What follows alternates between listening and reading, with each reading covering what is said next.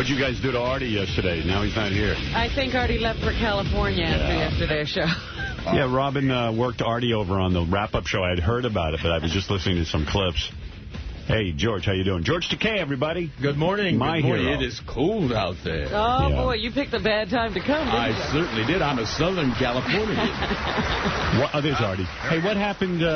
Why did you come to New York, George, anyway? I did a little short movie here last week. Okay. Cute little thing about a guy with an obsession for Godzilla. Oh, it sounds good. Starts affecting his marriage.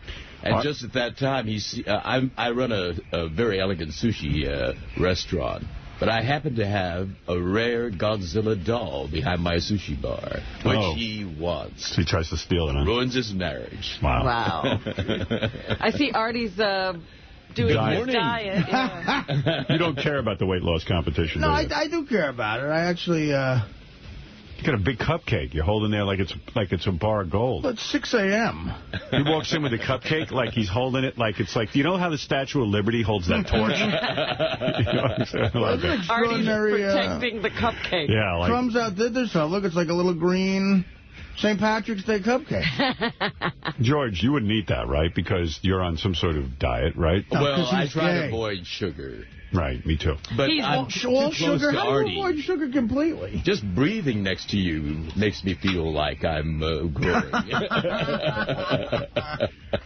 Oh, and now comes the Hawaiian Stick punch. close to me, George. You'll be fucking pussy within a week. I will be very substantial. One time we were going to all try and eat what Artie eats just in one morning. I don't think I could do it. No, I would be grossed out. Hawaiian punch and cupcake. That's a sugar high right out of hell. I couldn't even, I imagine Hawaiian punch is very sweet. Yeah. Have you had any food this morning? No. Yeah. This is your first thing in the midday. Yeah, you're breaking the And you fast. actually enjoy that. Look at that. Oh, that glistening green gob. Yeah, what is that green thing? It's icing. What flavor is green? I don't know. Avocado. This is flavored delicious right now. Are those good? Is that from that same place? Yeah, crumbs. Crumb. Yeah. Oh, he It's loves Wednesday. it. He loves those Part cupcakes. of that is falling on your lap. You got to see the special that the Howard TV crew put together. It's called Bubba's Wedding. Uh-huh. And we all cut wraparounds, you, me. Wraparounds mean when you just sit there and you talk. And you reflect on what happened. Yeah. So Artie's sitting there with his big belly smoking a cigarette. Very Jackie Gleason-esque. He seems to be into that phase with the sunglasses on. And there are just ashes all over his shirt. It is so funny. I noticed it. And then Gary said Mary Delabate saw it. And she was like, look at the ashes all over his shirt. It's the funniest friggin' thing ever. And Robin, you are brutal to Ronnie the limo driver. He That's said special. that, and I don't have any recollection of it. I know exactly what you said.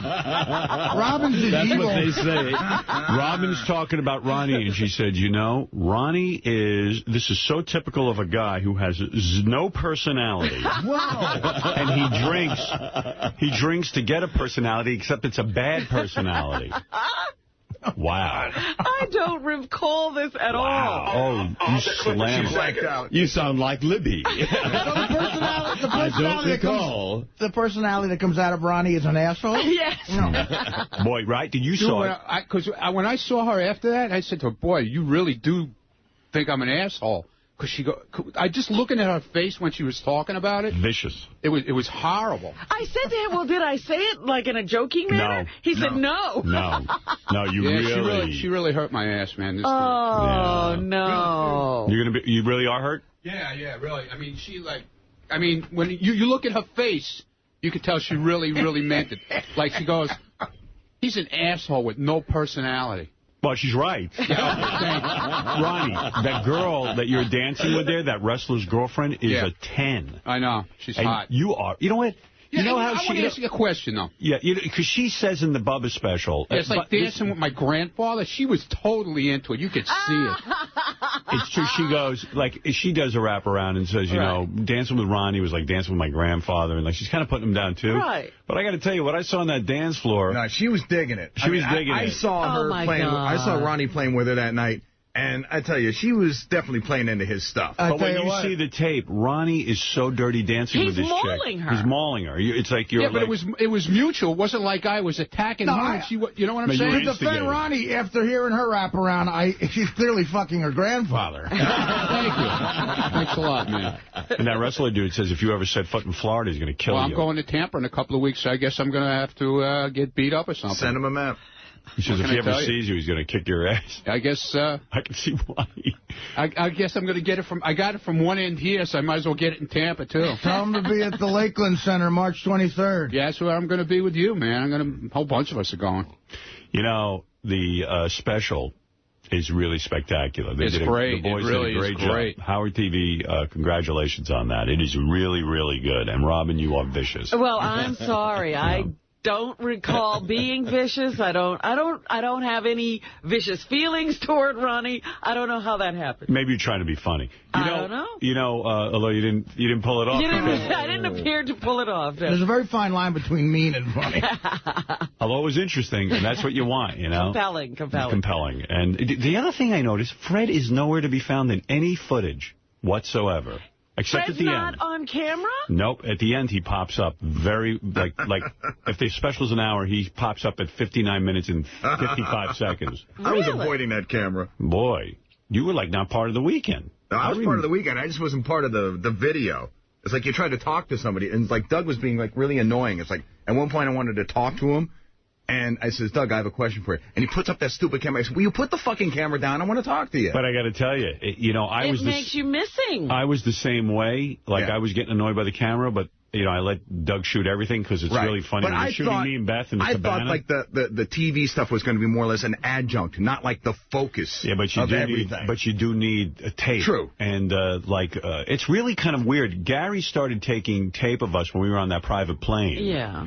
And I thought it was so boring, like when we were doing it. But, man, when I saw it play back, it was kind of interesting to see what everyone was up to. Oh, really? Yeah, it's a really good special. It's really well put together. And, for fans who kind of like to see what goes on behind the scenes, I think it's pretty good. And I know what you mean, Fred. It gets annoying, but if you don't do that, I know it's necessary on one level, but and I also thought it was more about Bubba, and his stuff, because that was the way it was kind of presented at the beginning. I'm just taking a video camera down, and I'm going to shoot Bubba, and hopefully we'll get what I can get. And it turned out into this big, 40-hour spectacular. Yeah, it's good.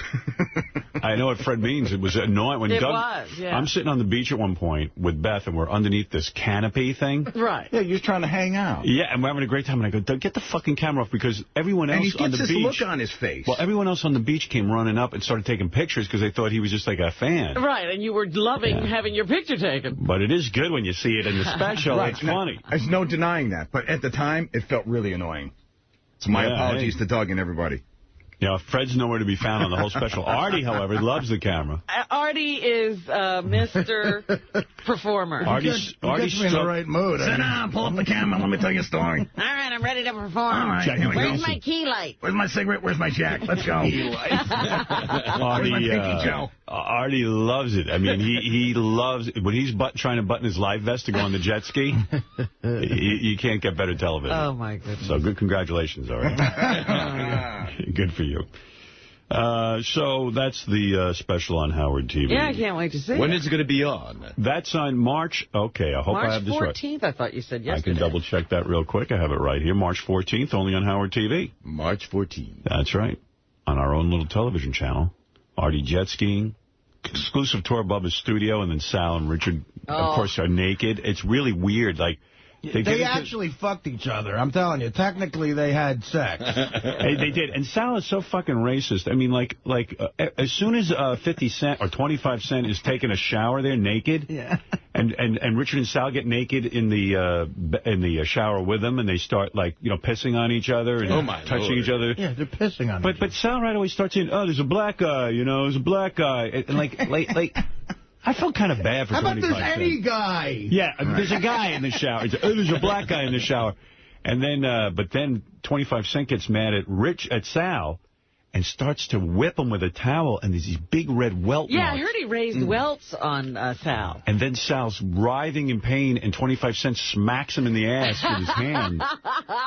It's incredibly weird. Wow. If you got a guy who knows how to do that towel shit, man, that can hurt bad. Yeah. But then, like, when just, I don't know, Sal putting his whole asshole on top of Steve Langford while he was sick on the boat. It was wild. He wasn't sick, by the way. He was scared. Oh, is that it? Yeah, the boat was going so fast that Langford just got, like... He was freaked out by the speed of the boat? Yeah. I don't blame him. I hate that. The wind whipping in your face, and it just irritates my sinuses. Yeah, but I hate you're a guy. Stand up and take it. I don't know, man. I understand. Does he know what's going to happen on a boat? The wind might hit you. No, but I would never go on these boats. They invited me on that boat, and I said, I don't want to stand there and torture myself. I love being on a boat. It was worse than that, Howard. I hate it. It was worse than that because... Robin loves it. It wasn't necessarily a positive experience because Fabrizi just started making it go faster and faster and faster. And it became very apparent to me that, like, what the fuck did Fabrizi and Bubba know about driving a boat? Nothing. And then I started to get... Because they're going as fast as it can possibly go. And Steve's legs just got like Jell-O, so he went down because he got so scared. And then Sal immediately pulls all his pants off and his underpants and takes his ass and, like, the asshole and balls and just sits on Steve's face the whole time he's freaking out. Sick. Hey, if you go... Funny, though. If you go to Gary Page 2 in the upper right-hand corner, is Robin talking about Ronnie. Okay. Oh, dear. Yeah, Let me hear this, because I don't remember it. All right, this is from the Bubba Wedding Special. That'll be on Howard TV March 14th. Let me see if I can find it. Let me think of some excuse for why. All right. Ronnie's an asshole. You can't invite him anywhere. He's another one of those guys who, he has no personality, and so he drinks a lot so that his bad personality can come out. Ooh. Doesn't sound very funny to me. That was point blank range. Hysterical. And where is the joke in that? Well, I do agree with you. Ronnie has a very bad personality, and then when he drinks, it gets worse. Oh, my goodness. He's Mr. Lampshade on his head. What can I say? He's very obnoxious. He's got to know it on some level. You know what? I was probably tired that day. That's what I think. If you didn't know it, he knows it now. Meanwhile, you were on a tear yesterday. I did not hear the wrap-up show yesterday. I usually catch it every day. I like it. We should just call that the Rambling Show. the group therapy with Artie show. Ramble on. I really thought, when I heard some of these clips, that you drove him right over the edge. Get out of here. You dissected him. Well, Artie, man, a lot of shit came out on that wrap-up. Yeah, show. Artie was very revealing. It's the Rambling Show. For example, I just learned you quit gambling. Yeah. What is that about? I'm trying to become a better person. Why would you do that? I mean, yeah. Who wants to hear that? I don't want to have. No, really, I'm proud of you. But why the gambling? I thought that was the least of your addictions. No, because it just doesn't. Like gambling right now doesn't make any sense to me. I'm not willing, thank God, to go to the next level that would make it interesting. Which is way bigger like money. Bankruptcy. Huh? No, way more money. Yeah. And I just don't want to do that. I love George looking at Artie. I love it. He's changing. And so there's hope for not. you really playing the weight loss game. He could slide the other way, George. It's only been 2 weeks. It's only a matter of time. The NCAA tournament's going to be good. But George stares at Artie when he talks about his problems like he cannot even believe it. It's like I'm sitting next I believe to this it. guy. I believe it, but I see the change happening. I mean, he's talking about quitting gambling. Well, I did it at this time specifically to test my willpower, because if you remember, I won 16 thou last NCAA tournament. Right. It's March Madness. Right. So this is probably the single most fun time to bet. Oh, this is cold turkey for him. Yeah. What inspired you to suddenly change? I learned from the wrap-up show that you are now under psychiatric care. I went to see it 3 times in the last month and a half. I saw a shrink. Wow. What shrink? Was it that shrink I gave you the name, or you got somebody else? It was a guy, and it had to be insanely convenient for me, so it was a guy in Jersey. I see. And a psychiatrist or a psychologist? It's a psychiatrist. Psychiatrist. Yeah.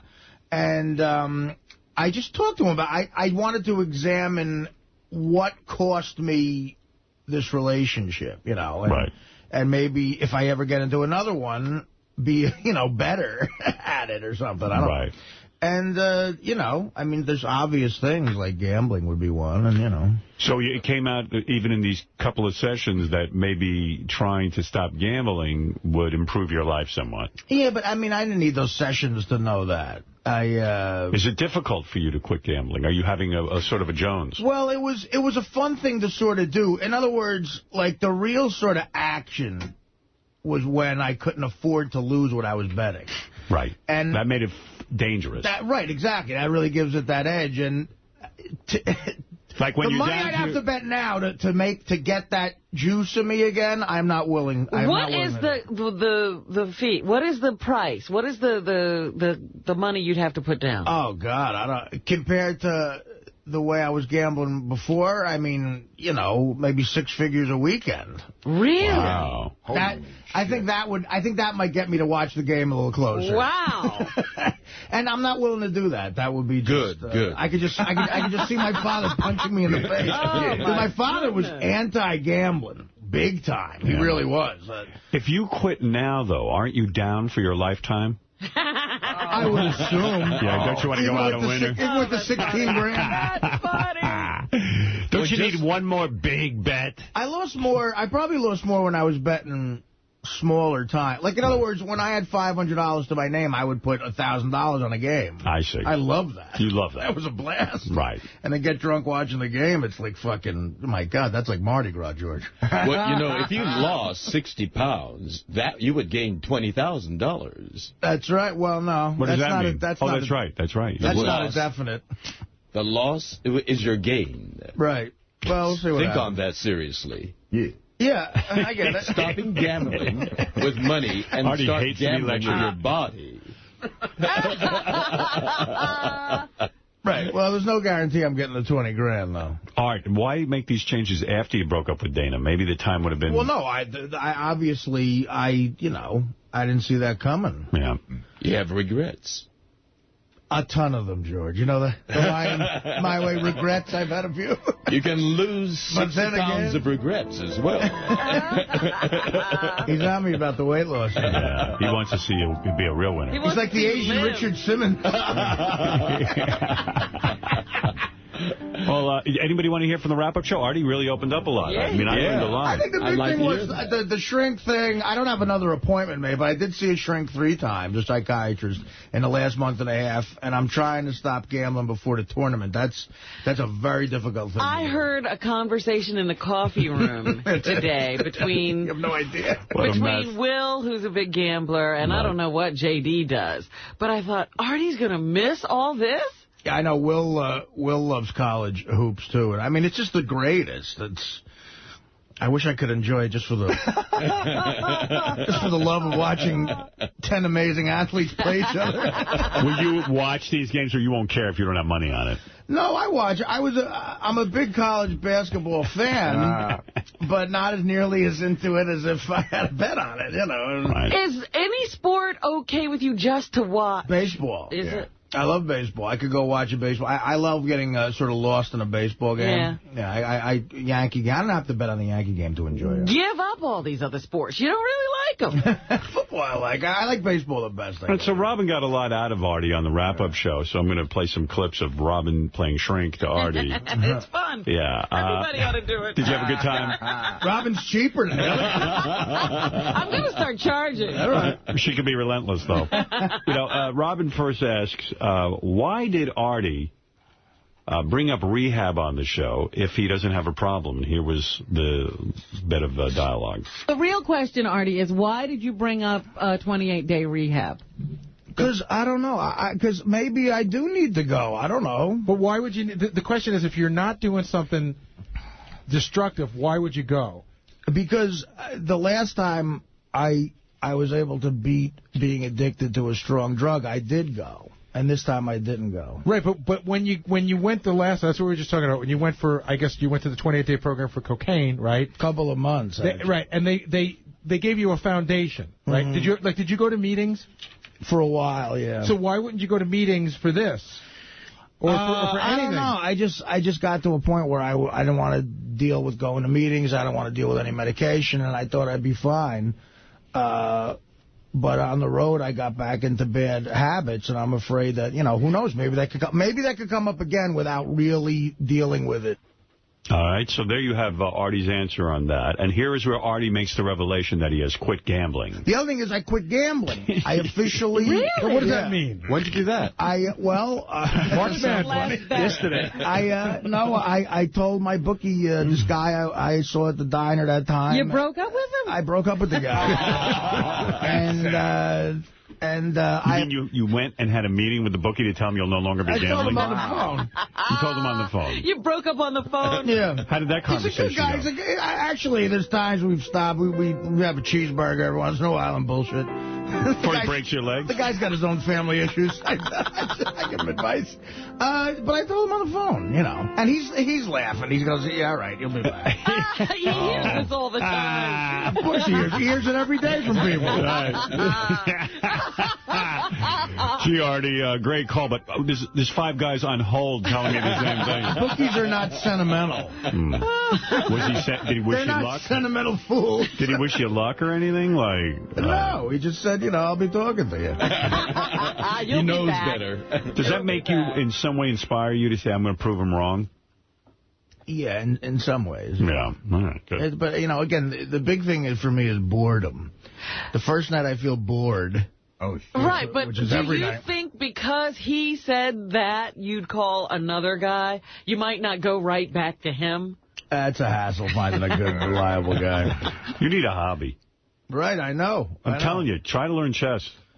Yeah, I know. I envy that.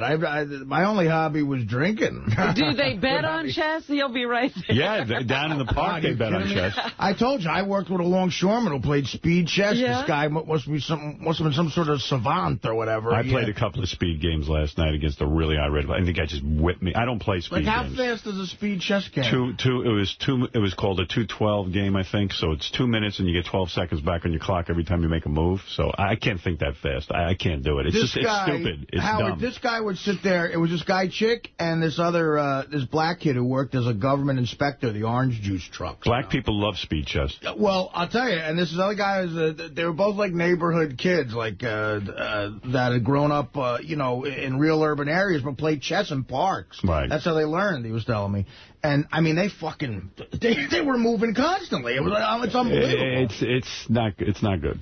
Well, I love these blanket statements. Black people love speed chess. Oh, yes, right. I never make blanket statements about black people. But I got to tell you, down in that park, the black people, they love their speed chess. Artie, I introduced you to museums.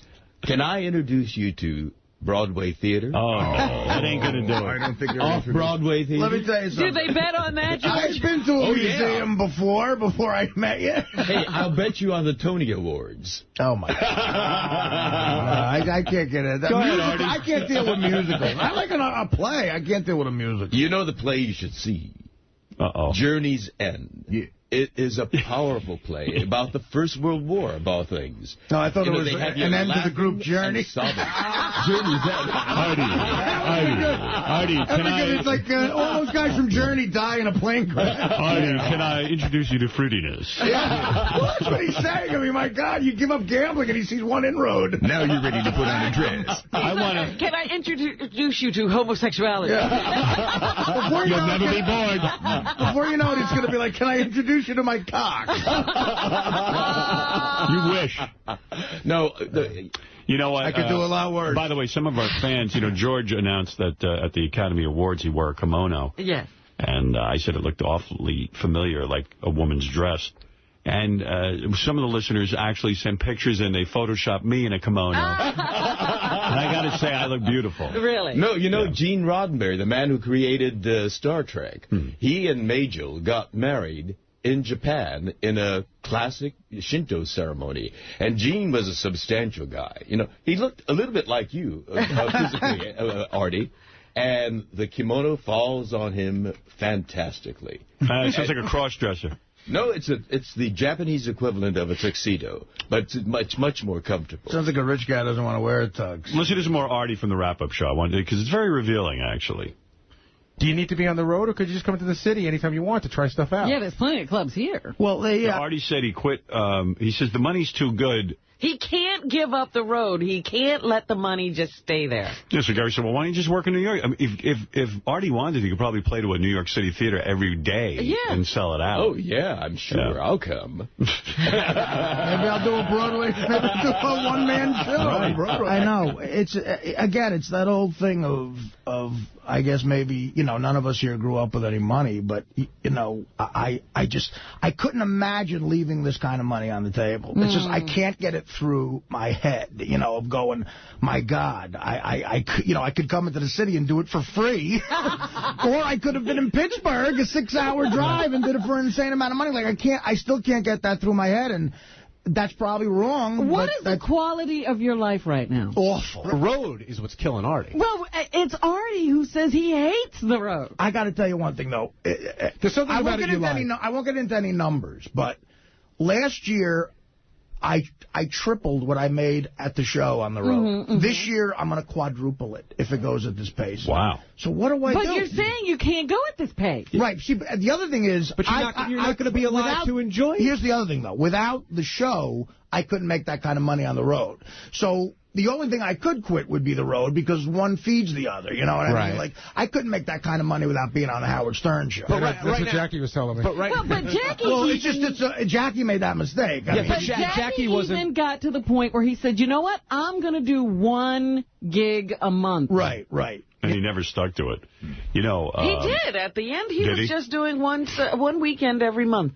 But can't you make that kind of money here in New York? Well, you know what it is? Everybody, here's the weird thing. Here's the weird thing. Everybody, I don't know about anyone else here, but I hate doing it. I mean, I hate it. I hate coming to work. I hate all of that. No, me too. But the money's good. So the fact of the matter is... he can't leave the money either. Sorry, I didn't get into it for money. I mean, God knows no one made money in radio. But okay, well, similarly, I just wanted to the guy you got to feel bad for is the truck driver. Or the guy who's got to, work sanitation who goes, I fucking hate my job and I still don't get any money. Right, I don't get paid either. I don't get a lot of money for that. Well, there was a nurse who called in and said to Artie, you must be kidding. Right. You're having all these problems. I can't even get tickets to go see you in Boston because you sold out so fast because I have to keep my job. I can't leave my job to go stand online and get tickets to see you. Well, somewhere along the line, it did check, because I remember the same exact thing you're saying, Howard. I remember going, God, wouldn't it be great to just make... whatever my old man made in a year, but at comedy. He had to climb roofs, but somewhere along the line, if you have more and more success, more and more people are in your life, and they want you to make more money because they make more money. Money is a motivator, and so you're out there trying to earn a bunch of dough. I mean, I understand. But he's also giving up everything else, it seems. Believe me. He'd be miserable even if he was sitting home. He could enjoy it later. That's the thing. Right. I probably would be, but that's where the hobby comes in. Well, that's when he revealed that he would like to retire at 45. Oh, yeah. Well, let's hear the rest of this. He came to this job, and it was a dream come true. And it's 6 years later, and it's a nightmare. No. I think Artie still likes doing it. But realizes... He can't wake up. No, realizes that he did it. He's done it.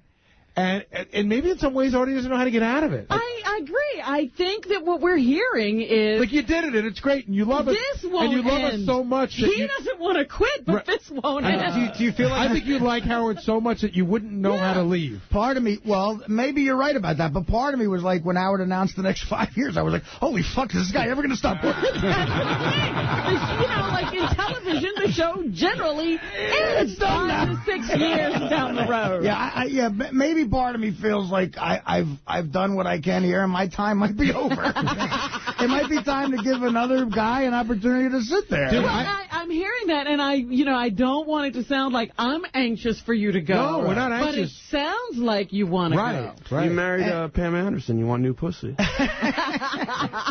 Yeah, but the problem is there's no pussy this good out there. Artie, bottom line, do you want to go? No, I don't want to go. Listen, when I'm on the show and we're all having a good time, being funny, it's the greatest thing ever.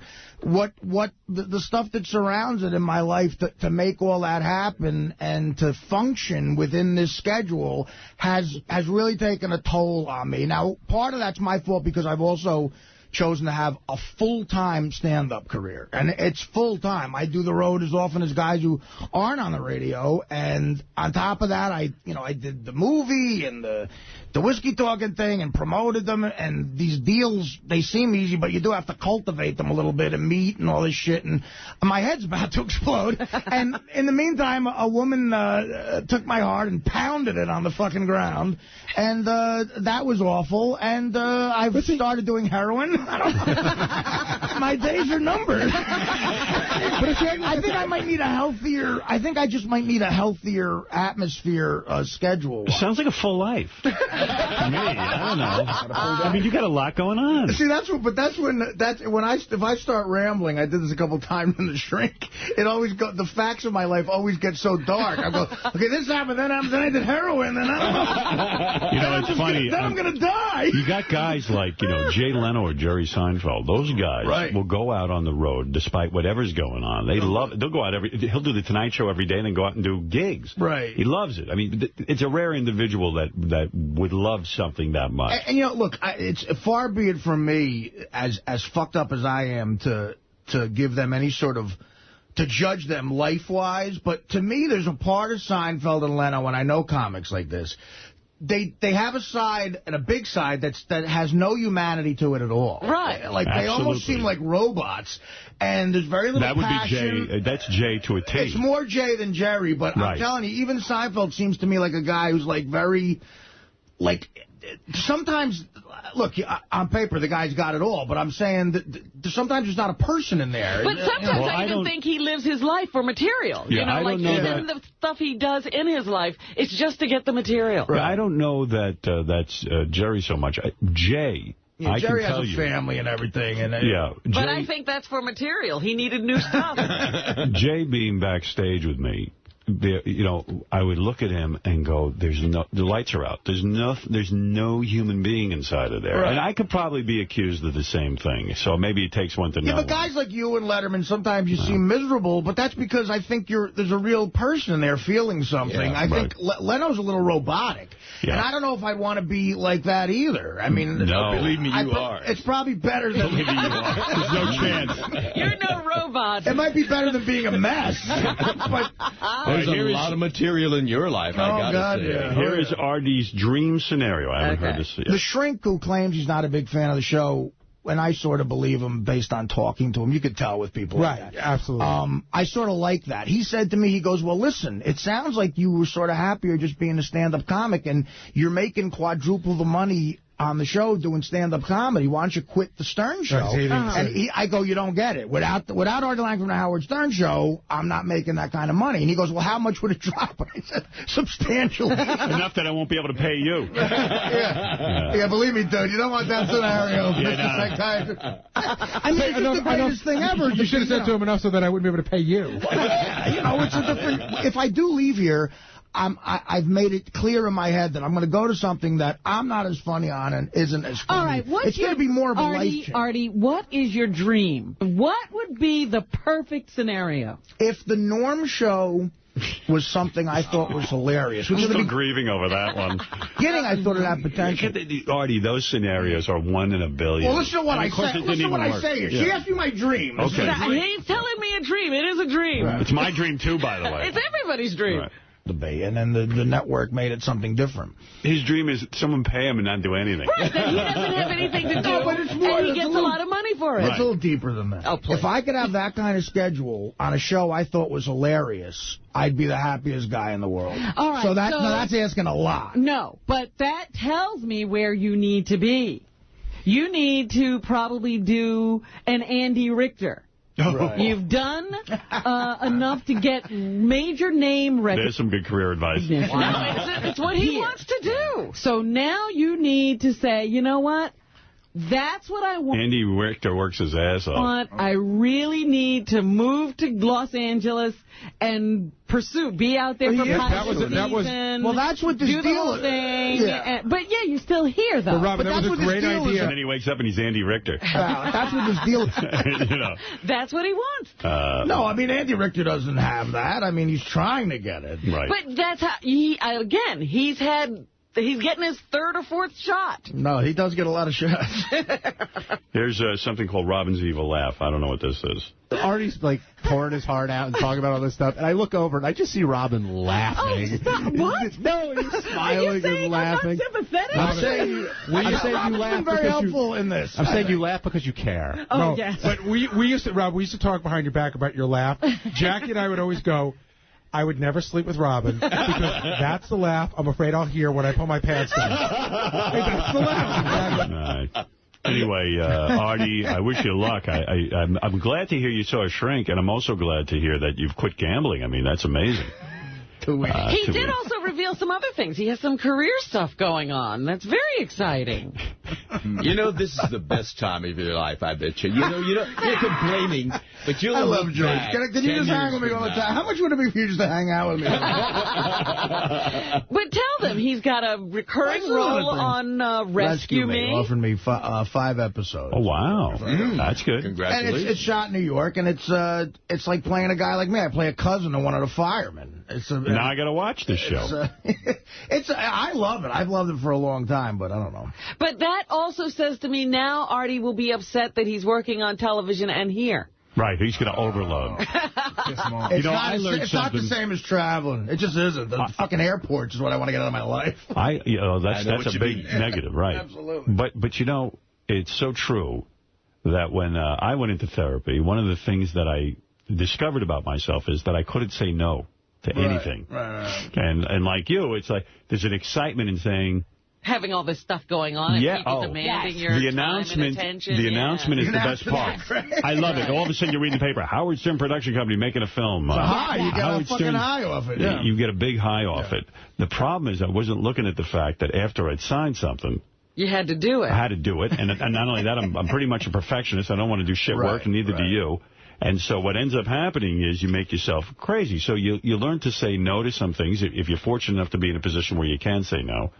And you say yes to other things. And you start to free up some time. Now, your problem is when you free up time, you get crazy. So I don't know. Well, that's where the hobby comes in. It would be great. I envy people who go, God, I got a ski weekend coming up. I can't wait to ski. I'm like, wow. I wish I had a ski weekend. Or golfing. I got buddies now I grew up with. We never golfed in my town. Right. Fucking in their mid-20s somehow, they all get into golf when I'm looking the other way. And I got 10 buddies who golf. And I hate it for some reason. But Artie also did reveal that he is going to get a shore house. He's been looking for a shore house. Oh, Artie on the shore. Instead of a house next door to his apartment. Oh, so we were right. Right, yes. Thank you. Yeah, so what happened there, pal? How much shit did I say on that fucking show? What were you on? I don't know. Artie. Not enough. So you took our advice, Robin. Well, I didn't buy anything yet, but I would probably. Of course. The new goal in my head is to have a shore house by this summer. That makes sense to me. On the water, yeah. Now you're doing the right thing. Okay, thank you. I told you not to be stupid, Exactly. No, you'll have fun. You'll relax out there. You're gonna chill. I like the Jersey Shore. I always have. And you got an apartment that's close to the city, and now you have somewhere you can go relax. I'll have the shore and the city. You'll sit there, you'll beat off and stare at a wall. Good for you. Guy hates outdoors. Did the footage come out that me and Richard took of ourselves driving? Did you see any of that? Yeah, you do see that. When you jet ski. Richard had I don't know what the fuck he's doing. Were you two, was he sitting behind you on the jet girly ski? style, yeah. You'll see it all on the special. It's a wet bike more of a thing. It's right. But it was a 2-seater. But Richard kept nugging forward, and I'm like, dude, I don't want your cock near my ass. Even as a bit. Let's go to Bobo. Bobo, you're on the air. Hey, how you doing there, Howard? Hey, now. FHM is no more. I'm more upset. I got a notice in the mail that my subscription's been canceled. Right. No longer, and ESPN is going to follow. Who the hell wants that? Yeah, they went under, I heard. Yeah, FHM. They have a European version that's doing well, but not the American version. Now, when somebody cancels your subscription, are you owed any money? Now, what they do is, and I never agree with this, they transfer put another you. Magazine they give you another magazine. Oh, no. My God. That's un-American. I missed the lingerie, voting on that and all her swimsuit issues. But there's a quote in here, she says. I want to ask you a few quotes. She says, I enjoy men, so I don't mind guys hitting on me. Doesn't that get you nuts? No, I mean, it's sort of a compliment to her when a guy goes up and goes, how you doing? And also, a lot of those interviews are bullshit. She's just saying stuff so she doesn't look like she's a whiner or a complainer, because there's nothing worse than a pretty girl going, oh. Men are such idiots. Men are such idiots when they hit them. So, like, she just, she takes the easy way out. She'll go, I don't mind if a guy hits on me. It's a compliment. He's telling me I'm good. But meanwhile, she's running around hiding. She calls me from the airport coming home from Vegas yesterday. She goes, some fucking guy is following me. And she goes, I don't know what to do. I go, go to a police officer. Guys are nuts. Think of the life of a hot chick. It's like you're constantly stalked. But look at the newspaper. Men are out of their minds. Yesterday, there was an article in the paper. A guy, he's a hedge fund expert, has his own company.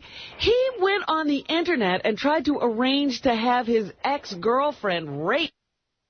God. Men are crazy. Oh, my God. Just because the girl it's not just left men. him. There are women that behave that way, Just because the girl left him, he's going to go through the elaborate ruse of being her on the Internet and claiming he wants one of those rape fantasies. Yeah. And please don't contact me or give me a heads up when it's going to happen. No, I mean, when I hear, some of Beth's stories, it is unbelievable. Like guys who will just, keep contacting her, sending her boxes of clothing and, But that's just the kind of guy who go crazy on you if you try to leave him. That's what I'm saying. These guys are out of their minds. See, the fact that there might be two human beings out there, one who would pay to get a girl raped, and the other one who would accept payment to rape abroad, that depresses me that there's that kind of evil out there. That's the most crazy. It's the most evil thing I've ever heard. All right, Bobo.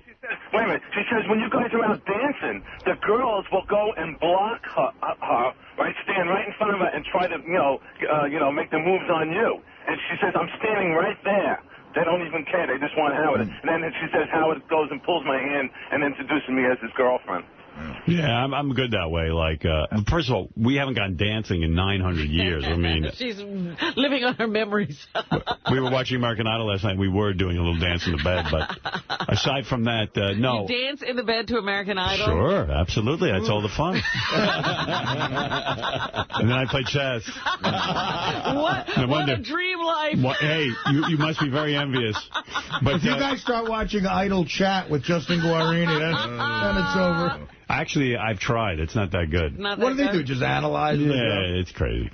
But anyway, the fact of the matter is that, what is the fact of the matter, Robin? I don't know. You were talking about Beth's quotes from the dancing magazine. And the girls separating you on the dance floor. The fact of the matter is that kind of has happened like where we'll be out somewhere. And a chick will come over, and Beth thinks they're hitting on me. I don't know what they're doing, but they sort of ignore her and block her out. Mm-hmm. And then I just go, this is my girlfriend, Beth, and I hold her hand. She really digs that because, believe me, there's a party that wants to say, hey, get lost, and I'll see you in a few minutes. There's a moment where you say, should I grab her hand? Maybe this could turn into something. Hey, I might have a good date here. But no, you show your broad that kind of respect, they dig it. Does she feel she's insecure? Because she says here, again, in another article, that when she's out with you, she feels that people are seeing all her faults. What faults? She's flawless. What could she... She is very hard on herself, very down on herself. And fat, she says. And in a way, yeah. Fat. She thinks she's fat. It's great because, your biggest fear, especially now that I'm betrothed, you don't want your girl getting fat. So the fact that she thinks she's fat now is a good sign. I like that. I like that kind of paranoia in a woman. Yeah, and then she says, I think Helen could do so much better. That must make you feel real good, Yeah, well, you know what? I don't mind that attitude. That's good. I'm telling you, I stand a shot at having this whole marriage thing work out if she has that attitude. Wow.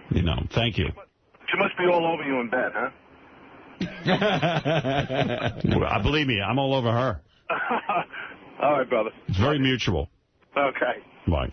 Bye-bye. Bobo checking in. Bobo. Well, his FHM was canceled. That's the last quotes he's going to get. Is that what a magazine... I've never really experienced that, because when I lived in L.A., I subscribed to a couple of things. They really just give you another magazine. That's what they do. It's weird. That's not right. And sometimes it's not even in the same kind of genre magazine. They just have, that company happens to own that other magazine. I mean, you could end up with Martha Stewart Living, Bobo just said he was into FHM. They're slipping ESPN on. Well, they figure it's just like FHM is initials and ESPN is initials. You like magazines that are just initials. Mark, you're on the air. Yeah, see, that's also the idea behind the XM Sirius thing. If XM went bankrupt, there's been precedents where we could pick up the rest of their contract just so not to screw people out of money. Uh-huh. So that's what they were talking about when they said XM could go bankrupt, the same kind of thing. Right. But have you heard any more news about the merger? No. I haven't. It's all of a sudden it quieted down. I was like, I wonder why it all went away. I read an article about Mel. Did you read that article about Mel in the Times? When the people bust my chops whenever I mention I read the New York Times. But no, it really was in the Saturday, I think Sunday Times in the Financial. It's a great article about Mel and sort of the way he operates his business plan and how it's never really failed in the past. Right. And it sort of just makes you feel confident in, you know, his ability to build a company. Yeah, well, Mel does a lot of work behind the scenes that we don't know about, like just sitting, you know, a lot of his job now is meeting with car manufacturers and sort of the structural the bones of the business. You know, you got to sit there and you got to figure out how to please the car dealers, not give away the store, you know, how to set up a business plan, how to make the technology even better. There's a whole technology department, research and development here, you know, so that all is another aspect to this business. This business of satellite radio is kind of mind-blowing.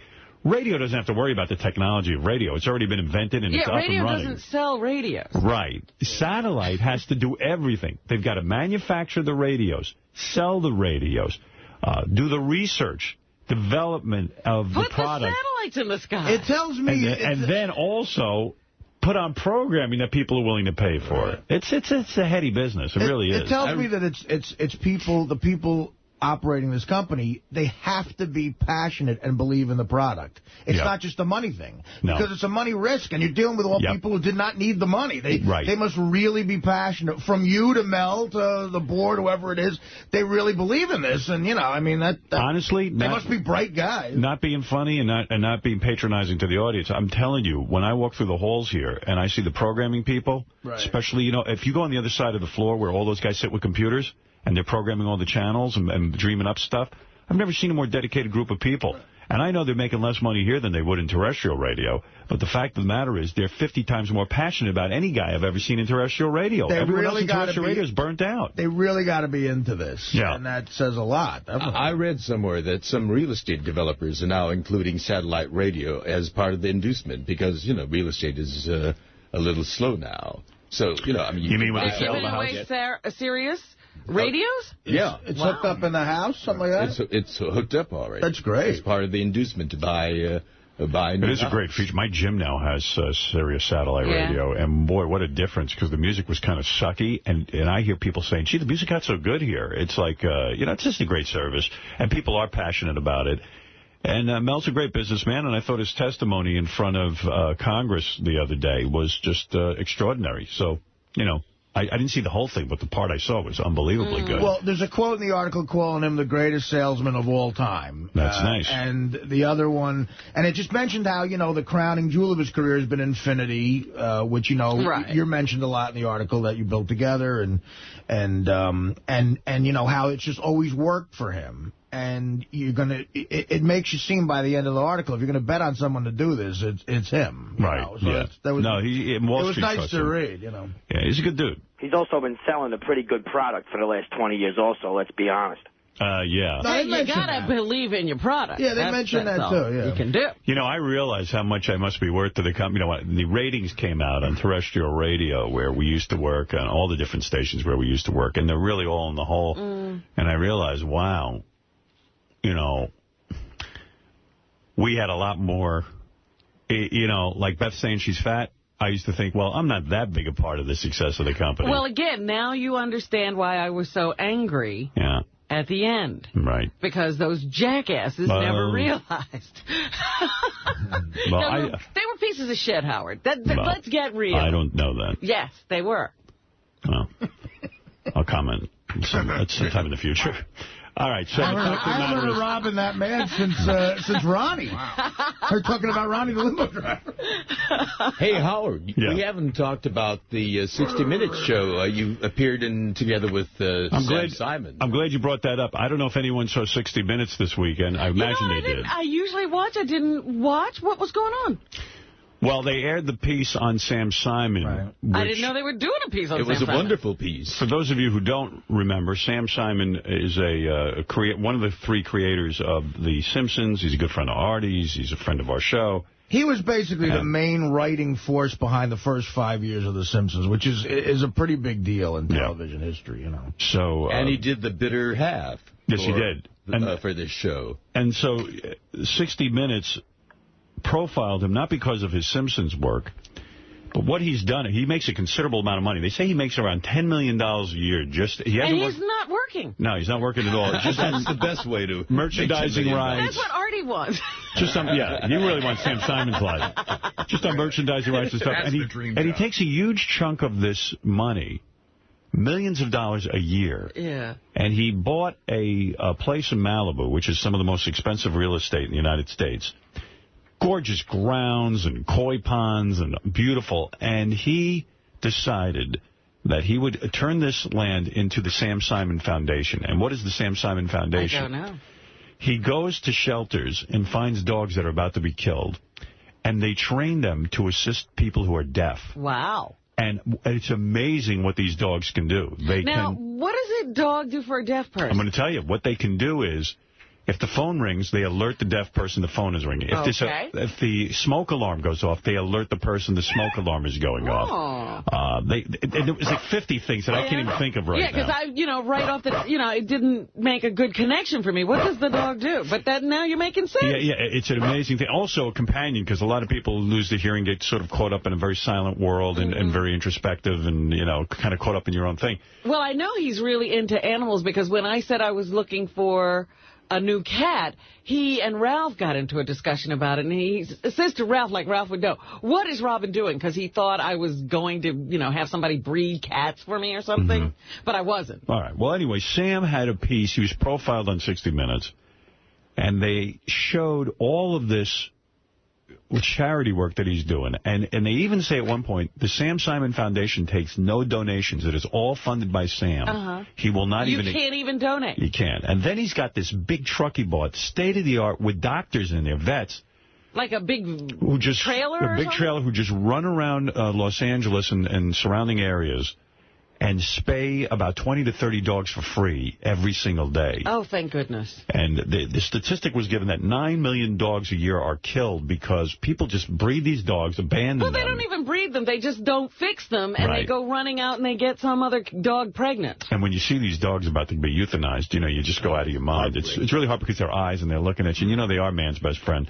But he can't save them all, obviously, but he picks out a couple and trains them for the deaf. And then you see shots of these dogs just roaming around this beautiful state. One was just saved from being killed, and then all of a sudden is living this great life at Sam's house.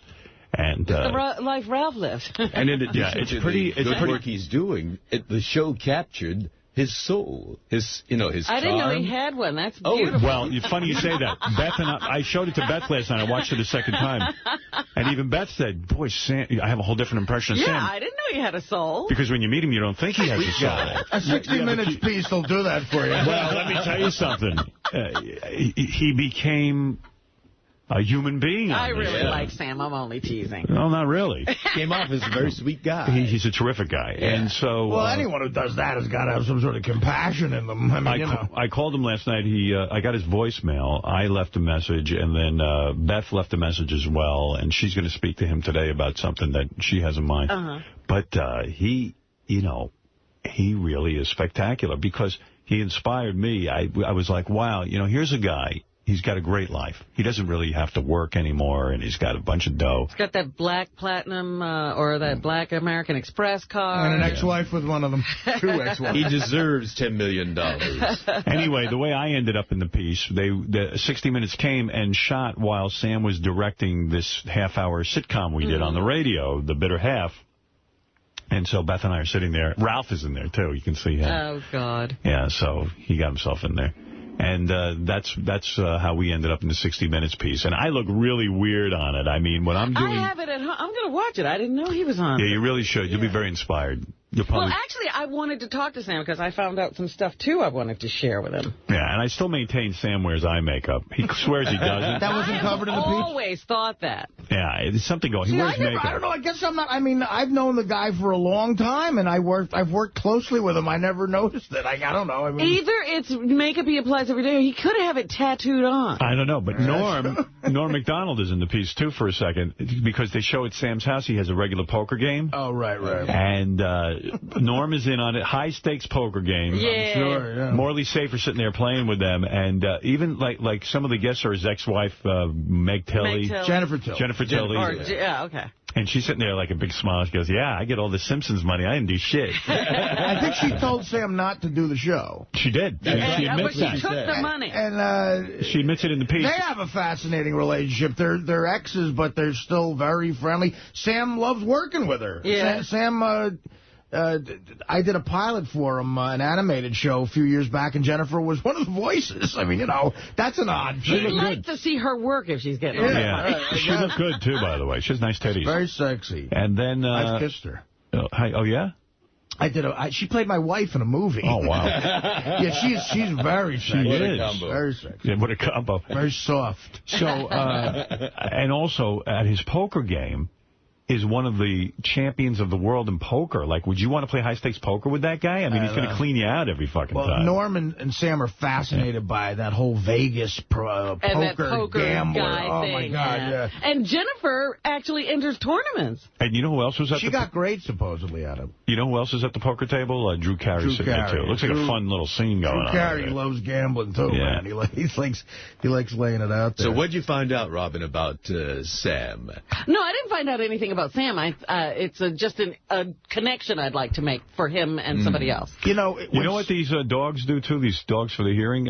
If your bookie is looking for you, the dog barks. Yeah. Sam can use them for that, too. I've been on those grounds in Malibu. Could my Sam God, it's unreal. Create a dog for Artie so that when Artie gets those weaknesses, the dog can alert somebody. The dog attacks me? Just let the dog attack. Artie will eat the dog. Mark, you're on the air. I've been doing some fantastic radio the last couple of days. The news alone, work during the news yesterday was nuts. Giving Fred those Gilbert clips is like giving your Stradivarius to Itzhak Perlman. Yes, I agree with you. Well, Will the Farter will be by today, to be honored, so that'll be good. Gilbert Gottfried will be in today, by the way. Gilbert Gottfried, the married Gilbert Gottfried. And isn't he a parent already? Not yet. Has he become a parent? No, he's freaking out. I hear he's miserable. Oh, jeez. I hear he is freaking out. Why would he be miserable? He did this. I don't know what he's doing. You know, he's just freaking out. Well, he's acting like somebody trapped him. Maybe they did. I don't know. Who knows what happened? Couldn't happen to a better person. I don't think he'll be hearing that laugh today when he's here. The day the laugh I think you will, out of nervousness. I don't know. Shouldn't he still be like experiencing the glow of fatherhood and matrimony still? Yeah. Yeah, some glow. Gilbert's one of those guys that's his only reaction if you hit him with something like, so you getting married? Hey, Mark, thanks. Is that what you wanted to say? No, I have one big favor to ask. Sure. You.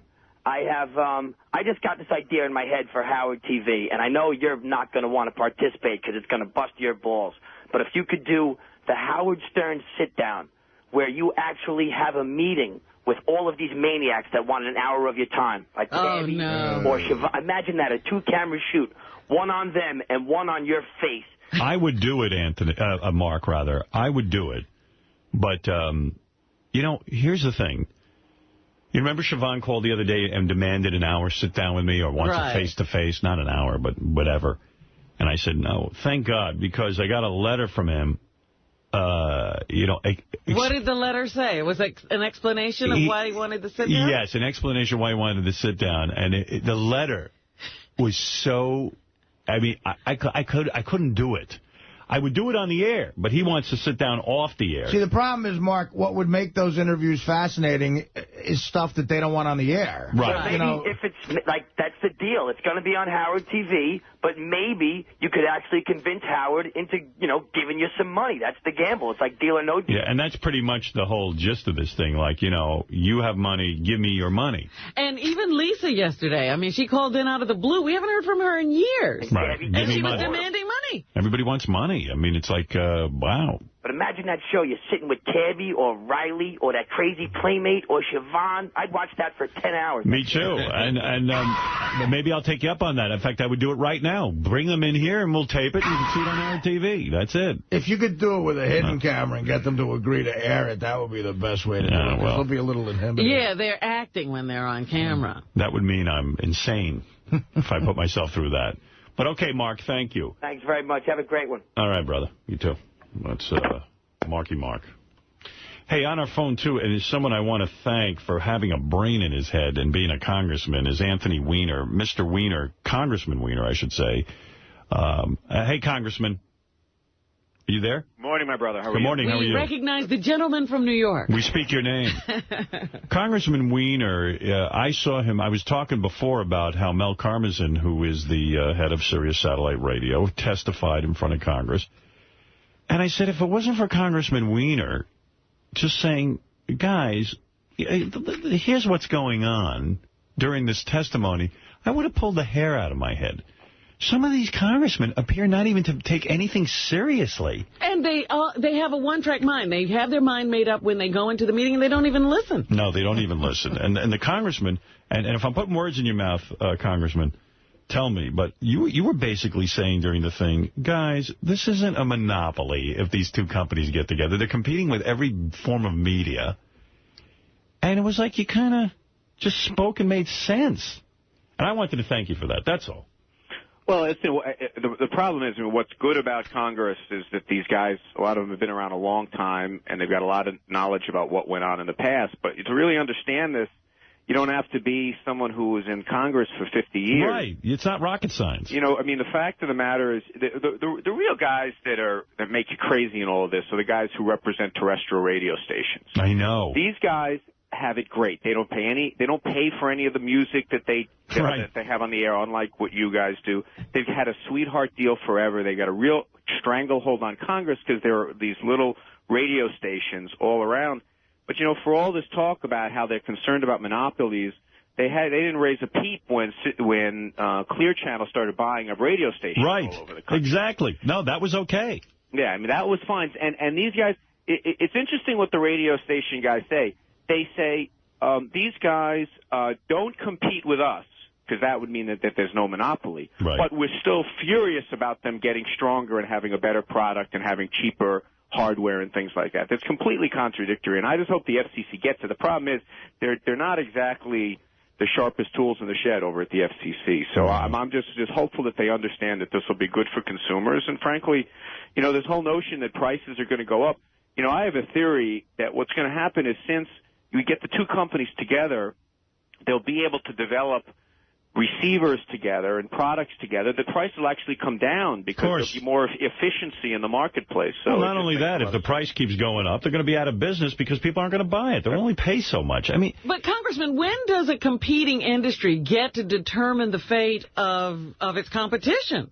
Well, Robin, it is not uncommon for someone who's going to come in and weigh in on something that's going on. I mean, it's fine that the terrestrial radio stations have a view on this, but it's just so obviously self-involved and self-centered. It's all about preserving their place in the world.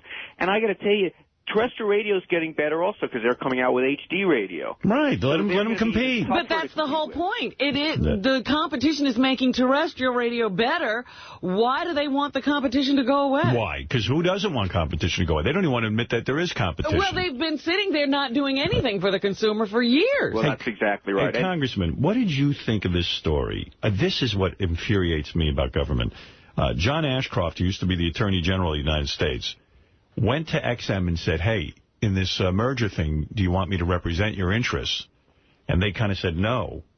And then he was grabbed up by the NAB, and now he is writing big letters to the current Attorney General about how that the merger is a very bad thing and it shouldn't happen. He's for hire. Everyone's for hire. Nobody even has any conviction. There's no principle out there. It really is. Did you read about that? Yeah, I actually saw that, and I got to tell you something. It's very least unethical. I mean, it really should be illegal. I mean, you can't. Of course. I mean, you can't you can't prostitute yourself like that. But fortunately, John Ashcroft has less than no credibility in this town. Right. Really? I mean, he's such a horrible attorney general.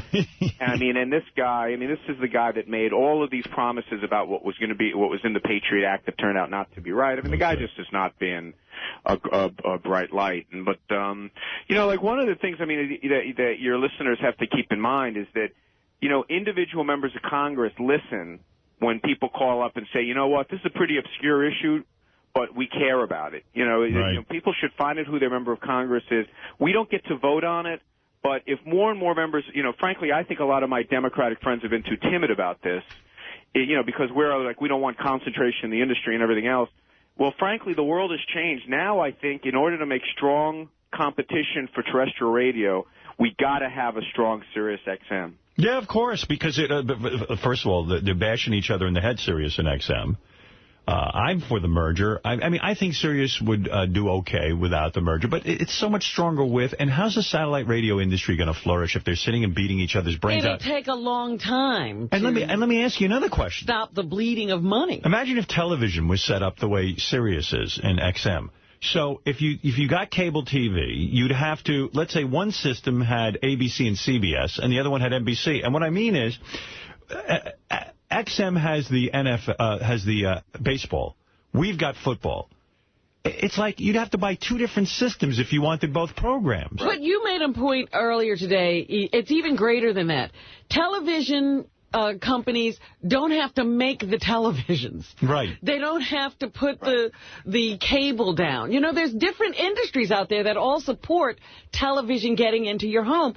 Sirius and XM have to do everything. Yeah, when we have a precedent for this, in 2002, Congress had a similar thing they had to decide. DirecTV and EchoStar, I think, were going to merge satellite companies. And everyone made a big to-do, and they said, well, if these two got together, they'll have a monopoly over satellite, and they never develop better products for consumers. Well, they rejected that merger, and since then, virtually no advances have been made in satellite. That's right. Everyone used to say we're going to get Internet via satellites, and we won't have all the problems we have with landlines. They now have not been able to develop better products for consumers because they're hanging on to compete with one another. In the meantime, cable prices are going up, DSL prices are going up. Sometimes letting two partners get together doesn't weaken competition, it strengthens it.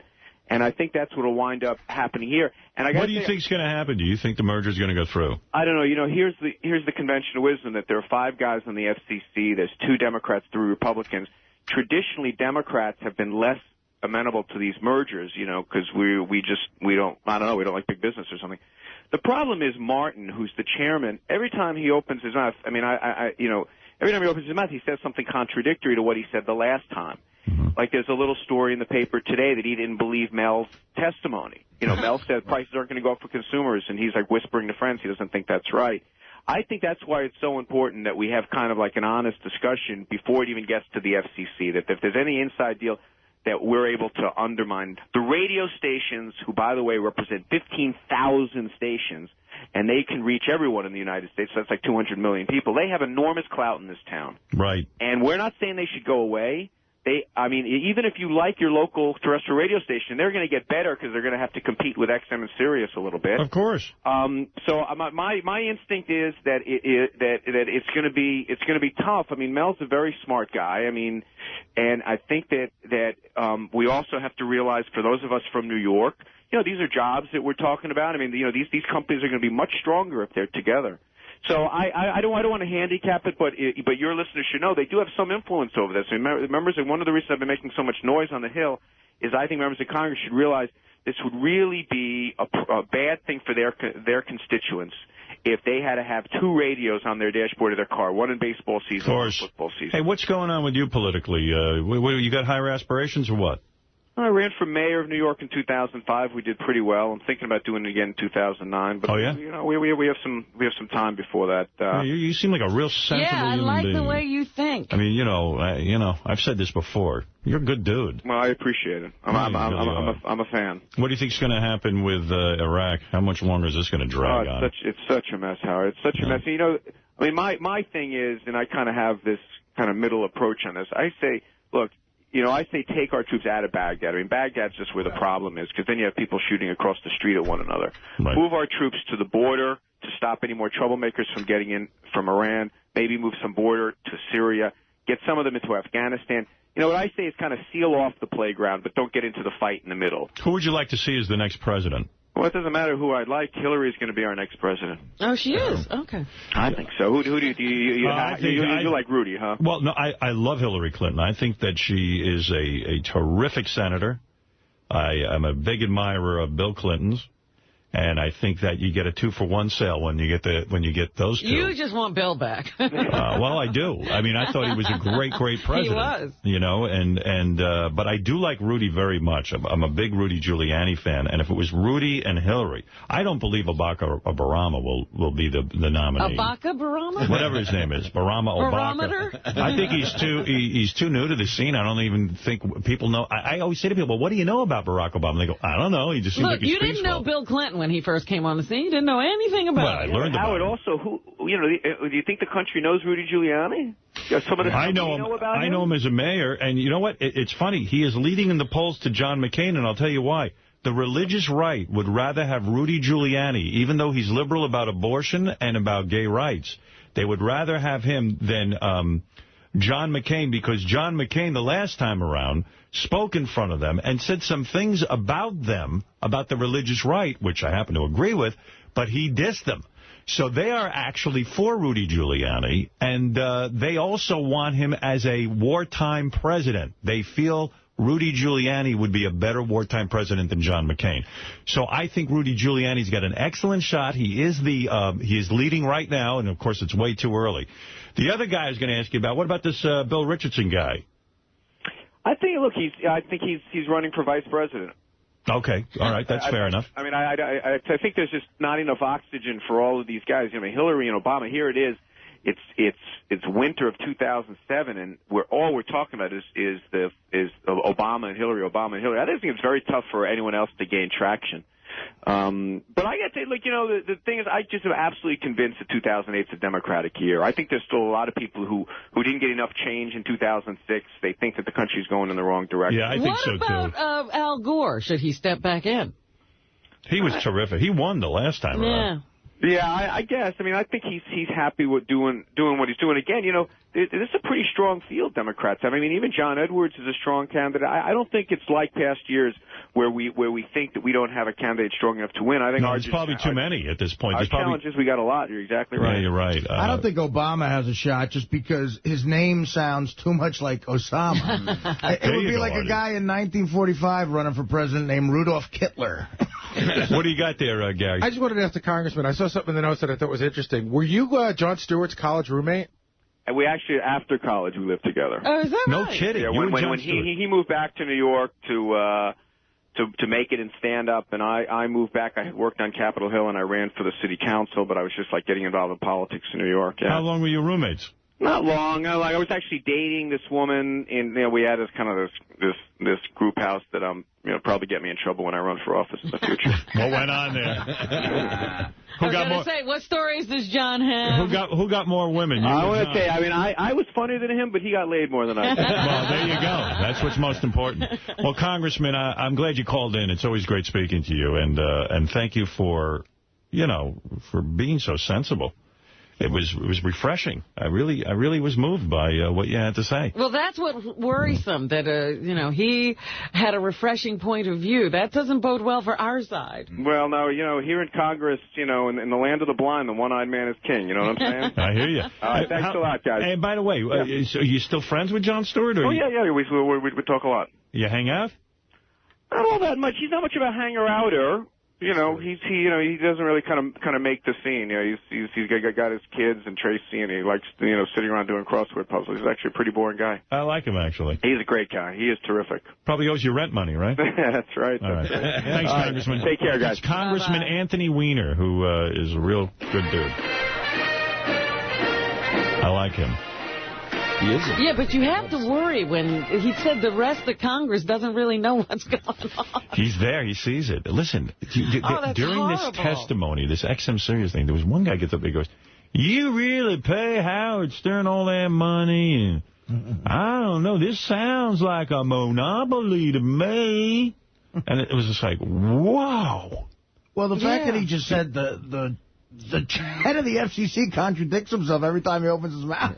That's not too confident. This is the first time I heard Congressman Weiner, but he is impressive as a Californian. You know, I'd never heard of this man before, and it's great to know that there's someone like that in Washington. Too few. Too few. Yeah, all right. Much too few. Hey, George, you're here, and I'm glad. I got to tell you, the email has been amazing. I love it when George Takei is on the show. I'll read you a couple of them. George is fabulous. It's like Christmas when he's there. I can't wait to listen. Here's another one. I love George Takei. I love him. He is hilarious. And I look forward to every time that he will be on the show. Please have George on the show as often as possible. He gets it, and he plays off the other cast members perfectly. Sulu for life. Here's another one. Yesterday, it was great to hear George Takei on the air again with you guys. I love him. He is witty, thoughtful, and just plain cool. So there you go, George. Well, I have a lot of fun here, and I'm glad that it's connecting with... my laptop has been bursting with emails as well, and it happens always when I'm on this show. You see an uptick in the number of email you get? Yeah, I just haven't got enough time in the day to read them all. Wow. Well, thank you for being here. Well, thank you for having me. I haven't had you do one announcement yet. He is our announcer all this week, but I will have you do it later in the show. Very good. All right. Oh, my. Oh, my. Oh, my. Oh, my. And we'll be back. We have to take a little break, though. Like I said, Gilbert will be here, too. Alicia G will be in afterwards and tell us what's going on. Oh, my. Yes, and a nice visit from Will the Farter, who we love so much.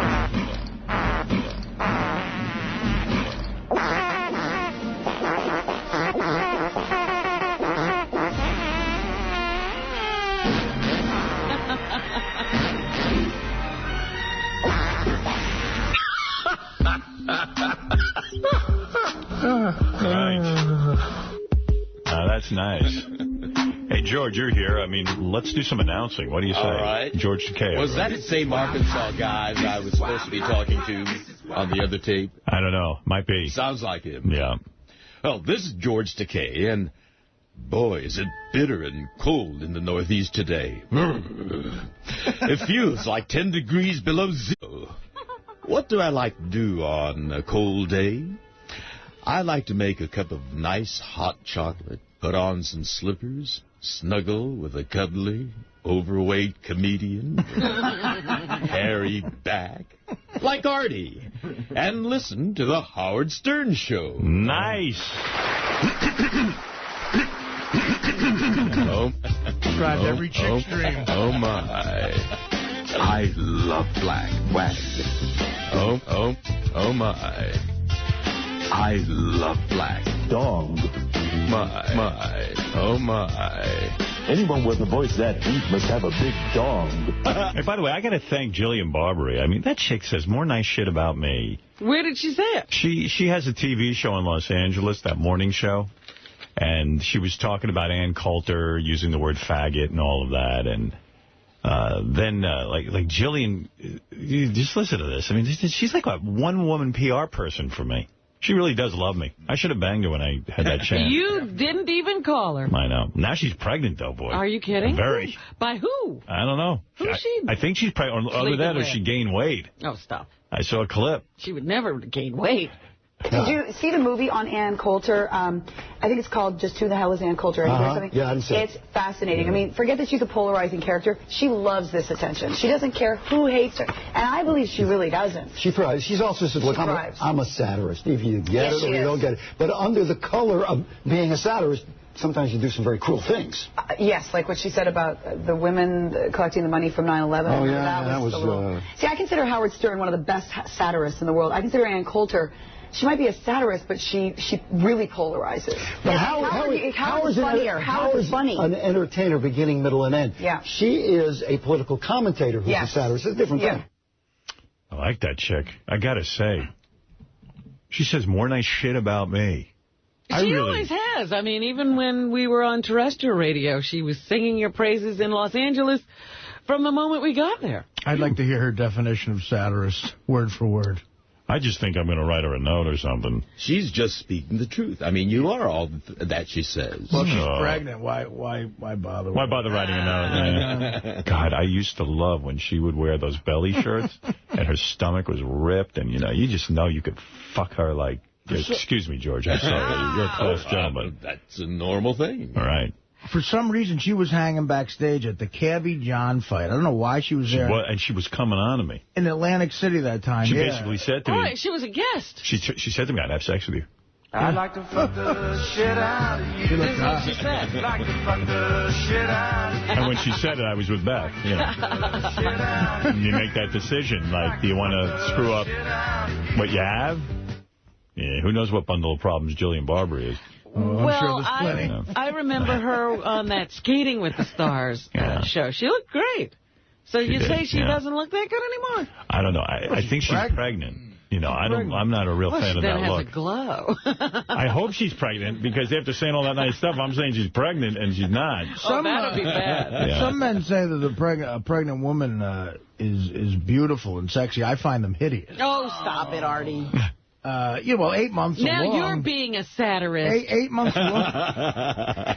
That's right. I'm just trying to polarize the country. Just for the record, she is pregnant. Oh, she is. Okay, good. Let's bring in Lisa. It would have been embarrassing. Let's bring in Lisa G., who has everything that's going on in the Howard 100 newsroom. Lisa G. working all day, all night to bring you Howard 100 Covering News. the world of Howard Stern. That's right. Hello, Lisa. What do you got for us?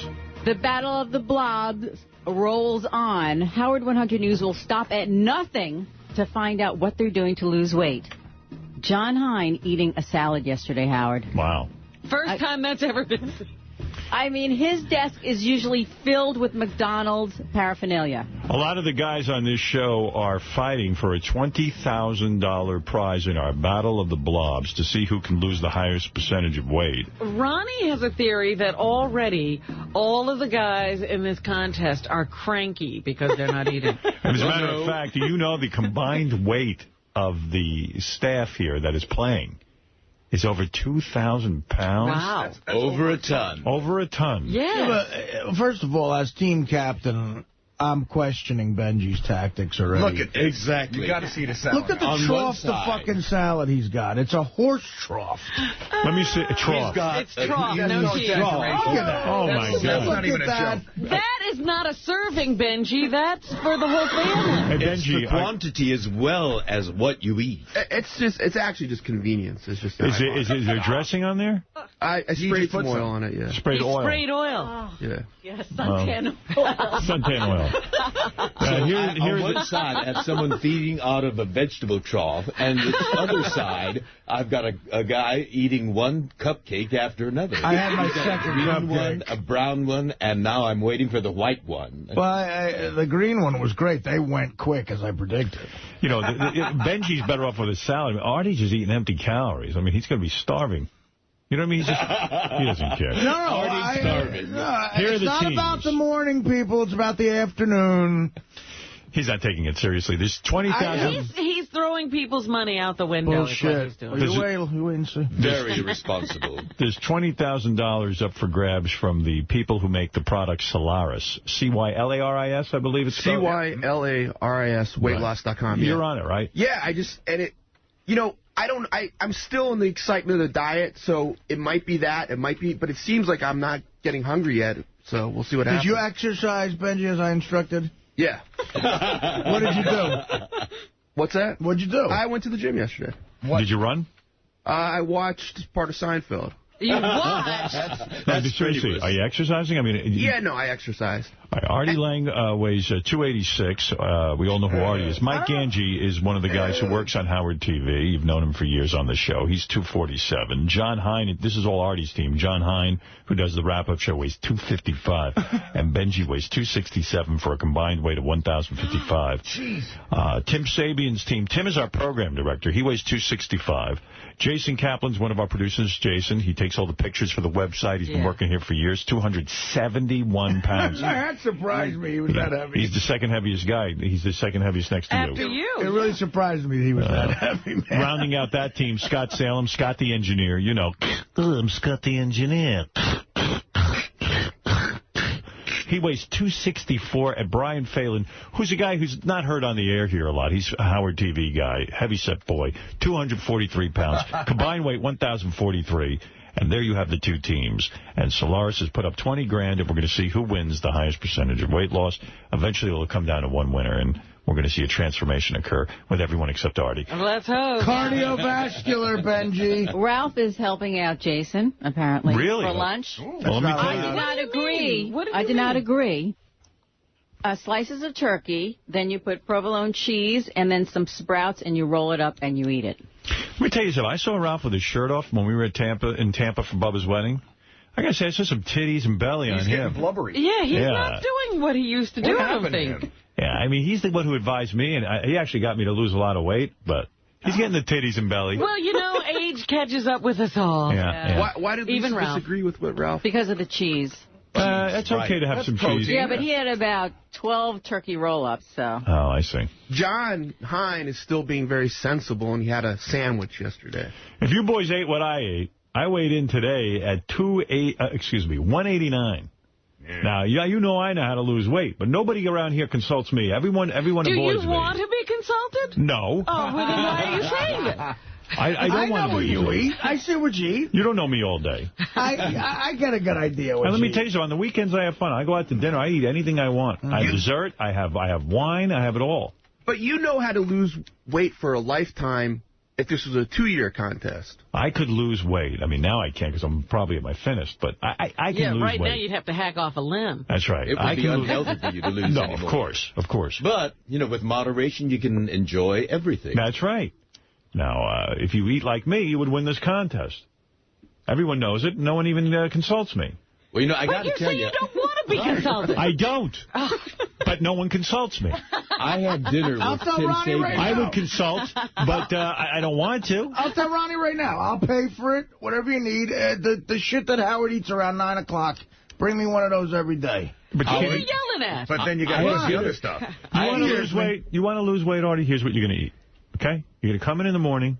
I've lost weight before. It's all about exercise. Listen, Artie, stop talking. Listen to this. Tell me if you can handle this. I'm putting you on a diet. Pump Restaurant makes me an egg white omelet. Right. I put some salmon in there. You don't have to put that if you don't like salmon. Egg white and salmon. If you want one piece of toast. I don't have any toast. You just eat the That's eggs. it. Just it. That's it. Wow. All protein. Protein? All protein. Protein? Yes. Protein? Well, with him, you know, it sounds more macho. You can have one piece of bread with that fucking thing? I said one piece of bread. Dry toast. Whole wheat. Okay? Dry toast, no butter. No swimming in butter. He's already out of it. He's thinking about his next cupcake. Look at his eyes. You want to lose weight? I mean, yeah, go ahead. All right. And you see what I eat for lunch? I have a brown rice with chicken. Right, I said, whatever with you a nice sauce on it, tomato sauce. Yeah, but after 5 cupcakes, that doesn't mean anything. No, I'd have to avoid the cupcakes. Then, before dinner, I have one fruit somewhere in there, maybe a couple of cashews, 5 at the most. Cashews, not almonds? Right. No. He should do almonds. All right, almonds for you, Robin says. I'll go with that. I don't have any nuts. I don't like them. All right, you don't have to have nuts. Have a piece of fruit. I don't care. Have an apple. I like them in Snickers. If you put it in a Mounds bar, he'll eat the almonds. And then for dinner, I would like to see you eat very healthy. Like, you want to know what I ate for dinner last night? I took steamed chicken, broccoli, snow peas, tofu, put it in a bit. That's right, with rice. And I put soy sauce in there, and I put a little cornstarch. Well, that's living. It sounds delicious. And you got to make it, too? I call it concoction. Tofu puts it over the top, Artie. No, I order, like, the steamed chicken and broccoli from I want you to bring Chun-Li. Would you make that for me and bring it in? I want to try that on the air. Sure. Oh, you would love it. No, you would love it. I would. That. No, he wouldn't. He would love it. It doesn't have any taste There's for no Artie flavor. at No, it this does. point. Because he's burned out his You're used to it because you eat right.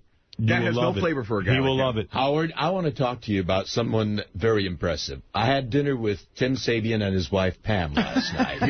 And we all had a wonderful dinner. Tim had a broiled fish with some spinach. Yeah. And we ordered What was on the spinach? Oil?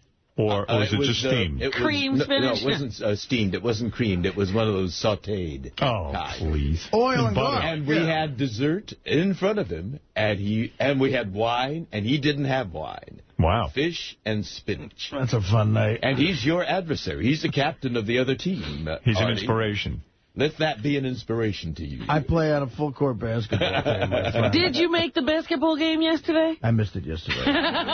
But we have a Thursday team, too. So. All right, good for you. Well, good luck with that. Anything else? If you feel like it one day, bring in concoction. Yeah, I'll do that. No, hey, look, you want to do a bit for the air? I'll eat it. No, I don't want to do that. All right. I mean, I'm just too lazy. He doesn't want you making fun of his diet. What do you got there, Lisa G? Big day in history today. 10 years ago on this date, Private Parts debuted in theaters across the country. Is that right? It was #1 and made $15.4 million that weekend. That was 10 years ago? 10 years ago, wow. if you can imagine. And the album, the #1 CD was Private Parts, and the #1 radio show was the Howard Stern radio show. I think actually the paperback book was #1 too. So there was it was a week of #1. Are you going to do another movie or a book? I would do another movie, but I can't find a good script or a good project. The last thing that I turned down was that movie that Robin Williams made. I can't think of the name of it. It was about the president? Man of the Year? Man of the Year. And I would have done that movie, but it didn't work into my schedule. And I think I had What movie's going to work? You would have been fantastic. No, I was starting Sirius, and there was no way I could have shot that those 2 months. But now my schedule is a little more normal. You would consider another movie? Sure, I would. Yeah. I'd love to see that. Oh, I'm terrific. You have no idea how good I am. You would do... I'm on tap. They don't think of me. You know, I was thinking about all these movies. You would do the show in the morning and a movie. That's correct. You would do that again. Yes, I would. Man. Now, see, Artie, you sit and complain. I don't know what the fuck. I would complain, too. There's something wrong with this. There's something wrong with this gentleman. It's killing him. He can't do it. I did that once, man. I ain't doing that ever again. But it would have to be a good movie. I'm not going to disappoint my fans. I can't be in a bad movie. You know what I mean? An actor has to be in all movies. They got to keep acting. Right. Me, I don't have to keep acting. You can afford to be selected. That's right. But sometimes you can't tell from the script. That's right. I can tell. Trust me. No. No, there's some wonderful quite scripts frankly, one of the greatest movies ever. They were writing it even as they made it. Oh, yeah? Casablanca, I think it went through 10 billion rewrites. I didn't like it. Oh. I would not have taken that movie. I know, because you can't tell. I don't like that movie. I would be in a lot of movies, but not that one. Really? Even the last scene? Oh, come on. No, I would not do it. It's not my thing. I know I'm good. I would even, shave my head for a movie, to change my whole look. Oh, somebody's got to hire him. Everybody wants to see that. We'd love to see a movie with you shaved clean. Certainly. Oh, my God. Really? The King and I. I would like to be in The King and I. I would like to play the King. Or King of all media and I. You could play the girl. I would play the girl. I would let George play the girl. Why not? Getting to know you. Getting to know all about you. I would love to do that. Like you. Getting to know you like me. You two get up and dance like you have to in the... Shall we dance? Shall we dance? On a bright cloud of music, shall we dance? Shall we dance? Well, how about me and you in South Pacific? I'm gonna wash that man right out of my hair. I'm gonna wash that man right out of my hair. Some enchanted evening, you will see a stranger. How about me and you in Damn Yankees? How about I turn to you and I go, goodbye, old girl. Whatever Lola wants, Lola gets. How about West Side Story? What? When you're a jet all the way to your first cigarette, to your last dying day. Howard. Hey, how about me and you and Porgy and Bess? A guy named Howard. And suddenly I knew. You're fired. This is what happens. Artie's caught in the middle of a gay storm. Poor Artie. I got hit with some jizz. You may see a stranger. Mamma mia. What? We were just talking in the office, right? So say, you're always looking for a good part. So you get a script. And I get scripts. The script is really amazing. It's the part you've been waiting for. Go ahead. It's unbelievable. You really want to do Quickly. it. But in there, you have to kiss a guy. But it's part of the script. Wouldn't happen. It's part of the script. Do it. And no, it goes, you're an actor. It goes to the Not story. That much. No, it goes to the story. I said I won't do it. It's not for me. All right, it's a prison film. Go ahead. It's got Oscar written all over it. Supporting actor. I wish I could quit you. That's right. Brokeback Mountain. I got to tell you something. I'm an actor of sorts. You know, it's not my way I make my living. And I really, I got you know me. I'm not homophobic, but yeah, but you bring a quality about you. I don't want to kiss a guy. You're not an actor then. I'm not. All right, I take it back. I'm not a bad actor. But there's no story that could move you enough to say that I get this part. And it's not what you want to do, but I understand. What I just tell you? How many times are you going to ask the same dopey question? I like hearing it say it over and over. Hey, Howard. Yeah. What if it was you're a gay character, but it's always a body double doing the kissing? Nah, that doesn't work. No, would you do it? I don't know. The thing that would make it work is to see. Well, I want to know if he would do it though. Because that's the only reason people are going to go see that movie. Right. If I'm doing a movie, I want to do everything. You know who caught a lot of shit for that? Denzel Washington told Will Smith when he was young, he's like, listen, don't kiss a dude on film. I'll tell you right now, black people hate that. They won't go see your movies. Because he did that 6 Degrees of Separation. Italian people don't like it either. And Denzel said, do not kiss a dude on film. And he didn't. He did not do it. What else you got for us, Lisa G? Well, it was a year ago today that we lost a true gentleman. Lynn Zimmerman passed away, better known as Cliff Pallet, so we'll be taking a look back. You know, you are so right. And she said Lynn Zimmerman passed away. I was going to say, who? No. You know him as Clef Pallet. That's right. I never determined, was he Cliff Pallet or Clef? It was Cliff Pallet. We were making... Cliff? Yeah, Cliff Pallet. C-L-I. Yeah. All right. Well, as a remembrance, if you will, I would like to play a couple of Cliff Pallet songs.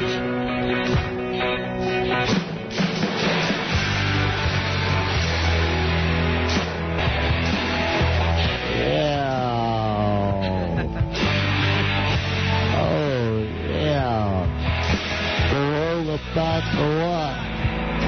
We believe you. Go back for what? The guy who was closest to Cliff Pallet was Artie. Artie used to always hook up with him whenever he would do these live shows. Well, I mean, I hung out with him. You hung out with him backstage, A couple of times, yeah. Yeah, he would always call to get backstage passes. He was a big celebrity in Dallas. Are you kidding? I love when he would call Artie and go...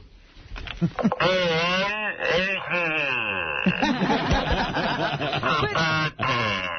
those were the days. Didn't we find out that he didn't really have a cleft palate?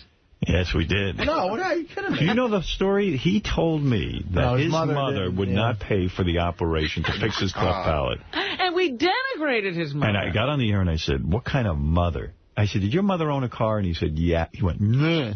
And I said, what kind of woman would sentence you to that? Oh, we all gave her a shot. I would have been like, Ma, did you try whoring? Did you try anything? Well, after he died, Mom got on the phone, and I said to her, listen, I've always been tough on you. How could you have not gotten him the operation? She goes, he didn't have a cleft palate. I go, what are you talking about? She goes, you told him he had a cleft palate, and you named him cleft palate. He was afraid to tell you that wasn't his problem.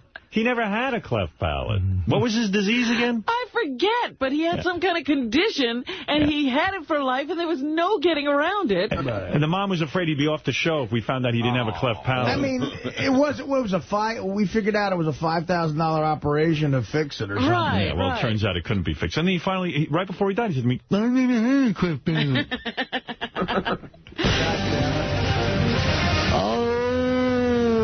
Dr. Hart, and this is fine. This was a bad name. I know what it was. He had a paralyzed tongue. That's what it was. I couldn't remember what it was. But he even lied to us. Remember, we said, you have a hole in the top of your mouth. Does food? And he would say, yes, the food gets caught up there. I have trouble. He was a great guest. He was so crazy. Chronic liar, though. He was a bit of a jerk-off. He was. Yeah. He got a broken heart. He got had a little wheelchair for his tongue. He got a problem in the right way. He got a broken heart. He got to get it. He been fan and went the hill.com fell out. I tell you, I missed that little guy. Yeah, he was great. He was a lot of fun. Remember when he went to the Adult Video News Awards and he, well, here. Hi, I'm Kip Powell. What's your name? Hi, my name is Rita Fatiano, and I'm a female performer. will he bang a black guy? And why or why not? No, I'm not, because He was a great reporter as well. Would you bang a black guy? Did she understand the question, I wonder? I think so. She said she wouldn't. Lisa, anything else? All that and more all day. God bless you, Cleft Palate, wherever you are. Yeah. Unfortunately, I know where you are. You think he's up or down? I think he's nowhere. I think he's right in the ground where he belongs. No, he was a great guy. He was the retarded Dan Rather, I'm telling you.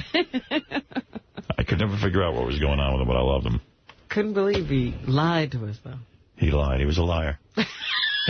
The filthy liar. I miss him. Call me crazy. What else was he lying about? That's what makes me think. Exactly.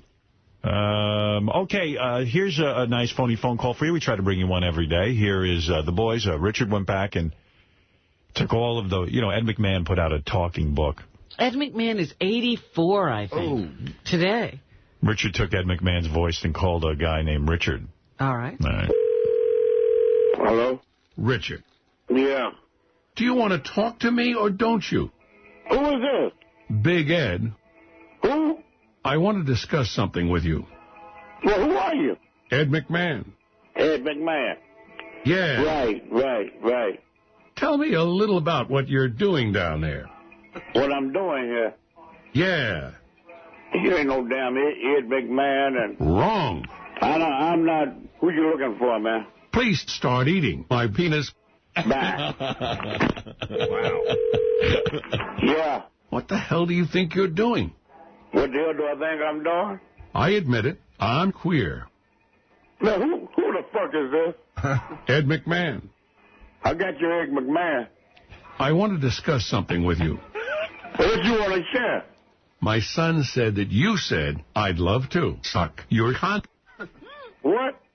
How would you like to get your hands on my penis? Get my hands on your penis? Yeah. And then I can kill your motherfucking ass like I'm going to do. Man, fuck you. Hi-oh. There he is, Ed McMahon, making a phony phone call. Hey, I got to play a real quick piece of tape here before I bring in that great farter, Will the Farter, who is going to attempt something he's never attempted before. Which is? He's going to try and play the harmonica and the flute while farting out of his ass. He's going to put the flute up to his ass, and he's going to... I'm not kidding. This is the greatest thing, George. I was going to say, when you were doing the promo... I can't imagine. I don't think George has ever seen any of our farting bits. I have not. Well, he's going to try and blow bubbles out of his ass. Oh, good Lord. He's going to try to whistle out of his ass. He's got a whistle we're going to hook up. And then... A terrific game. Shit Freckles is going to be played here for the first time. What does that mean? Sal and some of the guys are going to try and win money, and if they get the question wrong, Will the Fart is going to put syrup in his ass and fart on them, spraying out freckles. That is just sick. Sick. But there's money involved, so. Yucko. But before I go... You don't want to play, George? If you want to play, George, it's okay. I don't think I even want to watch. But Will the Farter is a great talent. When you see what he can do with his farting at will, it's going to blow your mind. He is so talented. I love the guy. I love this guy. And he takes his pants off to do that. Oh, yes. Oh, yeah. Well, if you're going to play a harmonica. You are a satirist. Yes, you are. Did he one time accidentally shit on the floor? No, that wasn't him. Oh. That was Dan the Fart. Yeah. You're right. Will's a total pro. Dan's a novice, I think. But you'll see it in just a second, and you're going to be impressed. I'm not kidding. You're going to be impressed. We shall see. We'll see. All right. Well, before that, Bob Levy, who is on our show sometimes, a comedian, you know Bob, he can't pronounce certain words. And let me see if I can find this. What page is that on, guys? The Bob Levy thing. Anybody know? You gotta hear that he can't say the word. He can't say Worcester. You know Worcester, Massachusetts. It's gallery preview page 2 in red. Okay. Now what's hard about Worcester? He can't say a lot of words. Hey, Richard, sorry. Hey, give me a call. I got another show in Worcester, Mass. Worcester, Worcester, Mass. Whatever the fuck it is. I think we did it before. I think that was the gig I was sick at. Remember that one? I was real sick. Saturday, August 25th. Worcester, Mass. Let me know if you can do it. Call me. Worcester. Worcester. Worcester. Worcester. He'll keep trying, too. This is Cousin Bruce, and we got a great show for you. Worcester. You're going to think I made a mistake, but... I didn't. It's me being Levy. Okay, let's bring in Will the Farter. And, George, this is for you today. All right. A gift is it? Look at this guy coming in the door. He is a genius. He is a genius. Look at him. There he is. Handsome devil, too.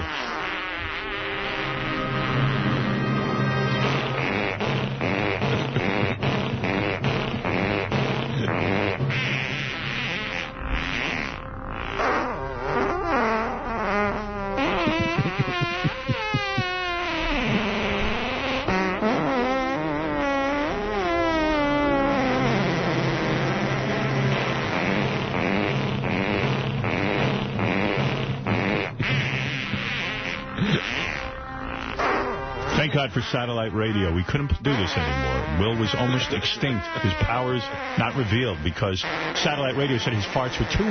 terrestrial radio said his farts were too wet. He was blocked. He was blocked. Blocked? I'm not blocked. Yeah.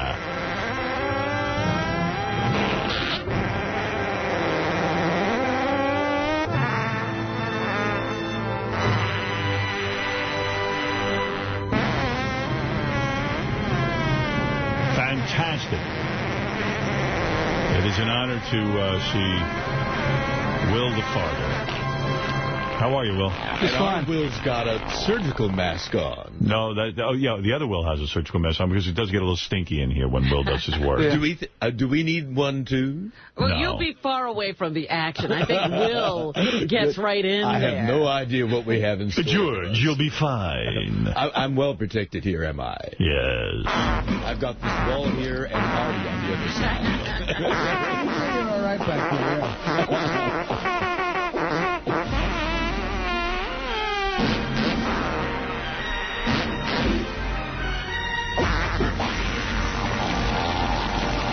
All right. How are you, my friend? I'm doing just great. Well, why do we owe this? Why are we so honored with you today? Are you just promoting your website, willthefarter.com, or just stopping by to say hi? Well, I think today I'm going to shove some instruments up my ass. Will it work, do you think? Have you ever tried this before? I tried with What instrument works best? I honestly think the party favor would probably work the best. All right, the party favor where you blow the... yeah, because that can fit right in. And that thing that unfurls? Is that what you're talking about? Do you think if we do the bubbles out of your ass, it'll work? I think you probably need something like about this big. Because if it's that small, the force will just... Let's see. Why don't you go over? Let's try it before we get into the game, too. This is great. Will the Farter. And I want to show off to George a little bit, Will. When you do this, I'm going to let you give a couple of blasts first so he can see how awesome you are. You'll see, George. This is, this is really amazing. Up there he is. He's stuck under. I'll have to watch on the screen. Yeah, he has to get into a certain position. You can see his whole big asshole sticking out there. Yeah, here you go. Listen to this. Look. Are you on wireless? Hard A or B? Having trouble hearing. Oh, my. Oh, God. Does it stink? I can smell it. What? He stinks so bad today. All right. Get back there. You're missing it. All right, Will. What about... Congratulations. Fabulous work. Why are you so stinky today? What do you think's going on? Well, actually, all day yesterday I was eating black olives and I had a whole bunch of enchiladas. A lot of Mexican food. Why don't you guys... When Will is doing his work, I have to ask the guys working the microphone, you got a B-wire there, too. You might want to... if Will starts... You know what I mean? If there's talking and stuff. Okay. You got to kind of work it. There you go, boys. Okay. All right. What are you going to attempt first? Are you going to try the harmonica, the flute? What do you think works best? Well, let me see here. What's in the bag? What do you got? What is that, Will? This is a flute.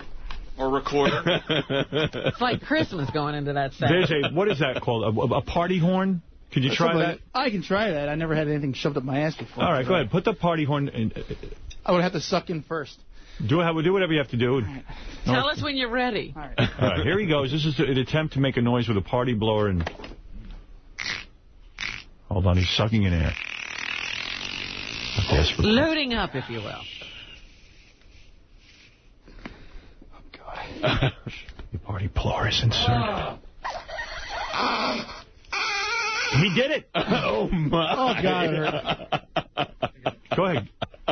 Here we go. Is that really working?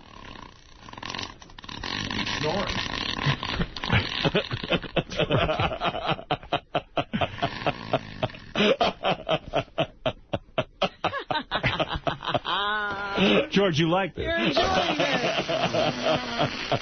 There he goes. He's moving it. Oh. He's moving. He's an amazing man. Did it actually move? You can hear it, too. Nothing's happening. I'm sucking in. Give him a chance, Robin, please. Oh, it's going in. You need breath. The air is going in, and then he will blow out, and you'll see. Here he goes. Here he goes. Whoa! All the way out. I can't take it. I'm afraid to take that out. Wow. That was a success. Touchdown. God. Good for you, Will. You probably need a toxic waste bag for that thing. That's okay, pal. You did it. You're a genius. Are they wearing gloves? Will, you got to try blowing a bubble out of your ass. Bubbles, okay. Bubbles, please. Give it a How shot. did you discover you had this talent? Bending over, looking on my couch, believe it or not. How old were you when you started farting? I mean, you know, professionally. Well, when I was younger, I guess it would probably be around 10.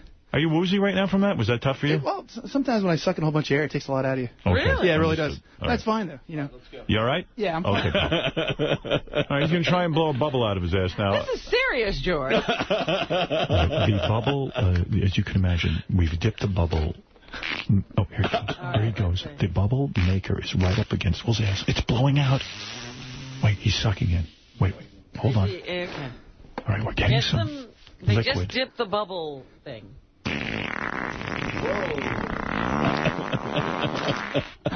It didn't work, ladies and gentlemen. Nothing there. No bubble. Here we go. Try it again. No fart bubble.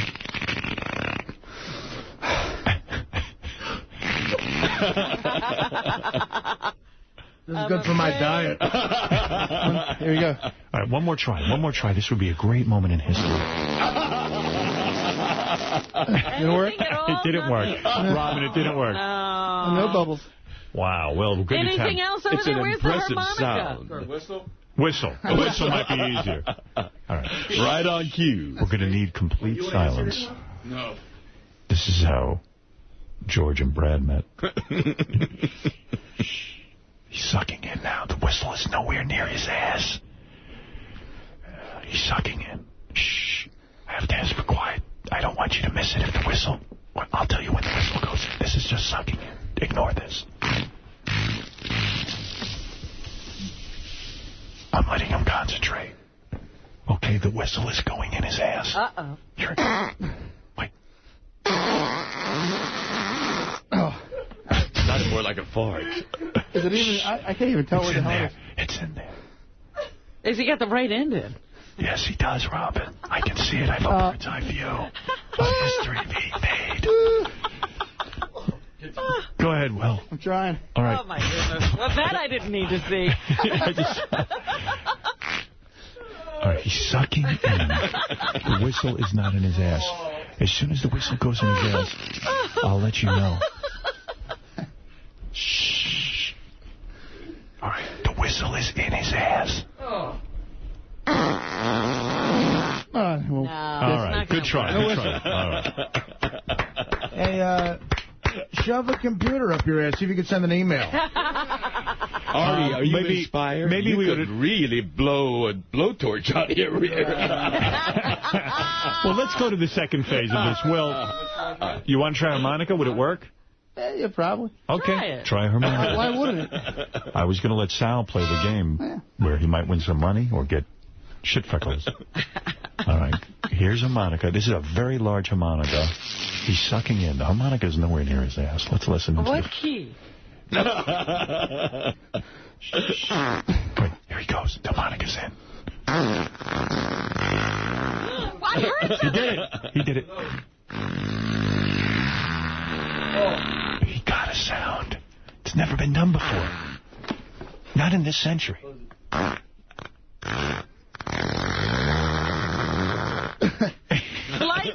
Slight sound.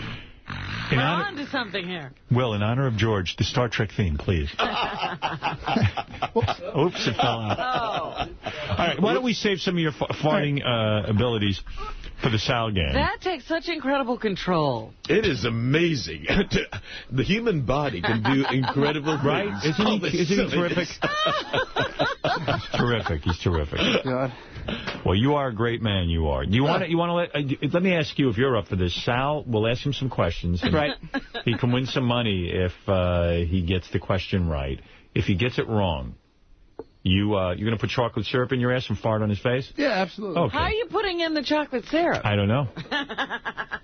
I think, Sal, come on in.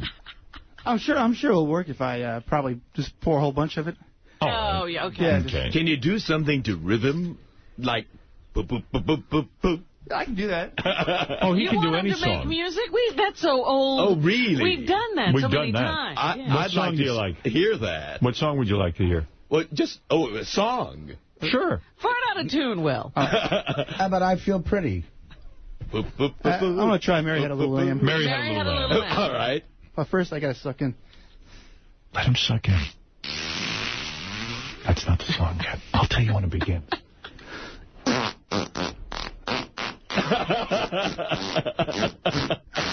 Look at that. What do you think, George? That is impressive. Can he be on Heroes? Could He's he be a on superhero. He's our superhero. You're a talent scout. You He's so discover talented. the most ridiculous talent. I wish I could do this. Sal, you want to play this? But syrup, I don't know. That seems kind of dangerous. I was supposed to go... What is that?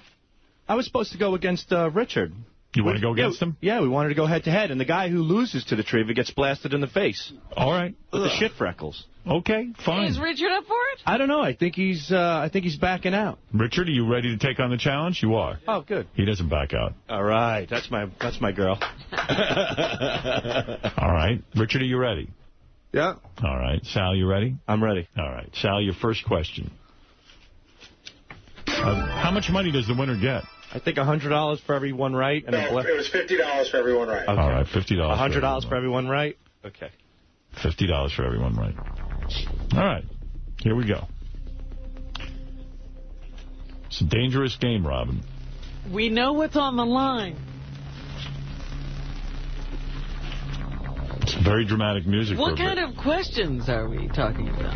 Right now, I have no idea. I can't find them. Hold on. I'm sure I have them somewhere. Here they are. Does George want to play, too? No. Well, no. George plays with a different I don't know what I'm getting into here. This is territory no one has explored. All right, Sal. Farting syrup on your face. Sal, name the 3 boats Columbus used to sail to America. The Nina, the Pinta, and the Santa Maria. You're on the board with one correct answer, and you've won Good for you. $50. It's actually the Nina. All right, we'll give it to him, though. He did okay. Thank you, George. All right, Sal. I knew that one, by the way. Who gives a shit? Right. Richard, I hope you know this one. Richard, who invented the airplane? The Wright brothers. That's correct. We're smart today, man. It didn't seem that Richard was so sure. Down there in Kitty Hawk. All right. Sal, name the 2 oceans that border Mexico. Are there oceans in Mexico? Don't ask me. Yeah, if there's an ocean, why do they try to cross the border? Why don't they just swim over? Can I answer that if he doesn't get it right? Shh. No, don't answer. There's 2 of them. And, okay. No, don't answer it. If there's only 2 oceans, the Atlantic and the Pacific. That's got to be it. Right? No. That's right. There's only 2 oceans All right. in the world? The Gulf of Mexico. It's That's not an ocean. That's the Atlantic. That's a Gulf. That's a part of the Atlantic? Yeah. The two oceans that border Mexico are Atlantic and Pacific. Well, of course. All right. Well, we might not see any shit freckles today. All right, Sal, you have 2 right. Thank you. I believe that's $100. If Sal really loves the show, though, he'll throw a question. So the bit can be good. I'll throw my cock in your face. Shut up. Richard, here's your question. Which president's face is on the dime? On the dime. Someone's got a case of the freckles. I've seen a dime. Clinton? Shh. Abe Lincoln? Say who? Abe Lincoln? Did you say Abe Lincoln? Yeah. You're wrong, but don't give the answer. I'm not going to give the answer. We're going to go over to Sal now. FDR? Franklin FDR is right. Sal gets another $50. Wow, look at Sal. What'd you do this morning? Richard, 1 wrong. Uh-oh, You might be getting Richard. shit freckles. A little closer to the shit freckles. Will, are you going to put syrup in your ass for this? I'm going to pour it all over and spray it all over his face. By the way, Will the Farter, check him out at willthefarter.com. What goes on at willthefarter.com? Well, you can buy personalized videos. Personalized? Yeah. Wow. My biggest customers are gay, but that's okay. Yeah. Do you like fart on stuff and send it out to people? Yeah, they want my briefs. Just all sorts. Are you serious? Yeah, I have so many. A lot of people, they will actually want shit-stained briefs, and they'll actually pay like $250 for that. Oh, my Howard. goodness. There's a video of Will farting in his cat's face. It's the funniest thing. In his cat's face? His cat, because his cat has this look of terror on, like a pit bull's chasing him. And as soon as the fart comes out, it's the funniest video I've ever seen. All right, now, do you do your videos with all your clothes on, or well, no, well, all off? My website is the videos that are on that are all humor, but then the other side of it is personalized videos. I'll be naked in briefs.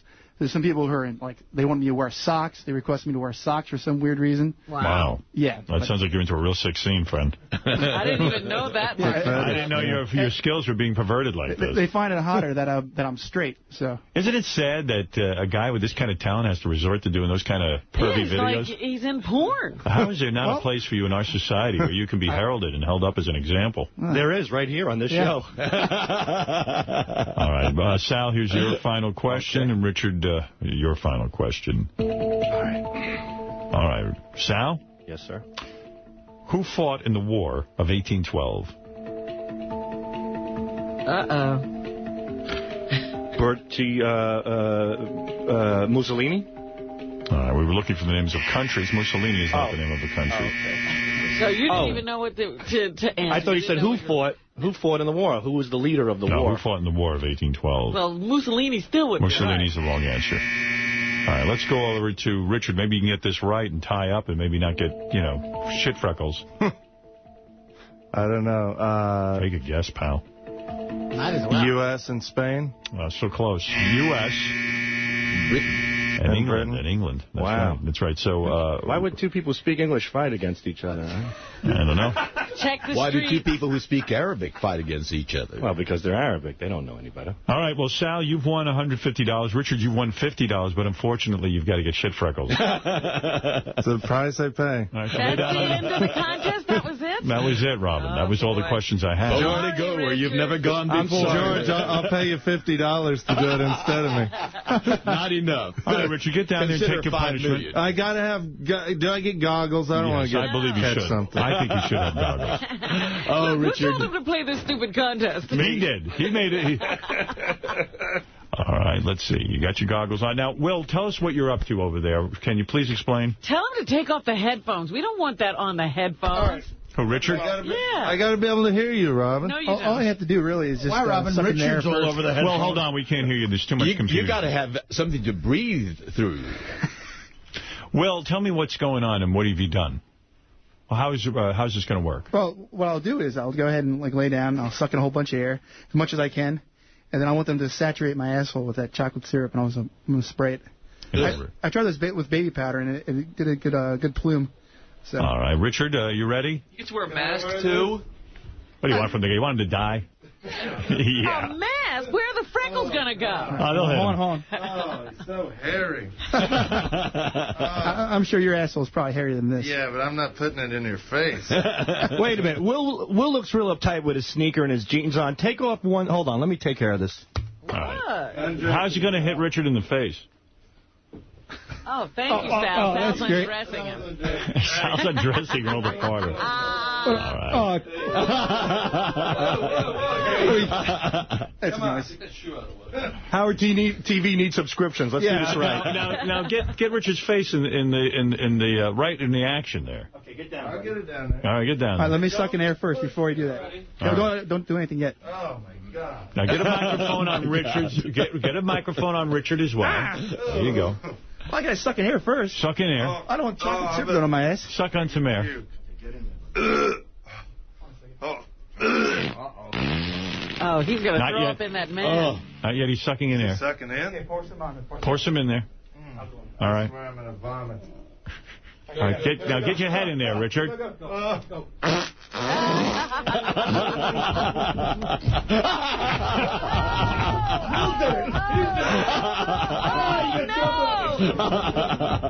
All right, stop it. Did you see what just happened? Will push Richard's head into it. Will did it.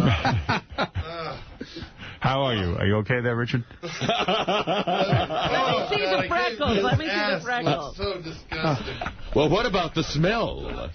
Why are you still looking if it's disgusting? Oh, God. This boy's chocolate all over me. All right, well, there it is. Will the Farter. Richard, how did it smell? Oh, God. What's going on? Well, it smells like chocolate, so it's not too bad. Really? Yeah. What the hell? Will, that was brilliant. Jeez. That was unbelievable. This is just absolutely gross. Did anything hit Richard's face? No. You can just tell wipe my ass, I'm sure. They pushed Richard's head into his ass. I think I have chocolate on my head. You have chocolate on the top of your head. Smells like chocolate-covered shit. Sal pushed Richard's face into Will's ass, Wow. and then Richard rubbed his face on Sal's sleeve. Well, I think his fart is so well aerated that there's no aroma to it. Well, thank you so much for coming and honoring us with your talents. And, Richard, thank you. And Sal, thank you for playing the game. And congratulations on your money win. And, Will, we going to see you anywhere? You performing anywhere? Or just at your website, right? Well, if I could I do a couple plugs? Or? Sure, go right ahead. Okay, I would like to. My webmaster has been doing me huge favors. He's the one who set up my website. It's strangeland.com. Okay. And also yorktownsports.com. Supplied me with my shirts. Oh, very nice. Very nice shirts. And where can people get a hold of your video? Well, they can go to my website, and you can go there and buy shirts, or you can go down there, and if you're interested in those videos I was talking about, you can go ahead and email me. All the links are right there in the merchandise area. All right. WillTheFarter.com. Thank you, Will. Can I ask you one question, Stan? Sure. I was wondering, if possible, if you wanted to direct my wedding, because I'm thinking that... If I could what? I want you to, if possible, if you can direct my wedding. Direct your wedding? I want you to make it as wacky as possible. Will, look at me. Yeah. I like you. Why are you ruining our relationship? What do I look like? What am I, nuts? No, you're not nuts. But direct your wedding. But there's a reason behind it. What? Her parents absolutely will. When I went down there to talk to them about getting married, they were talking Mormon, college, Mormon. That's all they were talking to me about. Right. And I So you're doing it to piss them off. You have me direct. I would love just to have the craziest wedding possible, just to piss them off. Seriously. Yeah, well, yeah. I'm sure you can come up with something. Maybe I will. Let me talk to you. Let me think about it. Okay. All right, and we'll go down and film it. Okay. All right. They'll run out of the church with I just wanted something out of the ordinary. Well, you've been good to us, so maybe I should put my mind to it. Okay. All right. Well, remember that family that kidnapped their daughter? I can see it happening again. Yeah. Will the Farter. Thank you. WillTheFarter.com. We got to take a little short break, and we'll be back right now. It's very important that you get some announcements in. This is George Takei, and I have worked with legendary actors Cary Grant, Alec Guinness, John Wayne, and Richard Burton. And now I'm working with Howard Stern, and it is the biggest thrill of my life. This is the Howard Stern Show. I didn't know you worked with Cary Grant. Yes. Walk, Don't Run. What was the name of the movie? Walk, Don't Run. Walk, Don't Run. It's about the Olympics that was held in Japan, and it was the walking race. And Jim Hutton was the American representative in the walking race. Yeah. Was he gay? Jim Hutton? No, Cary Grant. I really don't know. I just worked on the film for about a week, and that was about it. And he sued Chevy Chase for saying he was gay. Well, he was charming. He was exactly as you see him on screen, off screen as well. Yeah, but your gaydar didn't go off? My gaydar did not go off. Okay, that's all I want to know. There was always rumors that he and... There were rumors, and I was looking for that. Randolph Scott or somebody were. Right. He never invited you over to the house? No, he did not. No. He didn't have peeing statues and young boy peeing statues. He saw me as a studious young man. I was still a student at UCLA in the theater arts department, and I had a big exam coming up, so I had... books on the set and boning up for my my exam. You were boning up? Oh, I should know better. I should be more selective. Walk right into that one. I was listening to a phony phone call that Richard makes. Sometimes these are hard to understand. These public access shows don't have good phone connections, but it's kind of funny if you can stay with it. He just relentlessly, him and Sal just relentlessly bomb these public affairs shows. This one's called Community Cop, where... What happens on Community Cop? I don't know. Guys discuss what's going on in the community. They're not cops. Oh. But Sal and Richard just call. And it's a little hard to hear, but listen anyway. Okay, welcome to Community Cop. Next caller. Hi, Community Cop. Welcome. I had a question that pertains to this topic. Uh-huh. What is the best way to clean an uncircumcised penis? Told her, Mom. We screen off some of the, Welcome. Next caller. Hello there, this is B. Ross Jackson. Yes, welcome. Is this B Community Cop? Right, okay. Next caller. Remember, we're looking for intelligent dialogue. Right, intelligent discussions. Welcome to Community Cop. Next caller. Hi, how are you? Welcome. Tonight. Fine. Question or comment? This is Ethel from Harlem. I just wanted to say my grandson worked under Police Commissioner Kelly for a couple of years. And,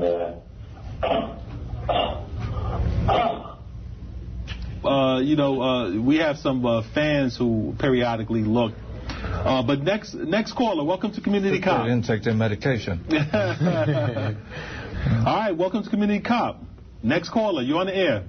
I had a coughing fit a while ago. I'm sorry about that. I was calling because my grandson worked with Police Commissioner Kelly for a couple of years. And he said that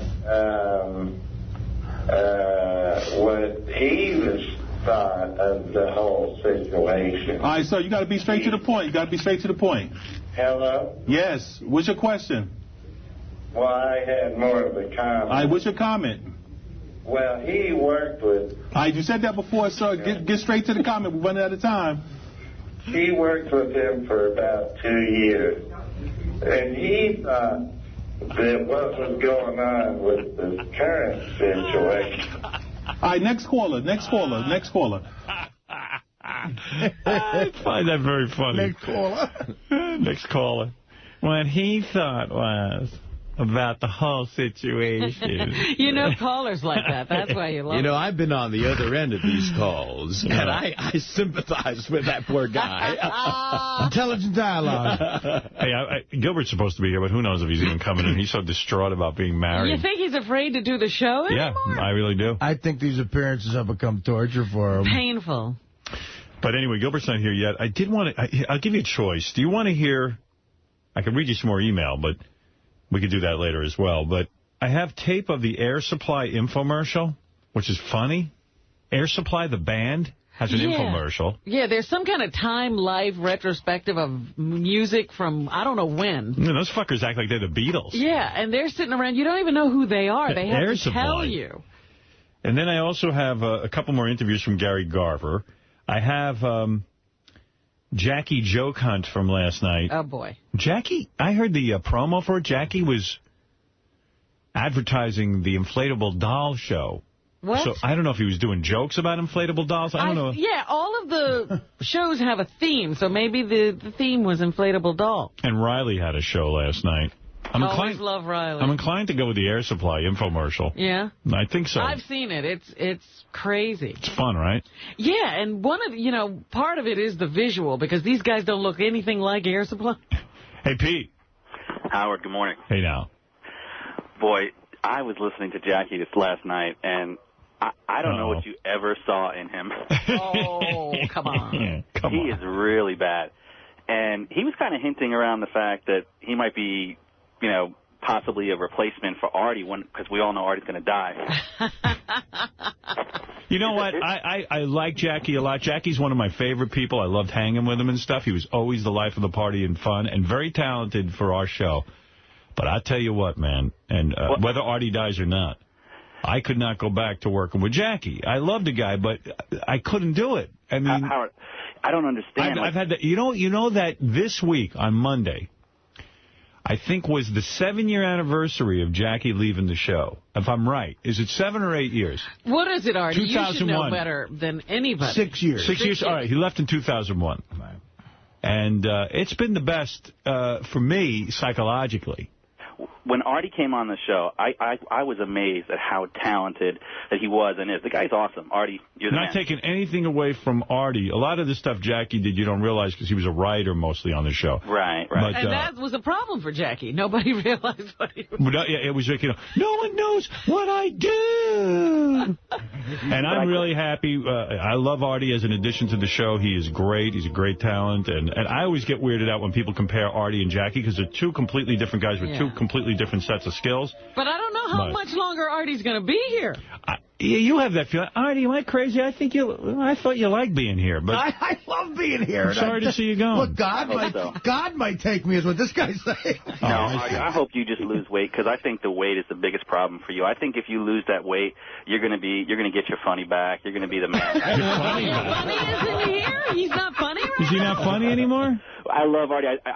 You know how, like, when you're a fan of something, like, you sort of put up with it a little bit more than you would normally? Like, I love Artie. Artie used to be so fucking funny in the old days. Like, what point was he funny? And like, at what weight was he funny? Honestly, I would say, like, the past 2 months, I've seen a bit of a decline, and I'm the biggest Artie fan there is. I mean, I'm the Fandango guy that got the tickets for Beer League, and I've been listening to Artie. I love Artie. I think he's the man, but it's like lately, it's almost like, you ever been embarrassed for somebody? Like I'm a huge fan of Artie, and I want him to be the best. I want him to be on the show forever. But it almost hurts my feelings sometimes when I listen to him because I feel like he's so depressed. And I feel like a lot of it has to do with his weight. Yeah, and then some people in the email were blaming me. You should hear some of this email. Believe me, I'm way too heavy to be happy. Well, he's saying there was a weight at which you stopped being funny. Yeah. Wow. Yeah, I would say, like I said, about 2 months ago, 2 or 3 months ago is when he really started. I think maybe before 280. So anything under 280. Anything under 280, I'm funny. 280 is the funny part. Well, I'll tell you, a lot of reaction to Artie. Listen to the email. Hey, Howard. It is pure genius to have Artie back on heroin. This is radio gold. Oh, my goodness. Keep him hooked for a couple of years, then have him withdraw live on the air. That would be awesome. All right, whatever. That would be fascinating. Artie, you fat piece of shit, you're fucking up a great thing and you can't even see it. How many fucking times can someone be sick in a span of a month or two? And that's not even counting all those vacations you guys seem to take every other goddamn week. Even if you were truly sick, you only work 4 to 5 fucking hours a day, 4 times a week. This is, of course, if you decide to show up. You're super funny on the show and in TV skits, but as far as your stand-up, you're on par with Jim Brewer. Gee, is that an insult? Is that bad? I don't know. I take that as a compliment. Oh, yeah, Jim's good. Anyway, fuck you, Artie, in advance. Okay, let me hear this one. Howard, Artie's first appearance on January 8th, 1998. The last thing you say to him, Artie, you're a new friend to the show. You're a new friend to the show. Keep getting in trouble and we'll have you back on. Artie's response is, I'll see what I can do. Well, here we are 8 years later, and see what you've done to him? Thanks for encouraging him. Here's another one. Bullshit. Artie's full of it, and Howard is either too stupid or lazy to acknowledge it. I don't know. I believe that the guy isn't on anything. Call me a fucking asshole, okay? Write me all the letters you want.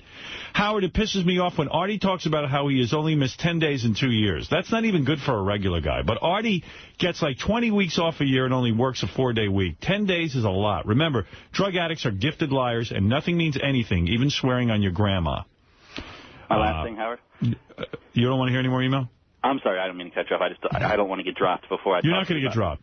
Okay. Relax. Howard, tell Artie I said, wah, wah, wah. Give me a break. 4 days a week, 6 hours a day. I've heard him say more than once how he's home by 12, sleeping and eating the rest of the day.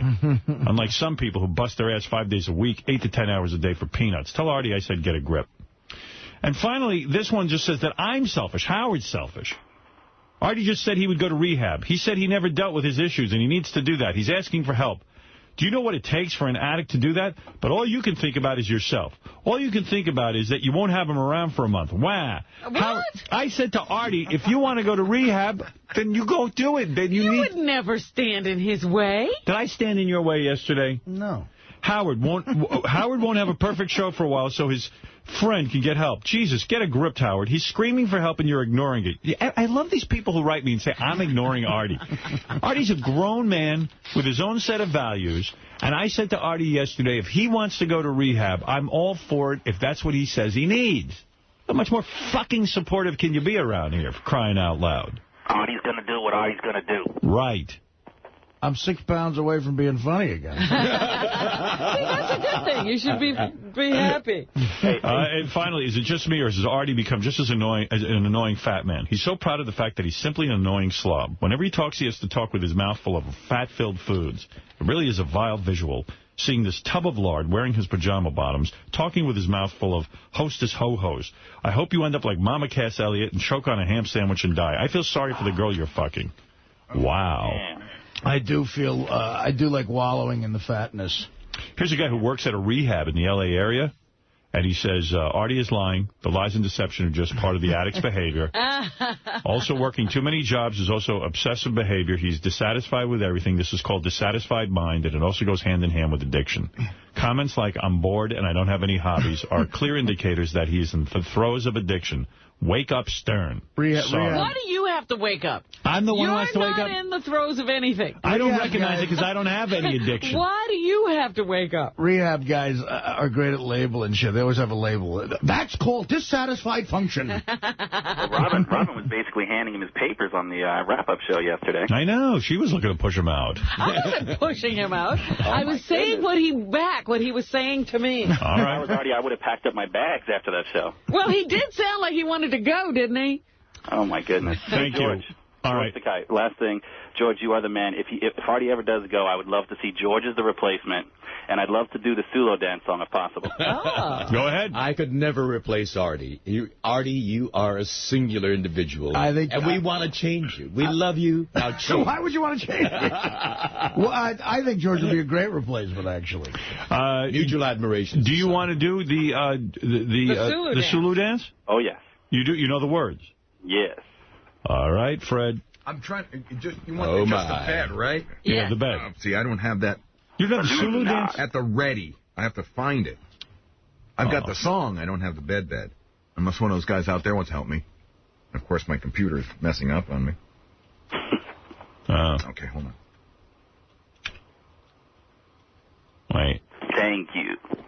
Well, hold on. We'll get it. Oh, you got it? Got it. Okay, Fred's got it. Ready? Ready? Ready. Don't fuck it up.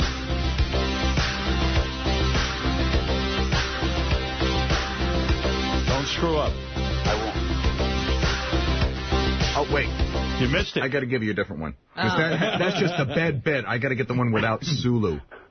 Sorry about that, dude. No worries. That one didn't have Sulu on it. No, but it doesn't have the singing. He can't react to the lyrics. No, he's got to sing the whole thing. Oh. No, I need the reaction. No, he just does the Sulu does part. the little inserts.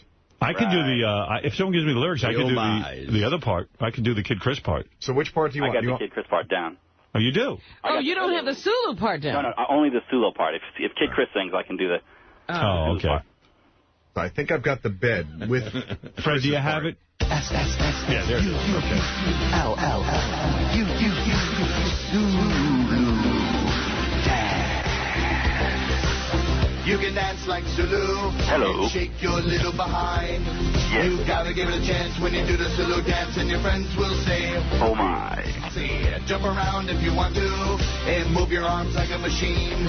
Yes. If you do the Sulu dance while wearing tight pants, some people may call you a queen. Sulu dance. This guy's good. Now that's ridiculous. Sulu dance is fun to do, but your girl may get jealous. No. Because if you abuse it, your girl will lose it and run up and say, who is this? You can dance like Zulu. You know. Some may choose to not.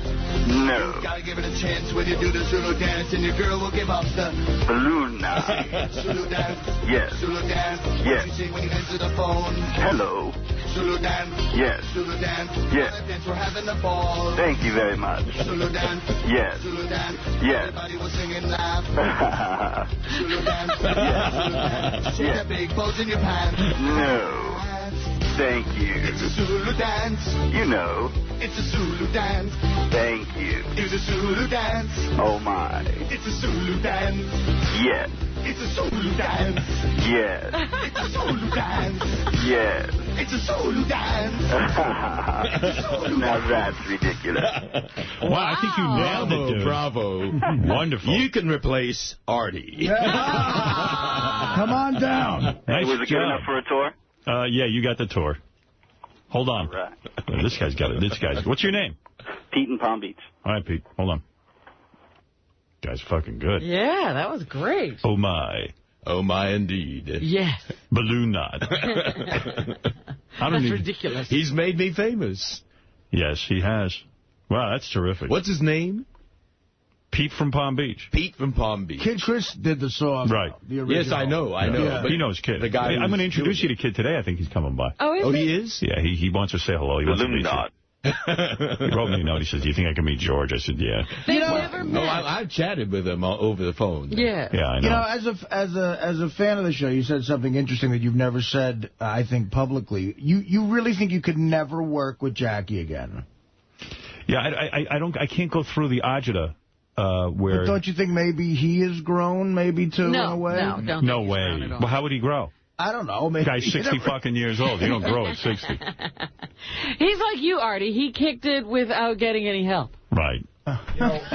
Jackie's a great guy. I love him. I'm telling you, I was brokenhearted when he left. I was like, wow, we have so much fun together. But then, Howard was really the reason Jackie lasted as long as he did. Yeah, I'd go in and fight for him all the time and sit him down and go, man, you got a good thing here. What are you doing? You're getting good money on stand-up. You're getting good money here. People had to think. I mean, the show was so good. People thought people didn't want him there, or it was just like a money thing with him. He would argue. There was more to it. Everyone in the company who makes major decisions said, we want him out of here. Really? At every contract negotiation, they said, we don't want him here. Because we can't, we like the guy, but we can't take it. I said, look, he's important to the show. He's integral to the show. Oh, you mean the negotiating part? The negotiating. Like, they had to admit the show was great. Oh, it wasn't about his performance on the show. Right. No, it was never about like performance. Howard, I don't want to negotiator. I don't want to get you all riled up, but there was also another thing, Artie. There was a lot of stuff that went on off the air that you didn't see that would rankle Howard. Every single thing that we did that involved Jackie became difficult. If we were going to do another show, if we were going to produce something, everything, like Jackie would always... His negotiations with Eve, you have to turn the light off sometimes. Whether it was credits. And okay, that's his thing and everything. Yeah, it just upset me. And then the other thing, he had a way of saying things. Like, we know that you love Howard, and we never hear anything weird. But he had a way of saying things to people that he knew would sort of somehow filter back to Howard that were negative. Yeah, and Howard would always hear... And then he would get a hold of everyone and start to, start trouble, and...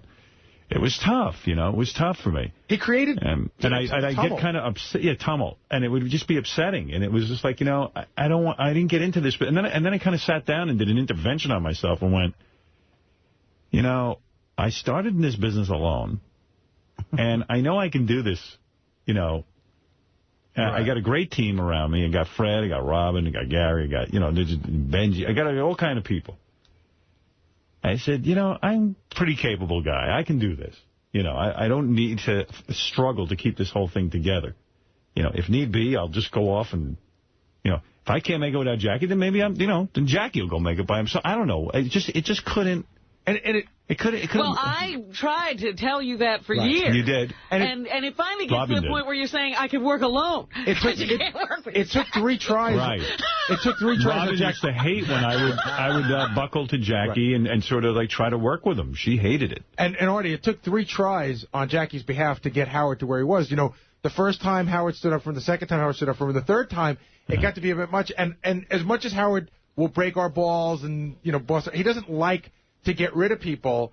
And Jackie forced his hand. And I know you struggled with not saving him the third time. I couldn't believe the guy was going to commit career suicide. I couldn't believe it. I was like, what is he doing? But he did inform him a year before it all started. Look, Jackie, this is it. Right. I'm not going to do it again. And you kept reminding him every few months. And I've never seen you be that serious. No, I know. And I still can't believe, to this day, that he would just like listen to that and then not heed that advice. Well, you know what? I don't think he believed me. And I also think that he had worked himself into a frenzy that he was miserable and all this other stuff. And then when it all went away, he went, wow, I had a good thing going on. It wasn't that much of a wall-breaking situation. Quite honestly, I think he'd made enough money and, you know, he didn't have to do it. See, but he misses the excitement. Once again, he does say that he couldn't get used to the schedule. Well, you know what? Neither can I. And, you know, Howard, I don't know if you remember, but I remember there was a weekend where you and I spoke the whole weekend where you sort of came to the realization that Jackie wasn't coming back, and you had to make the decision. Remember, we decided we're going to have Ron Zimmerman come in and sit in on the show, and I had to go book him a ticket overnight. And when, you know, you making that decision was closing the door. And I remember how hard that was for you. Like, it wasn't enjoyable. It was killing me. It hurt you. Yeah. I mean, I was like, wow, we got a good team, and he's committing. I couldn't, you know, it's like watching a guy jump off a building. You don't want to do that. I don't want to bring up the Beatles. Yeah, you know, but I'm going to. What was that? Remember that letter? You know, I'm going to go to Hollywood and write. Like, I'm just going to. He's not even going to write scripts. I'm going to punch up scripts. I'm like, well, who's looking for you to punch up their script? Well, he said, believe me, I could do it. I could do whatever I want. You know, when you met me, I was just starting out, and I could have done a lot of things if I didn't do this show. Wasn't he way older than you? Yeah, and he was also working bachelor parties. And he was just starting out? I don't know. But, it's funny. I listened to the promo the other day of Jackie's Joke Hunt. And I was thinking to myself, it's so nice to have Jackie on the channel. He's doing his thing, which is good. We don't have to really, now we can just be friends. And I like that. I like where we're at. He's still strange. I got to say, it was funny. The other day I'm listening to the show. It was like last week or something. And some caller called in and said, are you ever going to, go and sit in on the news? He goes, I think it's about time. Right. He's floating the idea that he's going to come back. And then he called someone. I think it was like Jim McClure, somebody who works with us but doesn't book the show, to ask about coming back on. I was like, Jackie worked here for 15 years. He knows, call Gary if you want to come in. Right. Like, he'll tell everyone but me that he wants to come back. I never understand that. I don't know what's going on there. He wants to be romance. He does. But so you think he's changed and grown, Artie? I know people change, I guess, but I don't know. I mean, you know him better. Well, I have changed. So, like, in a way, maybe I could work with Jackie without getting all riled up, because like as soon as Jackie starts his stuff that I don't like, I could just say to him, you know what? Get out. Get out. You can leave. Or just come up with some sort of idiot's chair that he could sit in. When he, put him a dunce cap. Exactly. Put a dunce cap on. Whenever he acts up, there's no discussion. Do you think if he was offered the job, he would definitely come back, you think? No, I don't know. I don't know. He says he would not. Right. Can I ask you a question? I say he would in 2 seconds. Would you say that... He knows it's not going to be offered. Right. After Jackie left, I'm curious to get your honest opinion. Would you say that after Jackie left, this group became more tight-knit and it became an easier group to work with? I have more fun at work. Yeah, I mean... And I miss Jackie's talents. I do, too. I loved him. Love his talents. I think he's a great guy. He made me funnier. But there was always an edge. There was. It was too much tension. Like I just know, like, with Artie here, I know, like, we're all, like, let's go do this. Great, it's easy. Let's go do it. It was always like, well, you got to, if you want me there, I need a car. Yes. And it's not so fast. Everything was not so fast. Right. That's it. Not so fast. We have to negotiate. I'll tell you, the moment of the show that I used to love every day, when he started licking the fingers to pull up his plug. Oh, yeah. We talked about... make noise to give Howard the sign that he was going to give him his plug. Yeah, part of his deal was you had to read his plug. And you know what? Right. You know what? Seriously, anybody here who has a plug and wants to just do it, just do it. I don't give a fuck. You don't have to fucking you don't have to tie me down and make me do it. Howard, he had... you didn't see what went on the other side of the glass, so to speak? He had the plug, right? And he knew that he got a middle of the show plug and an end of the show plug. And Jackie would write the times on the plug, meaning on Monday you were going to do it at 7. On Tuesday you were going to do it at 7:30 because he was trying to hit all times. He was rotating. And sometimes I remember we'd go to break and you'd be like interviewing the king, you know? Right. And Jackie would go, I put my plug up and didn't get to it. And you'd be like, well, I was fucking interviewing the king. Yeah, you see, that's the shit that made me nuts. Right. Like, I'm in the middle of the show, and he goes, I did put my plug up. I know you had the Lindbergh baby, and I'd be like, this is important. He goes, that is in my contract. And I'll be like, okay, I was just kind of busy. Well, coming from where I was coming from, doing something like that would have been, yeah. I would have been, doing it on candid camera. Doing something that crazy, I could never. Yeah, it's just, you know what I mean? And that was anybody knew could have done. I felt like some parts of the relationship were adversarial, and who knew? They were. Yeah. He verbalized on several occasions, you make a lot of money, and I would like a piece of that. Right. Which is, like, my feeling always is, you make what you make, and it's my job to make what I make. Yeah, I'm not weird. tied like, to he was you. constantly comparing himself to me. He would say, like, a lot of times, he was big on percentages. All I want is 1% of what he's getting. Like, stuff like that. Right. And even when we would go into new markets, he would want a percentage of a new market, and he had, like, all formulas and stuff. Yeah, like, and I was like, dude, I'm not negotiating with you. Do whatever you want. I don't know. Have they replayed the show where you read that letter? Well, you should. We for all intents and purposes. Our purposes. For our purposes. Yeah. I mean, it was just one endlessly long ball-busting session. We got to do a Jackie retrospective. We should. We got it. That's a Must we? That's a special. No. Come on, we got to do it. Spotlight. Of course. Jackie, listen, you will never hear me say Jackie's untalented. He's very talented. And a great guy. A great guy personally. It was this one aspect of our relationship that became unbearable. Can I plug something? Sure. This Saturday night, we're going to be at the Hard Rock Hotel in Vegas. See? I broke ground for this. Hosting a party at Body English for it's NASCAR weekend in Vegas. Hot broads at Body English. So a woman's been in a coma. Woman's been in a coma for years. Yeah. Years. She can't do anything for herself. Her husband's freaking out. And one day the woman who's cleaning her up is giving her a sponge bath, and her sponge goes over her vaginal area. What? And the woman moans. She goes, oh. Imagine that. So the nurse calls in the doctor. The doctor looks at her and examines her. He says, my God, maybe we can snap her out of this. And they call up her husband and say, listen, we're going to put the heart monitor out here, and you go in and have sex with her. And we think maybe it'll bring her out of the coma. So they put the monitor out in the hall, and the guy goes in there with his wife, and they're watching the monitor, and all of a sudden the monitor goes flatline. And the doctor and nurse run in and said, she's dead. Did you have sex with her? And the guy says, yeah. And they said, what happened? He says, I think she choked to death.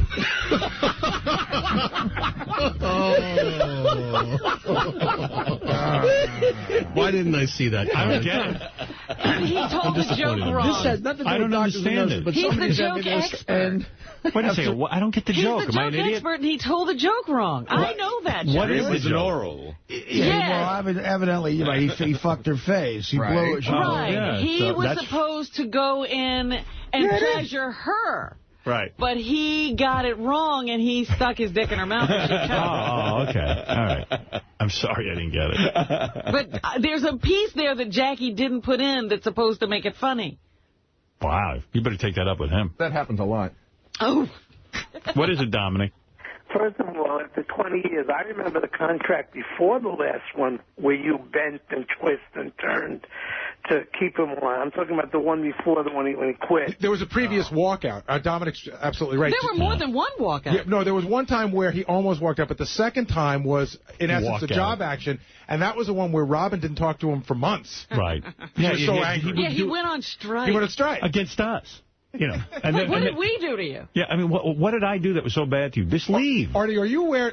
We should talk about this because we never have. There was a period of time when we first started doing the E! Show where we had to shut Jackie's camera off for a month. And pretend that Jackie wasn't part of the TV show. I just don't know how. Talk about discomfort. Well, I just don't know how you continue to do a show with that kind of tension. Right. Yeah.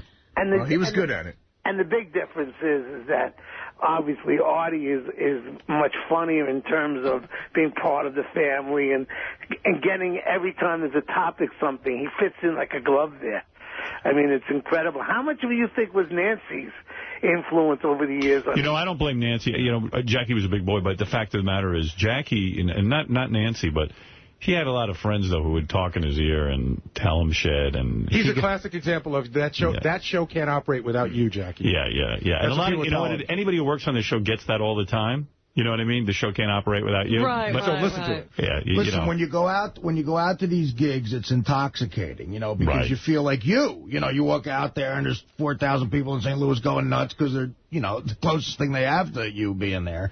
And you do feel like, wow, you could get drunk with that. And show business is really, you know, filled with people who get told you can do it. You know, you learn from people's mistakes in the past. Well, being with you, creates opportunities, but you have to go in there and do what you do. You know, I have to go in there and do what I do in order to make that opportunity count. And so, you know, you're the rainmaker. Yeah. Well, you know who's here? Speaking of rainmakers, Gilbert Gottfried. He's a rainmaker for sure. Yeah. He takes an opportunity and he milks it. He does. He really does. He'll nudge you to death. Can I just say one more thing on that subject? The one thing that Artie doesn't bring to the table that Jackie did bring that I do miss was that Artie always says, you know, if it weren't for you, I wouldn't be here. And Jackie could never admit any of that. And you bring that tension to the air.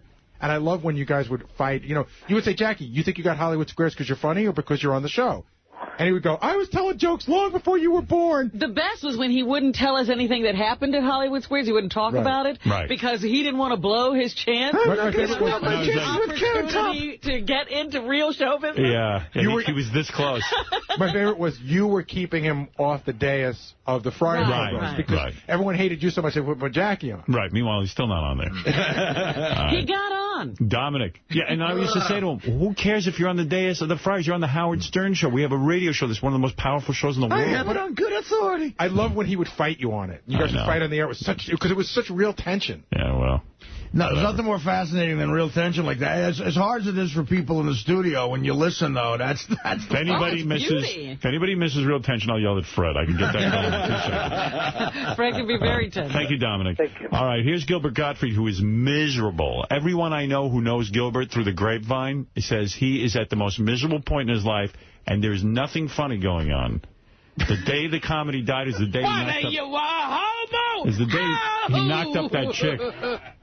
I don't hear the same stories you're hearing. I heard he got married, and he's fucking ready to kill himself. I heard... No, you got to switch it back. Go back. Yeah. I heard that he loves this whole situation. He's so into the baby. Yes. No. Where did you hear that? They planned it together. That's nice. And that he is the greatest. He is so into this, he can't wait for the baby. Weirdness. Who did you hear that from? I know somebody who knows the Mrs. Gilbert. Well, she's saying that. That's her story. This is what she's telling people. I know people who work with Gilbert who are saying Gilbert is like on the phone ready to hang himself. Gilbert. Yeah. What's the real story here? You did get married, right? Yeah. Oh. How was the ceremony? Was it a big wedding? No, as small as possible. Yeah. Who was at the wedding? I have to ask you. Anyone from your family? Yes. Sister? Yeah. That's it? And who else? Friends? And then just some relatives of hers. A whole bunch of her relatives and your sister. Yeah. How did you keep the helicopters from the paparazzi? Yeah, exactly. What about your management, like people? Were they there? The guy who runs your website? No. And Brooke Shields wasn't there. And, yeah. Now, I only heard sort of sketchy details. I heard Brooke Shields wasn't there. Yes. All of my Scientologist friends were there. What was shocking... and Jada Pinkett Smith? Yes. What was shocking to me is that it was a traditional Jewish wedding, like under a chuppah. Oh, really? Am I right or am I wrong? Oh, yes. Yeah. Were you at, like, some hotel, ballroom? They kind of built it themselves, kind of thing. Yeah.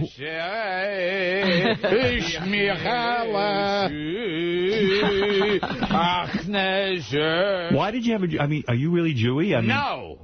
Is your wife Jewish? I shop at the 99-cent store, so that way I'm Jewy. No, but I mean... No, I was never bar mitzvahed. And your wife, is she a Jewess? Well, I guess they can't avoid it. Right. Yeah. She's Jewish. So... Was that important to you to be married by a rabbi? No, not at all. Not at all. Did you step on the glass and do all that stuff? Wow. Oh, is there tape of it? Yeah, I wish. Can't we put that on Howard TV? Yeah, that that tape getting around would be bigger than Pam Anderson's. Right. Yeah. Did you have a videographer for you to record this moment? Yeah. You did. It'll wind up somewhere in some porn store. Did you watch it? Did you and your wife? No, I have a hard time looking at it. And did you wear a tuxedo or a suit? I actually wore a suit. Wow. Yeah. Wow. Where'd you get the suit? Did you have to go to a tailor? Yeah. Like, did you stand there and get measured and pick out the color and all that?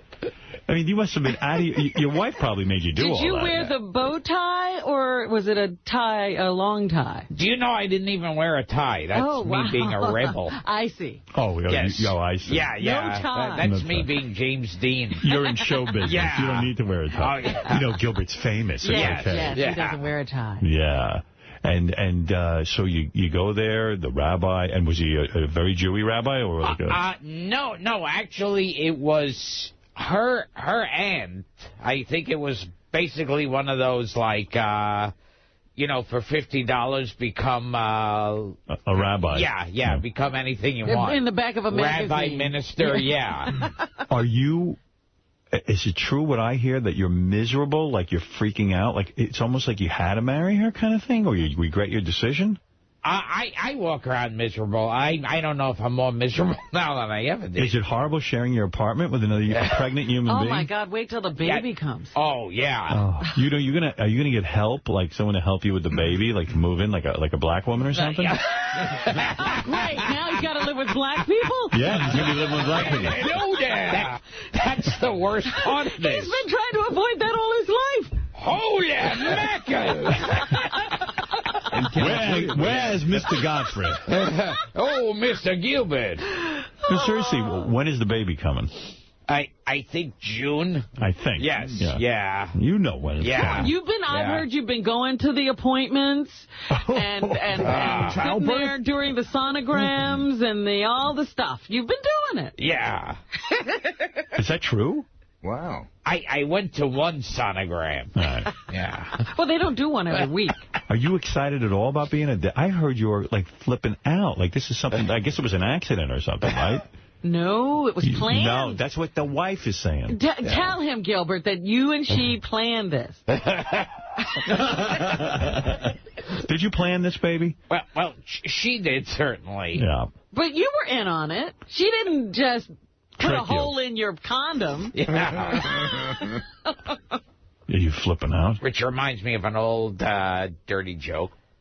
Do you know? Jackie probably told. Let's hear it. Do you know the sex of the baby? Yes. What do you have? I'll reveal that when it happens. Oh, really? It's a big secret. Yeah. It'll be a big secret, so Entertainment Tonight will follow me. Are you selling the pictures? Oh, yeah. I don't know what would be worse. He was the father of a girl or a boy. What would be worse? Oh, either way, it's horrible. Let's hope there's a new sex we can create. Do you think this baby will, in its teen years, will it socialize with Zahara Pitt? And Sulu Pitt? I know you don't like your own looks. Are you afraid that the baby will not be good looking? Can you imagine a little Gilbert walking around? Well, I always thought you look a little Asian. Do you have Asian blood in you? That's George Takei. That's me, right here. Oh, hi. How are you? That was very scary. When I first saw your photo, I thought you were Asian. Oh, yes. Do you? Are you Asian? I've gotten that before. Yeah, I'm sure you have. One time I was walking down the street, and a guy asked me for my autograph, and he thought I was that guy who ran the deli around from David Letterman. Oh, Rupert. Yeah. Rupert the deli guy? Yeah. He was very Asian. Well, you still haven't answered the question. Do you have a little Asian blood in you? Well, why are you offering? Would you like a little Asian in you? Would you like a little Asian blood in you? I would like to inject some Asian blood. You know, Gilbert, George is honoring us all week by being our announcer, and he is out of the closet, as you know. Did you know he recently came out of the closet? Yes. Not so recently. Well, a couple of years, 2 years. A couple of years. 3 years. Yeah. So, not out of the closet. I talked to the press. Right. We've been out of the closet for a long time. Right. Gilbert, I just didn't know if you knew that. Oh, yes. Yeah. Some Asian blood can be arranged. Yeah. For your baby. Can be put into me. Yeah, so these were the two I was mistaken for that Rupert. Are you excited that you're going to have a baby? What? Are you excited? Oh, yes, very. Because I've talked to you privately. You're freaking out. And I just before I forget, I was mistaken for Mr. Moriarty from Pat Morita? Pat Morita. Right. One time someone thought I was him. Those were the two. Wow. What an honor. Now, when you say you've talked to Gilbert privately, do you mean he called you on the phone? No, I mean, I've talked to him when we leave the studio. I see. And I go, Gilbert, are you going to be okay? And he's like, I don't know. You think that's all real? Off the air, he's a different man now. He is completely fogged out. He can't even concentrate. He is so nervous. Is it weird sharing your apartment with the wife? Yes, that's very weird. Did you go on a honeymoon? Yeah. Oh, where'd you go? Where did you go? Well, it was part of, I was already working in San Francisco. I thought you didn't pay for it. Yeah. Oh. Another one of those deals? You were going to do a comedy show in San Francisco? Oh, yeah. Was that what was going on? Oh, yeah. A club? Yeah. And so you said to your wife, come with me, and that'll be our honeymoon? She said, I'll come along. We'll stay an extra couple of days. One of the biggest honeymoon destinations is the Punchline in San Francisco. Was it romantic, your honeymoon, at all? Or? Oh, yeah, can't you tell? How pregnant was she at the time of the wedding? You still banging her, or you don't bang her pregnant, do you? You turned off? She's not good enough for him. She's pregnant. He's got the gumad working full-time now. Really? Did you have sex through the pregnancy at all? No. Nothing? As soon as she said she was pregnant, that was it? Yeah. I'm like Elvis Presley.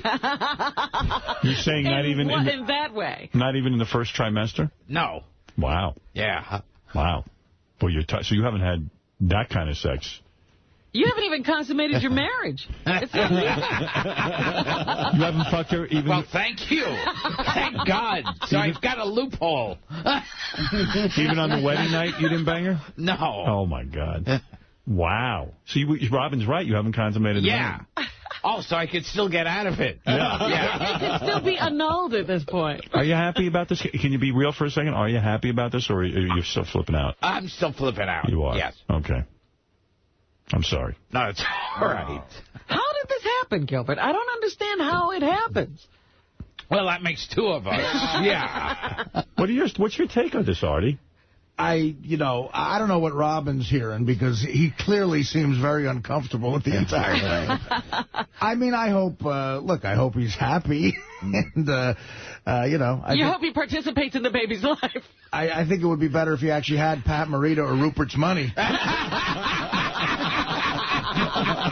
Do you have any sort of paternal feelings, like you want to cuddle the baby, or will you get up in the middle of the night and change a diaper? I mean, do you have any of those feelings? Not so far. Right. Have you gone to, like, Lamar's class? I think I'm going to be like Brooke Shields and, want to kill myself. Oh, you're gonna be postpartum depressed, huh? Yeah. He's already called me for advice on how to raise a kid. Have you ever taken... when the baby's hungry, you can give him a bottle. And if the baby has crap in its pants, it's usually advisable to change the diaper on him. You're starting to sound like Georgie Jessel. Yeah, because I was always... Have you ever taken care of anything or anyone? Have you ever done any big... I've always enjoyed being a replacement for Jackie Modeling. It's Artie Jessel. Have you ever taken care of anyone? Have you ever had the opportunity to Have you changed, like, a niece or nephew's diaper, or... Or an uncle's diaper. Boy, this smells disaster. An uncle's diaper. Poor you. I think he kind of just got caught up in it. This will be a reality show. Yeah. Wow.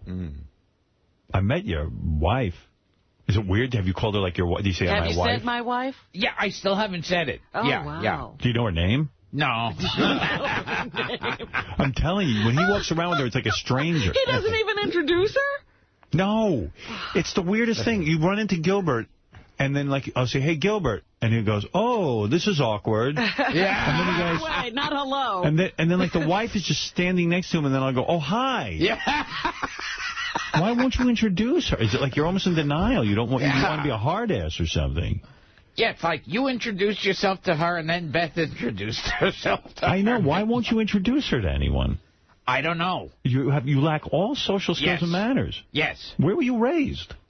This is crazy. I mean, you've got to acknowledge her in some way and make her your equal. Yes. Did you see her ring? I don't think so. No, I don't even know that there is. Is there a ring? Yeah, oh, yeah. It's one of those you blow into it and it goes... Has she become Mrs. Gottfried? Has she changed her name to Gottfried? I think so, yes. You yes, think so? I know it because I've seen it on letters. Oh, she now signs her name. What's your wife's first name? Dara. Dara. So it's now Dara Gottfried. Gottfried. Yeah. Wow, what a lucky woman. So, do you like that she has your name, or does it creep you out? It's very strange. It's strange. Mm-hmm. Is there anything you like about her or adore her? I mean, can you point, like, is there something that you fell in love with about her? She's educated. She's got that book learning. Is there anything you love about her that you could point to? I don't know. Nothing. Yeah. You never said the words. I mean, how do you get married? You never said the words, I love you. You're not romantic. Not romantic at all. But you have said I love you. Yeah. You did. When pushed into it. Oh. Just not to her. Yeah. Why did you marry her? That's the question, Mr. Sulu. That is the question. It's the little Asian in you speaking. Why did you? Because you got her pregnant, right? Well, many people get. Well, no, she put her foot down, and I think they broke up at one point. From what I hear, like Gilbert will never confide in me, but I heard they broke up. I saw her at a party once a couple of years ago. They were done. Oh, yeah? And I think Gilbert came back because she said, look, either you get serious about me or fuck you. Ah, yeah. And so I guess that all was in the mix. We're getting married. We're having children. That's what it means to take me back. That's my best guess. And believe me, there were guys hitting on her. She could get on the guys. I hear she's lovely. Lovely. I hit on her. Wow, you haven't fucked her since you got married. That's weird. But everything's weird. Do you think you'll do it after the baby's born? I suppose. You're not sure. Yeah. Do you have a room all decorated for the baby? You know, the Jews used to wait. They wait till the baby's born. Yeah, they don't buy anything. Do you buy? He's not going to buy anything after the baby is born. After the baby moves out. No, do you have a crib and do you have everything all set up? Yep. Yeah. You fixed up a nursery? Oh, yeah, she did. Yeah. Did that room used to be like your office or something and now it's gone? It was just some extra room there. Okay. Yeah. Well, you know they got a new place, so she probably already picked it out with a nursery in mind. Oh. How many bedrooms you got? 3? Yeah. Yeah. Do you touch her stomach to feel the movement of the baby? Talk to the baby with that funny voice of yours? You read stories to the baby? This is Dad, or do you ever get sentimental like that? No. You don't want to feel, you've never felt the baby kick? Or No. Never? No. You're not kidding, are you? No. You talk to the baby like a parrot? What do you do, Gilbert? Do you ever touch your wife's stomach? Of course. Yeah. I was excited. You got to feel the baby kick, yeah. You never touched her stomach to feel the baby kick? That's amazing. It's almost like you want to act like the baby's not coming. Yeah. That his girlfriend just got fat. Right. Uh-oh, more bad news. I know. I was looking at Gilbert's DVD. I was looking at the credits. You know that Dara and Gilbert are the executive producers of the DVD. Wow, Gilbert. She's in the business? She is. She's in the music business. She's in Gilbert business. Yeah, what? Is she a manager?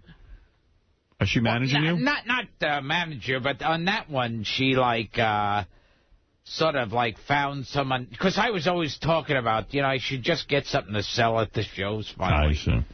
And she finally helped put it together. I see. Yeah. Is she going to be more involved in Gilbert business? Well, Gilbert, you wrote the DVD, and you came up with all the material for the DVD. You paid for the money. Project? I mean, I don't know what she did. She probably helped figure out a way to get it packaged and distributed, which is for Gilbert difficult. She made a couple phone calls. Hasn't she ever said to you, Gilbert, I want you to feel the baby, I want you to touch him? Yeah. And you just say, I'm not interested? Oh, yeah. Wow. Yeah. Wow. Does she feel hurt when you do that? I'm sure. Yeah. Are you going to be in the room when the baby is born? That I don't know yet. So it's a discussion. In other words, you've been invited. You just have not responded. Can you imagine him standing there like a block of wood while they're trying to get this baby out of this woman? Maybe that'll be the moment that'll make Gilbert he'll bond become with the father, baby. Right. No, I cringe at those moments in every, like, sitcom or romantic comedy that has the birthing scene. What do you think it is? Are you not allowed to have anything good in your life? Or you're not allowed to have any joy or emotion in your life? Is that what's going on? Maybe that is it. You feel you're being punished in some way? Maybe. Does she cry a lot, this woman you married, Dara? Not so much in front of me. But in other words, when this woman turns to you and she says, I'm being serious now, I got to know this. Yes. She says, Gilbert, the baby's kicking. You've got to feel this. Yes. You'll just go no and storm out of the room? Not storm out, but I'll know and freeze up. Do you explain? You go, listen, I'm very uncomfortable touching you? Yeah. And the baby? Are you two sleeping in the same bed? That's Gilbert getting out of town. But are you two sleeping in the same bed? Yeah. So sometimes... Gilbert has a big nightshirt on when he goes to bed and a cap. Has she recommended therapy for you at all in any way yet? No, seriously. Oh, sure. No, seriously. Yes. Are you doing it? No. No. But I'm just wondering, I mean, because even when, you're sleeping together, sometimes you cuddle, you can feel the baby kick, or Gilbert do you cuddle? Gilbert doesn't want to do therapy because it might ruin his personality. Right. What would happen if you got social graces? I might not be as good on shows like Celebrity Paranormal. might hurt my... You were the best one on that. Yes. Gilbert is going to be, even despite the fact that he's about to become a father... Well, he better be working. He's going to be at Caroline's, 8 o'clock on Broadway in Manhattan this Thursday. That's this week, this Thursday to see Gilbert. Yeah.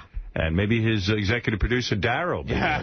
Now, Gilbert, will you be taken off the road, meaning when you get into the 9th month, I know a lot of guys who travel a lot are grounded because they need to be close to the birth of the baby. No, I don't think any arrangements are made like that. Yeah. Have you said to her, look, I don't really want to care for a baby. I'll go out and make a living. You take care of this baby. Is that the arrangement? Is that the arrangement? I haven't said it, but who knows what'll happen then. Right. Right. Well, you got to set it now. You're just going to wait to see? Oh, yeah. Oh, jeez. Not to see if he feels anything. Okay, but what happens if you really are like Brooke Shields and you see the baby and you hate the baby? or what was that? Postpartum. The girl who, Marie Osmond. Right. She got in a car and she started driving across country. Is there any chance you might leave town? I hadn't heard the Marie Osmond. No, but seriously. I see a lot of parallels with Gilbert and Marie Osmond. What if you have the baby, seriously, and you just look and you just go, I don't want this thing in my apartment. Yeah. I had a perfect life. I mean, this is crazy. It's too much for me. What are you going to do? Yeah, like a person... Build a doghouse outside. Like a person who has a pet and they don't like the responsibility. There's no pound to take the baby. What about you moving out of Manhattan, getting a house on Long Island? Oh. I see you in Westchester. Oh, Gilbert, he's got to find the right temple. Yes. Yeah. Very exciting news. Yes, it's very exciting. Congratulations. Gilbert cleaning gutters. Exactly. It's so funny. Gilbert's such an interesting character. Like, we've known him forever. And somebody just sent me an email. Do you know that Gilbert has a sister who's like an award-winning photographer? It's been in the New York Times. And I looked her up on the web, and I looked at her bio, and you can't find any evidence that they're related. Except for her photograph. But you have a sister that's she's a famous photographer, right? That is your sister. Yes. Is that the sister I met in the hosptal? Did you just meet one, or I have two? I met your mom and I met your one sister. I forget which one was there when you were there. This one didn't look like a photographer. Yeah. What, they have like a goatee or something? No, and a parade? I don't know. I bet she wasn't the photographer. Yeah. They were a lot like your mom and your sister. They just kind of didn't talk or anything. Yeah, you all just sat there. Well, it's a fascinating look into your private life. Is your photographer sister the one with the kids you wheel around town? No, that's the other one. The other sister gives you the kids. Okay. Well, what an accomplished family. Yes. The Gottfrieds. No wonder your wife took the name.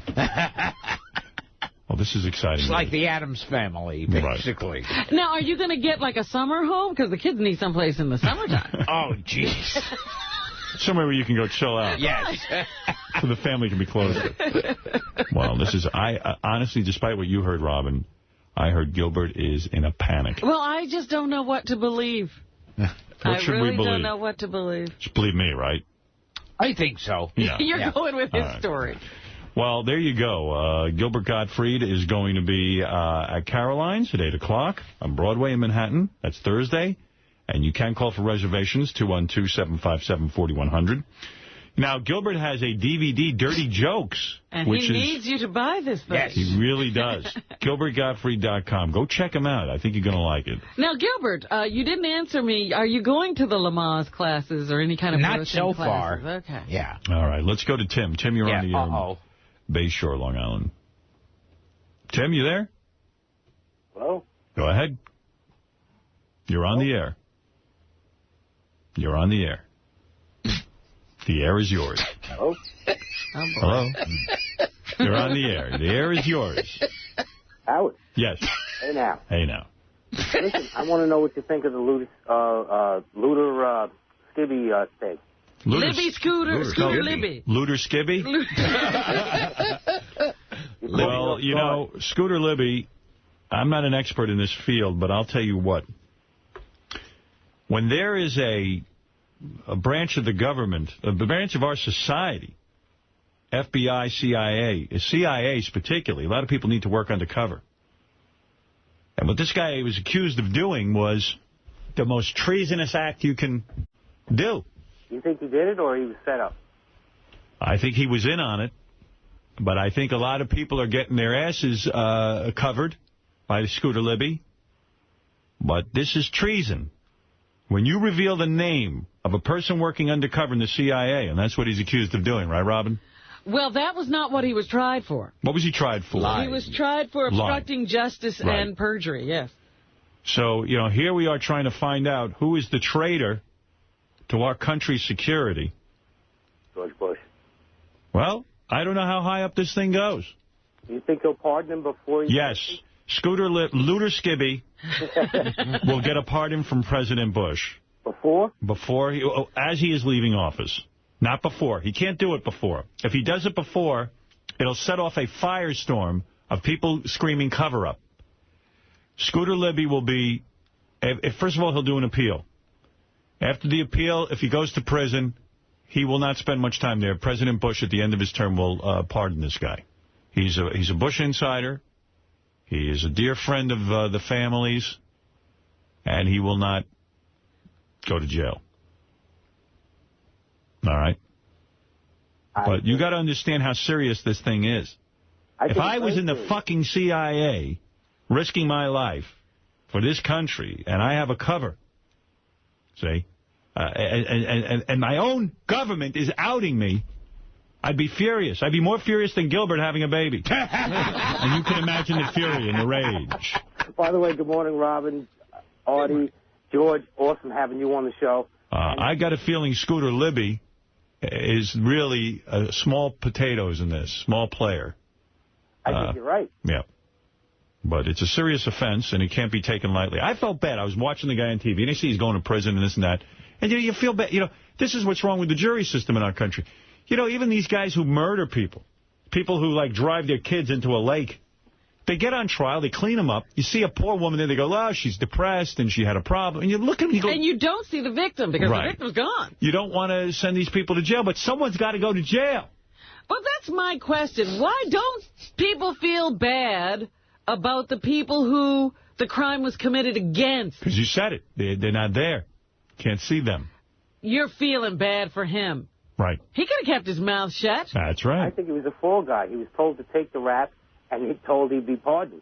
Yeah, well, that could be. We don't know. All right, thank you. Thank you, Howard. I'm terrific. I got an answer for everything. No, you are so right. I can't agree with you more. But I'm a big fuck-up, believe me. But I don't like this. You felt bad for him because he's got to go to jail. No, I'm making a point about that. No, you understand something? I don't like to see anyone go to jail. You don't see anybody's life ruined. But you got to understand what we're talking about here. Gilbert, we're talking about treason. Yes. Now I'm angry. All right. Yeah, accountability for that. Aha. Aso. Man. Do you ever say aso? What does aso mean, by the way? Well, that is a legitimate Japanese phrase. It's the only one I know. Is that so, is what it means. Is that so? Is that so? So. Well, not quite that way. So. And usually they say deska. Is that so? So deska. I see. So deska. Doesn't George have a beautiful voice, Gilbert? Yes. I mean, seriously. He has a beautiful tone to his voice, unlike you, who's very great. You know, you look like my uncle. Who is the Coca-Cola representative in Japan. He's a what representative? Coca-Cola. Coca-Cola. In Japan. He was a executive VP or something. You got to come in with a photo of your uncle. He looks very much like you. Just look at your And his name is Hirohito Godfrey. No, it was Susumu Nakamura. Right. My mother's maiden name, and that's the character I'm playing on Heroes. You look like Susumu Nakamura. I've gotten that a lot. Gilbert, are you a Trekkie? Did you follow the career of George No, that's. I mean, I know about it just through it being on the air, but I never really followed it. You seem to only know TV shows and movies from the 50s and earlier. And earlier. Yes. You know, it doesn't seem like you had any kind of cultural awareness. Well, now especially, I don't know. I mean, I never saw The O.C., never saw Lost, never saw Desperate Housewives. Georgie Jessel impressions. I mean, these are guys from... My father likes when you do Georgie Jessel. He lived to 100. That's right. Hello, Mama, is that you? Mama Nakamura? Gilbert, were you adopted? Maybe you are a Malaysian baby. Well, Gilbert is here. He does many great characters. One of my favorite is Dice Gottfried. Yes. I do that. Yes, you do Dice Gottfried. You don't even know. Wow. In fact, here you are calling someone named Bindi. Have you heard this one? Let me see. All right, let's go to this. Here is the guys took Gilbert doing Dice Gottfried from our show and had him make a phony phone call. Some of Gilbert's greatest work. Yes. We take Gilbert's voice, and you know, like what we do with you, George? We use your voice. We use Gilbert. It's like working with Lassie. Hello. Hey, Bendy, you want a Bendy on it? Ow! What is this? Hello? Hey, Bendy, want to swim around my stingray? Ow! Boy, some bullshit, man. By the way, this guy, Richard had to find a guy named Bindi in the yellow page. And that ain't easy. Yeah. Hello? Well, hello there. Who the fuck is it? Paul Winchell. Well, this motherfucker. Hello? Hi, Georgie. How's your health been doing, Mama? Who? Hey, did you get that parrot I sent you? Somebody bullshitting on the motherfucker. Hello? Hello? Yes. Who you want to speak to? Bindi! Who you want to speak to? Yes. Yes, motherfucker, yes. Who you want to speak to?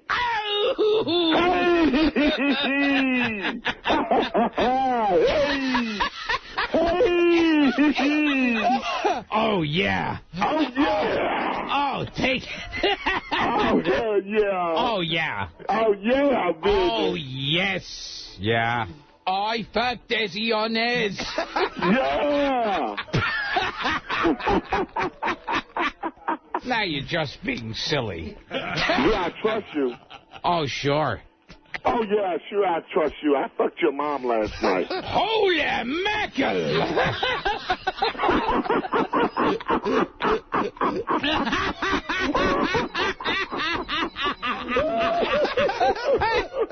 Oh, my goodness. You're an animal. I want to fuck your big droopy yellow tits. I'm gonna fuck your tits.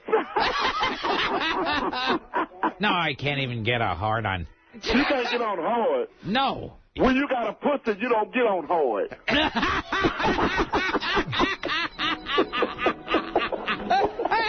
Oh, you gay? Yes. You are gay? I have sex with pigs. You have sex with pigs? Yes. You fucking asshole.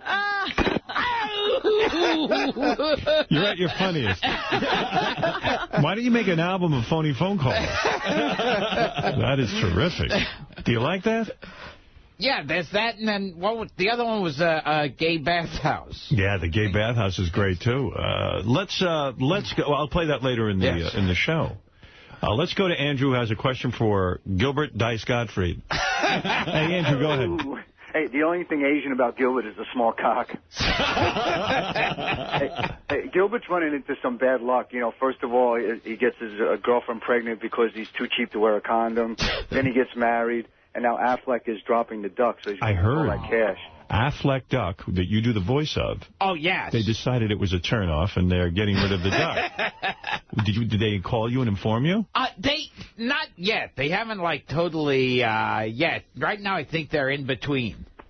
You know, I thought the Affleck Duck was very effective. Oh, yeah. That's how everyone knows about the company. I never heard of Affleck till you started doing that. Well, what happened is they have a new guy at Affleck, so it's kind of like... He's got to put his mark on. Yeah, so it's basically like the kind of thinking of hey, you know, we should change the formula to Coca-Cola. But it was a lot of money to you, right? To be the voice of the Affleck. Yeah, Duck. but so far they're still doing it. Okay, so we don't know yet. It's not because we all read in the paper you were out of a job. Yeah, they had made an announcement that they were going to get rid of it, but then I thought they took them aside and said, hey, that's how people know we exist. That's right. Well, maybe they're rethinking it is what you're saying. All right, Gilbert, great. It sounds like your life's really on target. You're really on track. It's great. All right, Gilbert Gottfried this Thursday night, 8 o'clock at Caroline's. And also, don't forget, GilbertGottfried.com for Dirty Jokes, the DVD. I'm going to take a break here. When we come back, Robin's going to do a little news. George, you could comment on some of the things that are going on in our society. Yes. I would love that. I'll comment on the news. I love current events. In between fucking Gilbert in the ass. There's two things I like doing. Yes. Current events and fucking Gilbert in the ass. You do a tremendous George Takei impression. Well, he looks a little Asian. Yes. Maybe he's related to my uncle. I'd like to bring a little Asian up to my apartment. Would you like to do an announcement right here, Mr. Takei? I'd be happy to. All right, here he is, George Takei, our announcer. This is George Takei, and I'm fluent in 3 languages, English, Japanese, and Spanish, which means I can have sex with men from most of the civilized world. Now, if I could only learn French and Italian and Mandarin and German, I could bang the entire United Nations. All right. We'll be back right after these words. Oh, my God, I almost just vomited. But I didn't. Eric the Midget making some weird phone calls to me. The guy said, hey, Eric just made a weird phone call. I said, let me guess, he's pissed that I hung up on him the other day. Isn't that always the case? I figured he'd be, yelling at you on an email or voicemail. After that. I got it for you right here. Hello, you big-nosed jackass. What the fuck was the point of hanging up on me this morning? You rude-ass piece of shit. Don't you ever fucking do that again. I was trying to get to another point, and then all of a sudden... Isn't it weird when a midget tries to be like a tough guy? It doesn't work. Like, if that was Chuck Zito saying it to me, it's a whole different thing. Shaking your back. Goddamn right. I'll be apologizing. Click. Bob. Fuck you. You annoying sack of shit. Don't you ever do that again. That was uncalled for. No fucking reason to do that to me. I had more to say, and I've had more to say for 2 or 3 weeks.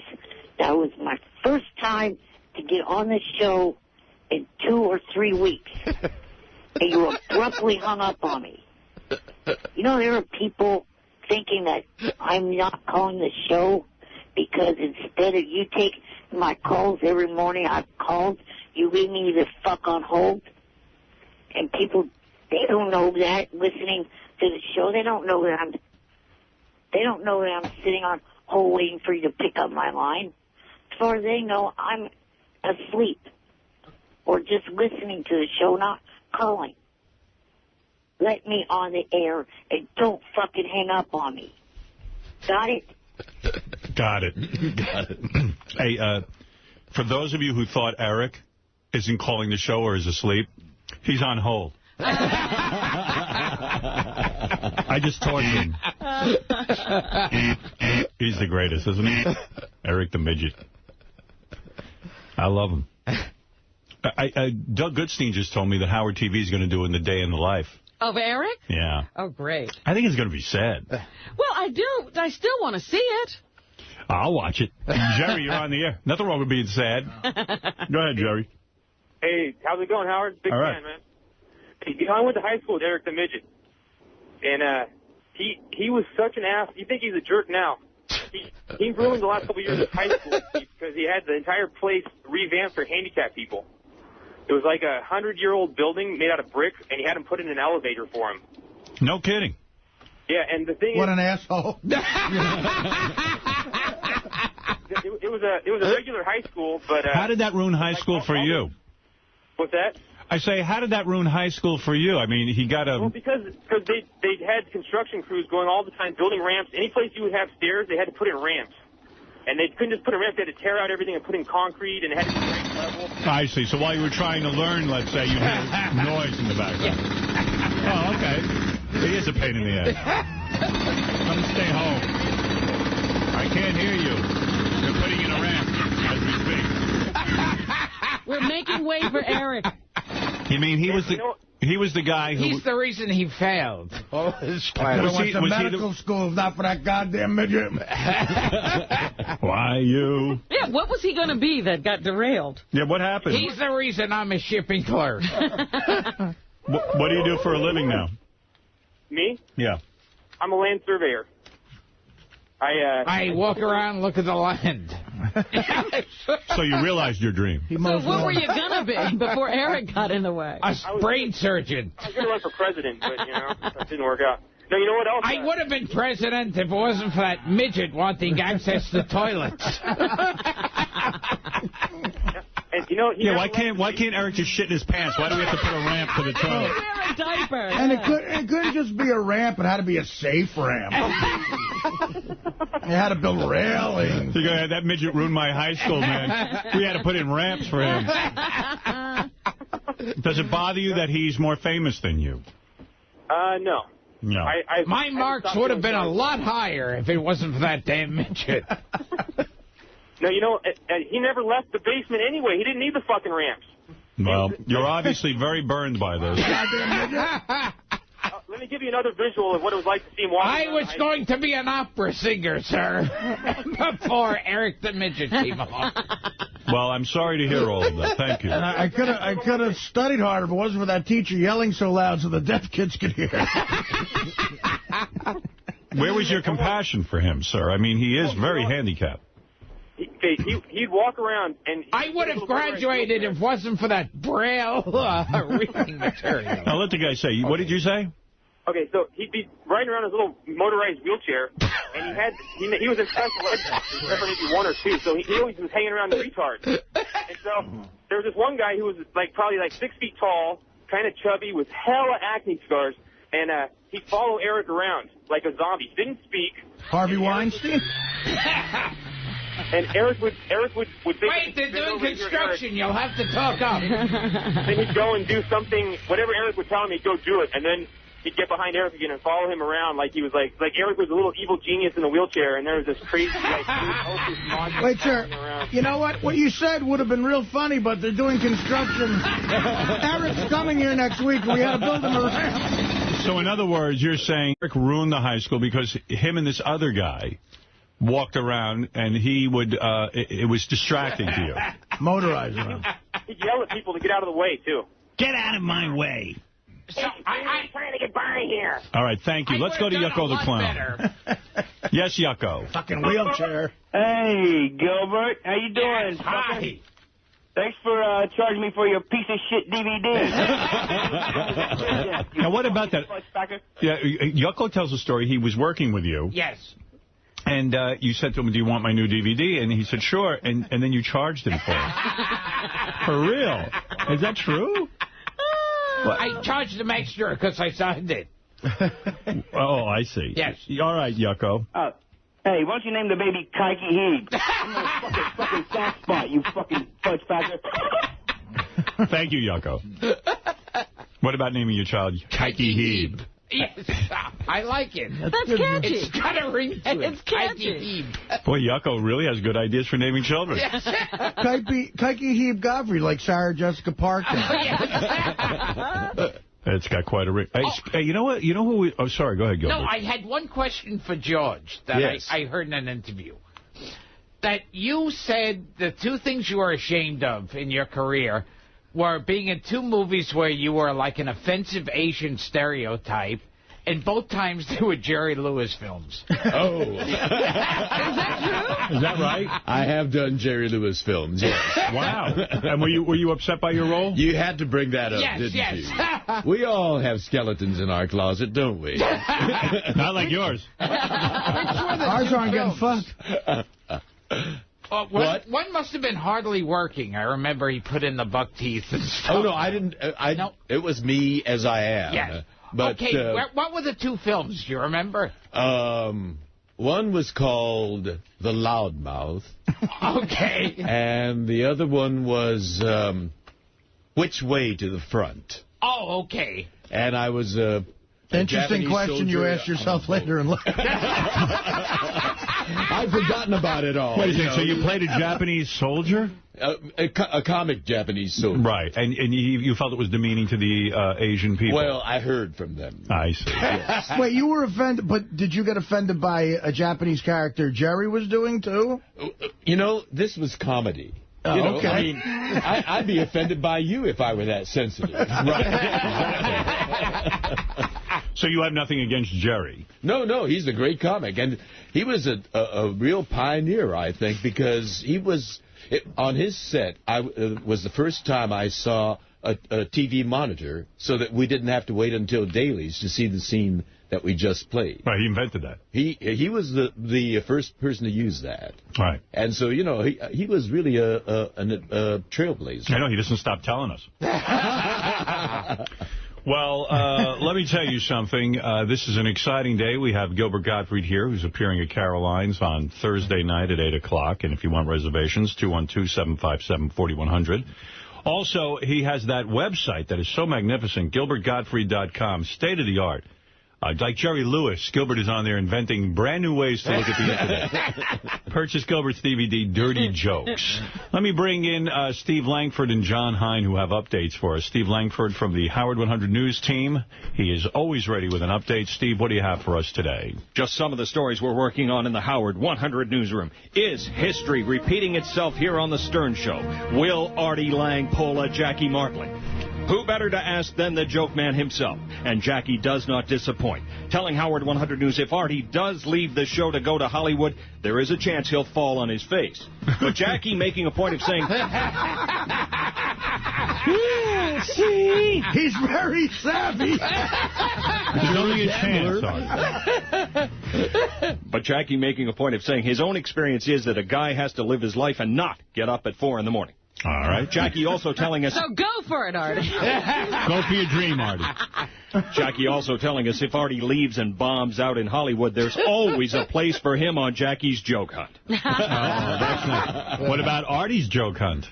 It would be more Artie's loser story hunt. Yeah, he already decided what his show will be. What else you got there, Steve? Also today, what happens when you put a crazy ex-con cab driver in a cage with a butt-eating, blue cheese-licking booze hound? We may soon find out. The Reverend Bob Levy challenging crazy cabbie to battle in Bubba's Bubbagon later this month in Florida. Talk about killers of comedy. Wow. And the Stern Show's driven woman, Robin Quivers, revving up for next month's Grand Prix Celebrity Race in California. Howard 100 News speaking to the competition's head race instructor to find out how Robin stacks up against Martina Navratilova, George Lucas, and John Sally, among others. George Lucas is racing? George Lucas. I'm going to spin out George Lucas. Very good.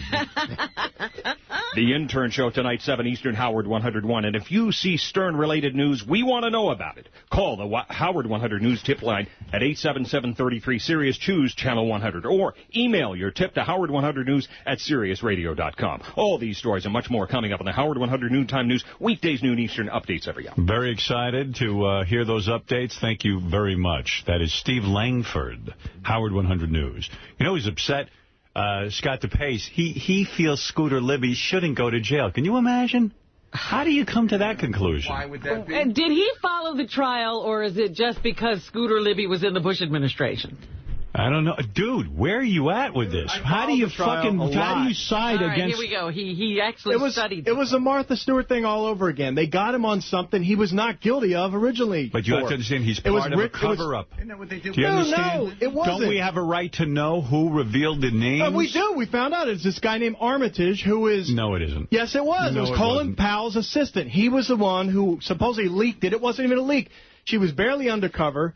She was already out in some Russian spy magazine. No, that's Rush Limbaugh talking. No, it's not. In fact, I just read that on Wikipedia. You must be educated. Dude, he was tried for lying. He was saying same thing that Clinton was, and apparently you had no problem with that, right, George? Clinton wasn't tried for anything. He should have been tried for lying. He was tried for lying and found guilty of that. Yeah, and what was his punishment? Just disbarment from Arkansas. That was it. Right? For lying to a grand jury? Don't you think it's a little bit less a devious lie than to out and be part of a conspiracy to out someone who works for the CIA? Shame on you. You're assuming they did that. Dude, it's You're a traitor to this country. No, you should go live in Iran. Bullshit. Listen, if she was sitting there truly undercover in Russia and Cheney called someone up to have her killed or something, yeah, absolutely. That's what the law's there for. Holy mackerel. This is someone in this country who is working, doing clerical work. Get out of here. You don't know what she's doing. Yes, she was. You don't know what she was doing. Discuss it. It could have put other deep cover operatives in jeopardy. But Scooter Libby did not do anything. He lied and is part of a cover-up. How do you know he lied? His story was he forgot. The jury found them guilty. I watch a case every night. Were you on the jury? No, but every night I would hear the headlines. Night. And every night you would hear headlines. That's not being in the courtroom. Well, listen to me, though. But listen, they got the O.J. trial wrong, too, right? So juries are not infallible. Shame on you. Shame on you. Shame on you. You don't even know what the hell you're talking about, and you're talking about this. Can't believe you went to O.J. Why don't you tell George Takei you're against gay marriage? Go ahead and tell him. You walk him in the face. Yes, he is. All right. Well, yes, I am. Why? First of all, go ahead and tell him.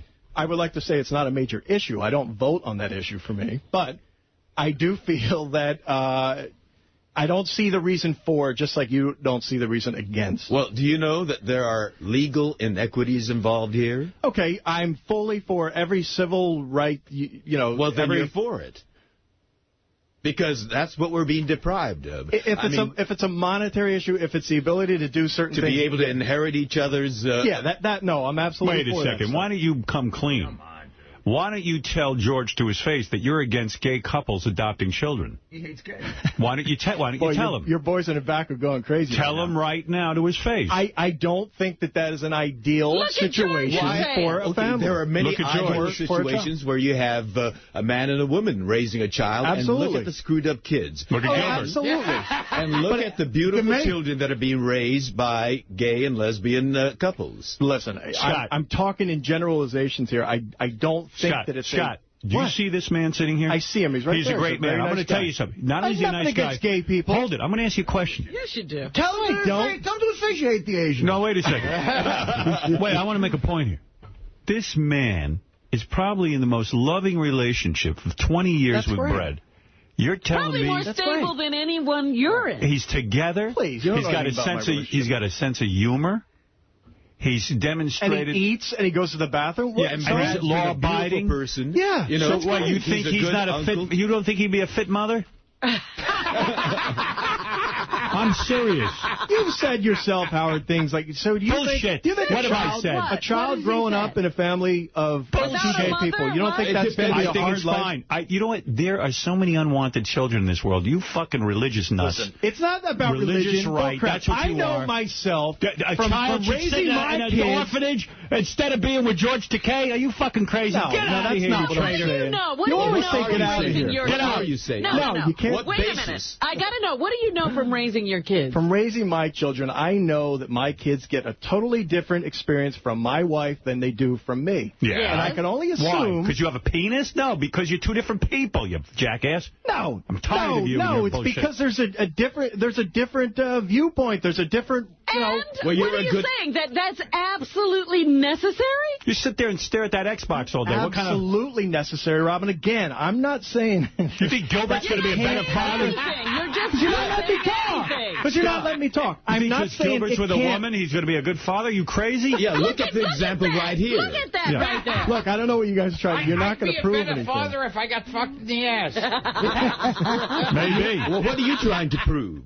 I can't get a word out, so, you know. Well, you're saying that only a man and a woman can raise a healthy child. No, I did not say that. So you didn't listen to what I said. You're saying that you did not listen to what I said. I listened. I said it is very possible, but in general terms, I don't think it's a good idea for... Why? You know, a lot of things aren't good ideas that people do every day. You don't do anything about it, though. Why do you have to do something about gay parents? Didn't you look George in the face? I've looked at him. And tell him, no you haven't, tell him that you said if your son is gay, he couldn't come in the house with his boyfriend. Tell him. You wouldn't Am I lying? have him to Thanksgiving. Tell him to his face. I'd like to know the reason why you hold that position based on generalities. Hey, you big, bold fuck. Fred, right on there. What topic are we back to the adoption? I'm up to why you wouldn't allow your son, if he was gay, to come to his house with his lover. At Thanksgiving. First of all, that was 10 years ago before I had children. Wait a second. No. But secondly... No. Did you say it or not? Your child was I would love that. But Don't look at George. Don't look at me. I do think it would be what's the word? Uncomfortable. Son. It would be very hard. Be uncomfortable. Yes. It would be very hard for me to accept. And what I did say is, if he did show extra affection and kissing and that sort of thing, I'd be very pissed off at him. Many gay and lesbian parents have raised straight, heterosexual, healthy, productive members of society. And most gay people were raised by heterosexuals. Exactly. So what the hell does that prove? All right, so no heterosexuals can have kids. So you want to pass a law. No, Scott. Stupid. Scott, what you're saying is you want to have laws discriminating people because of their sexual orientation. That's right. It's American. I didn't say we need to pass a law. Come clean and look George in the face and say, yes, because you're gay, you should not have rights. I did not say we need to pass a law. But if I were the one making the decisions, I would say that, and I'm in the adoption... Rush Limbaugh, motherfucker. Screw you. It's not about him. Why don't you just get a I Love Rush Limbaugh fucking T-shirt and wear it every day? I don't, because I barely listen to him. This is the same Rush Limbaugh dumb arguments. Why is it whenever Republicans have viewpoints, it comes from other places? No, you're Rush Limbaugh. You're starting to look like him. To justify a law. You're even trying to revise the Constitution. To add an amendment banning equality for First of all, I am lesbians. not. If you're talking about what the president was trying to do, not a hair on that head. That was because... and they're doing that in all the states, too. Do you even understand his side of that story? See, I don't think you've even listened to it. What he said was it should be allowed, the states should be able to make up their own mind. Well, the problem was the Supreme Court, state Supreme Courts were changing that, so he then had to take the next step. That's right. And is that right? Well, look, if you're going to take away the states' rights... And write in discrimination. If you're going to take away the states' right to decide what marriage is... It is no government's right to determine what two individuals do. Enough of this. This is silly. Hey, Howard. Yes. He's a very silly guy. We're not going to make it. Based on your premise, should a state be allowed to ban heterosexual marriage? Sure. Okay. They can. What does that prove? No. Listen, this is a dumb conversation. This guy was raised, I don't know where, but maybe in Kentucky or some shit. Howard? What? Just looking at Rush Limbaugh's website, And, of course, third paragraph down regarding the, Scooter Libby thing, it's the whole Martha Stewart thing. Right, the Martha Stewart argument. Gary, I swear on the life of my children, I have not listened to Rush Limbaugh for 3 days. You guys just think exactly alike. Every position. Maybe. Well, he's been so programmed, and you've heard Rush Limbaugh. So again, the Republican is programmed, but you liberal free thinkers are so great. You are programmed. As soon as Rush Limbaugh went bald, this guy goes bald. That's all I know. Thank you, Scott. You're very director. welcome. Thank you. All right, here's a different view. Bold fuck. I'm not leaving until Fred stops. Baldy! Baldy! He's a bald TV director! Baldy! Baldy! He's a bald TV director! Nice. All right, let's get over to John Hein, who hosts a wrap-up show every day. Johnny Boy at 11 o'clock. It's your turn. What's up? Well, Will the Farter tried out a whistle and a harmonica, serenaded George Takei with Mary Had a Little Lamb, and tried to hit Richard with some shit freckles. We'll discuss Will's appearance, how Richard's holding up after having his head shoved into a farter's ass, and how Sal performed so well on that quiz. Okay. Also, Howard wondered if he could work with Jackie again, and everyone reminisced about how tense things were when Jackie was around. You remember Gilbert. Oh, yes. Gilbert used to get very upset. He hated doing the show. That's right. Well, we'll talk more about how Jackie was on a daily basis, if Robin is clearing a path for Artie to join him, and take calls to speculate on how things would go if Jackie came back into the studio for just a day. We would welcome him with open arms. If I left, would we be living together? It could happen that way. Also, a recently married Gilbert Gottfried filled us in on his wedding and future as a father, but still hasn't referred to his better half as his wife or touched her pregnant stomach. Can you believe that? No. Touch the stomach, I'd be a little freaked out. He hasn't had sex. You wouldn't touch your wife's stomach? I guess I would because you have to. You know? But if there's a baby in there, you wouldn't want to feel the foot pressing against the belly and stuff. Am I crazy? Artie, you want to be a dad one day. Right. You're going to be so excited when you finally find somebody you can knock up that you're going to be wanting every experience. Gilbert's like, I don't think so. Yes. This I have to hear. Well, when it's a kid, when it's an actual kid, I might be into it. Not when it's covered by my fat wife's stomach. Gilbert, do you... He's a man next to my own heart. Do you can picture, you holding the baby when it's born and, rocking it? Do you feel singing to it? No, I can picture Artie doing it. Okay, do you think you'll even hold the baby? As long as it's two gay guys doing it. Yes. No, seriously, Gilbert, do you think you'll hold the baby? Maybe. I don't know. I guess I'll have to. Do you think you'll give the baby kisses? Do you? We'll see when that happens, yes. Will you teach the baby how to do the aristocrat's joke? Oh, yes. This is a disaster. Do you want your little baby to be a comedian? Oh, boy, that would be, yeah. What a great life. Gilbert Gottfried Jr.? I'm quite frankly worried about this.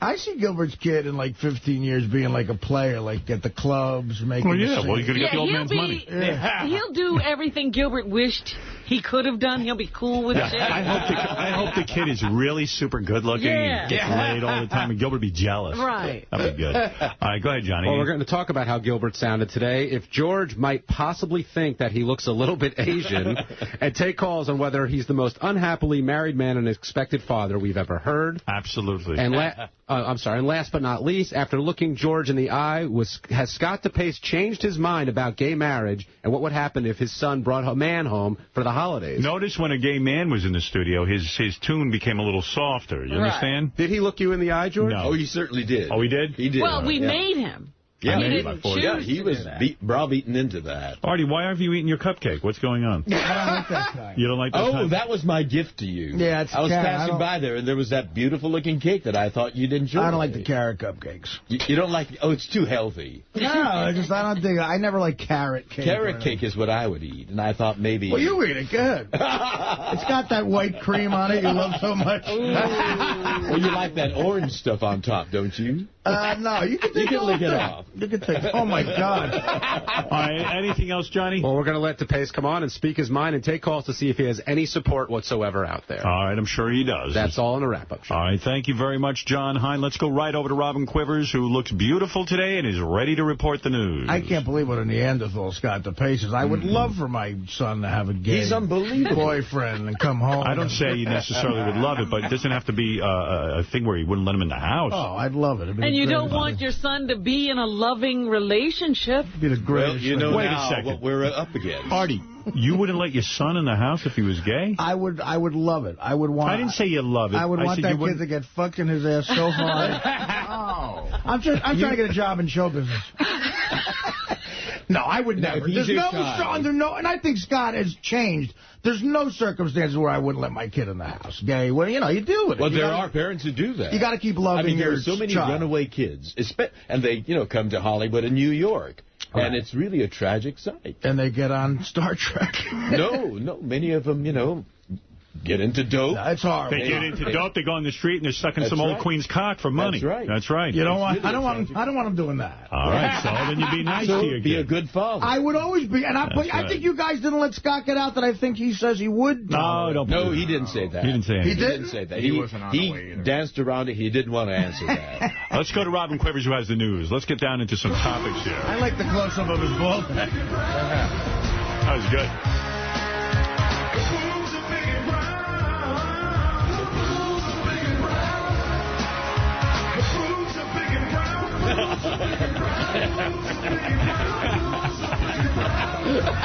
Oh, poor Robin.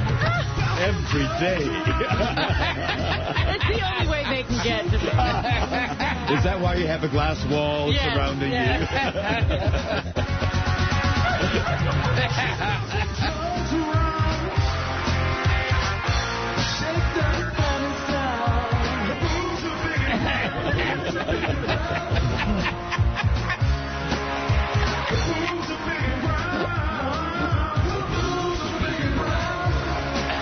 Oh, my. It goes on and on. Boy, oh, boy. It's some song. All right, thank you. You get a good riff, you stick with it. Don't change it no matter what.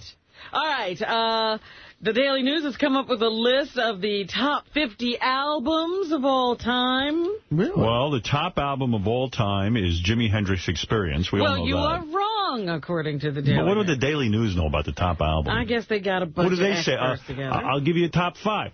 Number 1, Jimi Hendrix Experience. There's no better album than that. Am I right, George? Absolutely. Okay. Number 2, everybody knows that. Except for Scott DePace. Let me see if you're even in the top 5 here. No, you're not. What is the top song according to them? I'd put Experience in the top 10, I would, but not number 1. What's number 1 for you? What could be better than that? Best album of all time is Sgt. Pepper's? Is Born to Run by Mr. Bruce. Get the fuck out of here. It's not even in the top 5. None of you know what you're talking about. It's my number 1. Revolver by the Beatles. What's the best Beatles album? Best Beatles album of all time is Sgt. Pepper's. It changed the way everything went down in music. I agree with that. Not only the best Beatle album, it is the number 1 album. See, that's what I thought they might go. Well, it's number 2, but okay. Number 2. It's behind Born to Run. Jimi Hendrix Experience. Number 2. Gilbert, you agree with me that Sgt. Pepper's is the greatest album of all time? Yes. Next to Jimi Hendrix? Gilbert was the one who got it right. Yes, I was the one who said Sgt. Pepper. See, Number 2. I'm not the complete idiot. You actually listen to music? Yes. We found something he likes.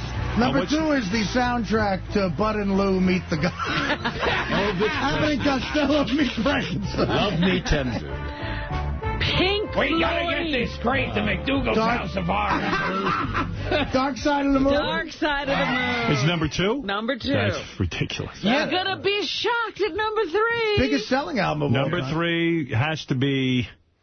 I was going to say a Van Halen album, but I'm not going to because it's not consistent enough. Gee, number 3. What would be Well, number the first 3? Van Halen album is great. It's pretty damn great, it's right? Not, yeah, but I don't think. Well, what's better than that? Well, I think there's a couple of Beatles. You have to think of the great bands, The Who, the Rolling Stone. I mean, I can't believe that. Who's next? I'll give you any Rolling Stone. I'll give you Exile on Main Street is probably number 3 or 4. I bet they put Sticky Fingers above that. What is it? Number 3 is Michael Jackson's Thriller. Get the fuck out of here. And Artie, you should have known that. That is the most overrated bullshit. Michael Jackson is not even good. Eddie Van Halen's on Beat It. It's a crap, right, Gilbert? I never understood the later Michael Jackson. No. I mean, he was fun when he was with the Jackson 5. The adult Michael, he lost you when he became an adult. When he was still a black man. Yes. He was fun to hang out with. Yeah, he was fun to party with. No, that later I never Number 4 is what? Number 4, I can't believe nobody said any Led Zeppelin. That's true. It's Zeppelin Led 2? Zeppelin 4. 4. Zoso? 4, yeah, I like it. That's the one they always point to. And number 5. Who's next? The Best of George Jessel? Sticky Fingers. Exile on Main Street. It's not Exile. Lonely Hearts on Brand. Number 5 is U2. You enjoy the show, Mama. Joshua's Tree. Joshua Tree. No. The Joshua Absolutely overrated U2. Can I ask you where Born to Run and it has to be in there? The Rolling Stones' Exile on Main Street is number 6. Can you imagine somebody would make a list as dopey that Exile on Main Street is lower than Bono's bullshit? I guess they felt they had to put a U2 thing in it. Stupid asses over the What the hell's wrong with them? There's 3 Beatles albums. 3 Beatles albums I put before that. Of course. Rubber Soul and the one you just said. Yeah, not even thinking about women. Carole King's Tapestry, number 7. No. Fucking break. Bullshit. Number 8, Bob Dylan's Highway 61 Anything Bob Revisited. Dylan sucks. Go ahead. Blood on the Tracks. Number 9, Beach Boys' Pet Sound. I never got that. They're horrible. Number 10, Nirvana's Nevermind. No, not number 10. It's a good album, but not number 10. Pearl Jam's 10, number 11. All right, I go along with that. Just tell me where Born to Run is. All right, let me see. Bruce Springsteen's Born to Run, number 15. Yeah, see. All right, so it's in number there. 1 for me. Number 16 is Prince's Purple Rain. So, they're all over. Where's the first Who Purple record Rain in there? is one of the greatest albums of all time. Who's next? The one? I'm curious. Who's next cannot possibly be on this. Who's next was number 22. Okay, who's next? Shania Twain is ahead of Stop it. Purple Rain should be in the top 5. The Grateful Dead is ahead of the Who. Really? Grateful Dead are horrible. Hey, Robin, who's I would have killed myself. Who's Next is the first Who album? Yep. Okay. 22. Shit. But behind Shania Twain's number 1. You understand they got to fill up newspapers. These guys don't. Who wrote that column? I'm going to write them a letter. Fleetwood Mac is number 24. That is a great album. Rumors. Yeah. Not a great album. Pink Floyd's The Wall, number 25. No. Is there a Van Halen album on there? A what? Van Halen? It would have to be the first Van Halen in 1984. Jimi Hendrix doesn't show up until number 41. Wow. Boy, these people don't know what they're talking about. Are you experienced? I really disagree with that. That placing is ridiculous. No, Shania Twain's much better than Jimi Hendrix. By 30. Yeah. The Eagles' Hotel California, number 35, behind Shania Twain. Yeah, wow. Shania Twain. As soon as Shania Twain's on the list, you're right. Close the paper. Right. Just close it. Dixie Chicks, number 33, ahead of Jimi Hendrix. That's crazy. All right, let's move on. This is a silly conversation. And I don't see The Who. Well, they're right. Well, Who's Next was on. Oh, the Who's Next. Yeah, okay. But who else? Who else is not on this? There's only one Stones record?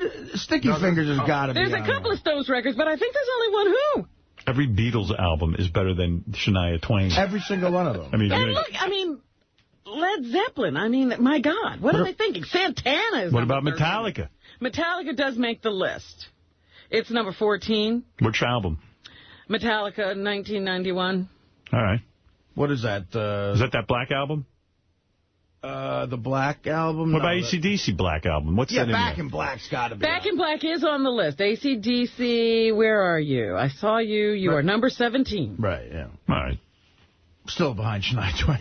38 is Marvin Gaye's What's Going On. That's a brilliant album. Yeah, they're crazy, crazy. All right, anything else, Robin? Captain America. Are you a big fan? Captain America, I never liked it. What about Gilbert Gottfried's I don't know the whole deal with Captain America. I'll tell you why I don't like Captain America. What? He doesn't really have any powers. Well, I He's a big didn't shield. know that Captain America came out in World War II. Right. As a reaction to the Nazis, and they gave him super soldier serum. Yeah. Good reaction to the Nazis.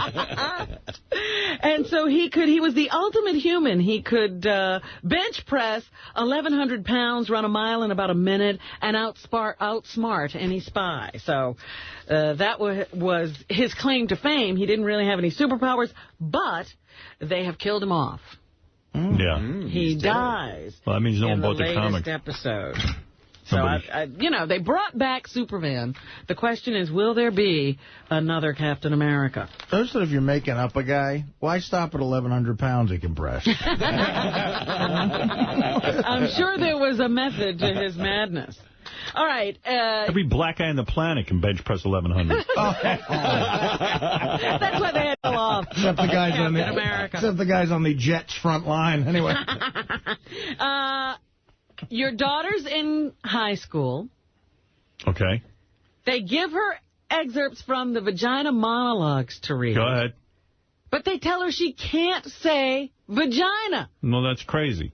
That's silly. Well, that happened at a Westchester public high school, and now they've suspended the 3 girls who disobeyed the rule and actually said the word vagina together. Could you say while pussy? They were reading the vagina monologue. Just say pussy instead of vagina. You can say cunt, but you can't say vagina.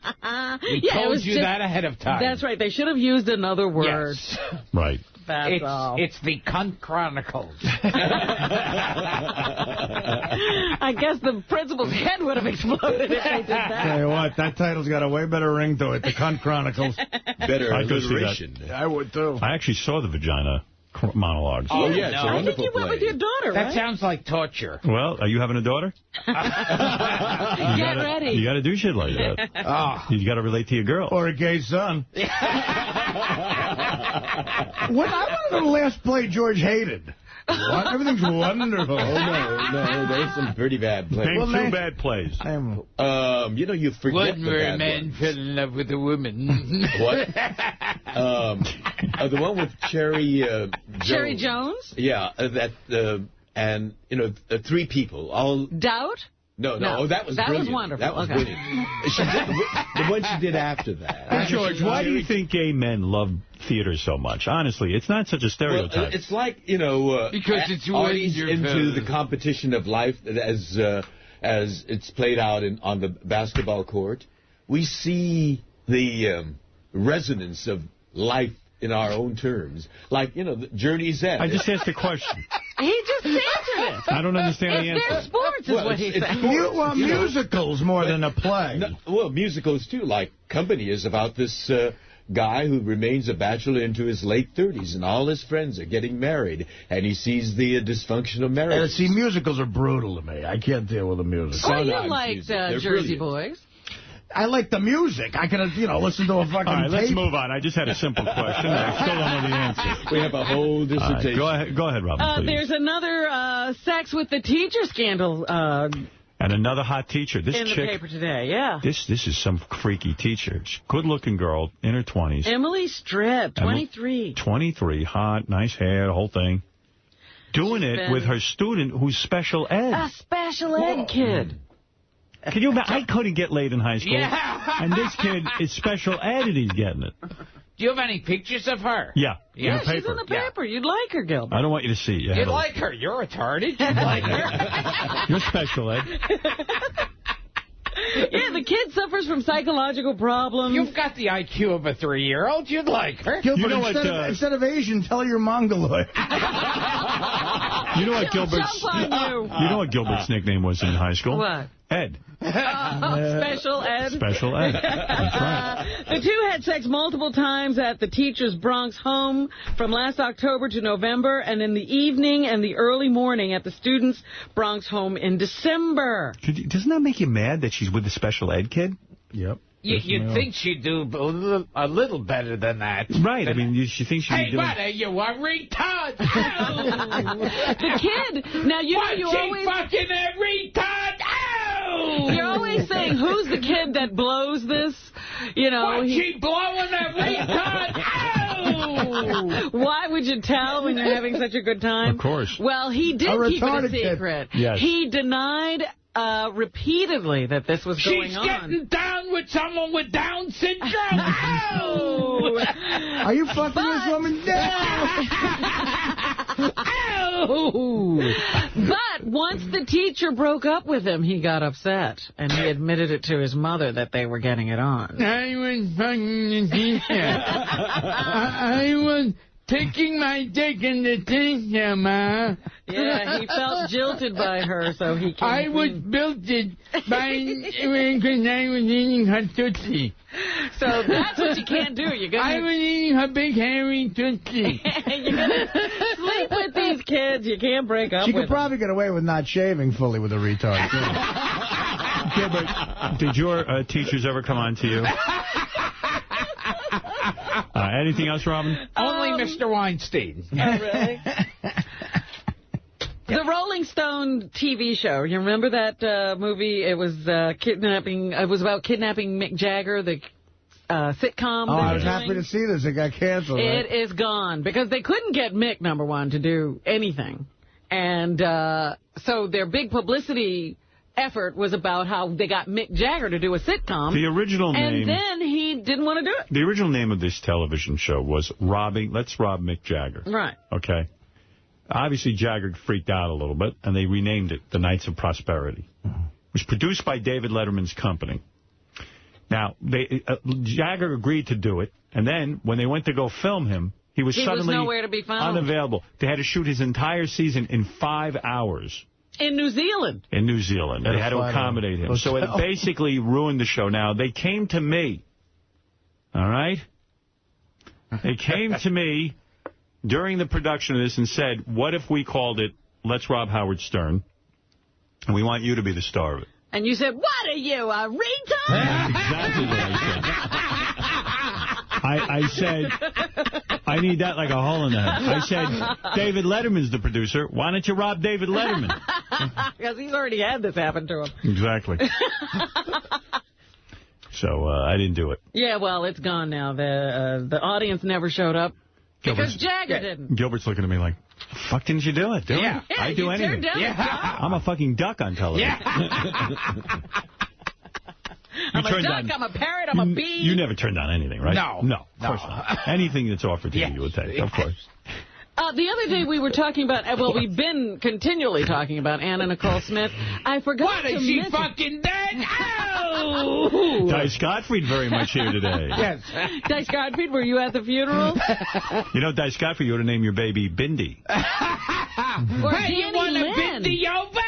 Oh! Danny Lynn, there's a name. What about Danny Lynn? How about Kikey Heave? Anyway, Anna Nicole Smith. A lot of people came out of the woodwork and said they were sleeping with her after she died. They still don't know who the father of her baby is. Some of the interesting things I forgot to mention about the funeral was that one of the guests was Hulk Hogan. I didn't know that. Yeah, Hulk Hogan. I did not know that. Did not know that, huh, Johnny? Now, here's a true story. This is wild. This is for real. I understand. Yes. I was reading the paper. This is a true story in the paper. That Hulk Hogan was at the Anna Nicole Smith funeral. Is that wild, Ed? Is that wild? It was so wild. And I was I actually had sex with Anna Nicole Smith. Well, that's a true story. That's true. This is a crazy part. I was supposed to come. I was supposed to pull out. Right. You are correct. And I actually shot my wife. And so therefore it is. All right. So anyway, Hulk Hogan was a guest. He was invited by Howard K. Stern. Apparently, they are friends. Well, this is wild. The K stands for kike. Kike Hunky-heavy. And another person now... I have a Sternak. What? Okay. Sweeping up the kitchen, Rush Limbaugh and Anna Nicole Smith. Sweeping up the kitchen. That's right. Rush Limbaugh and Anna Nicole Smith. That's right. Go ahead. Name a chore, a bore, and a whore.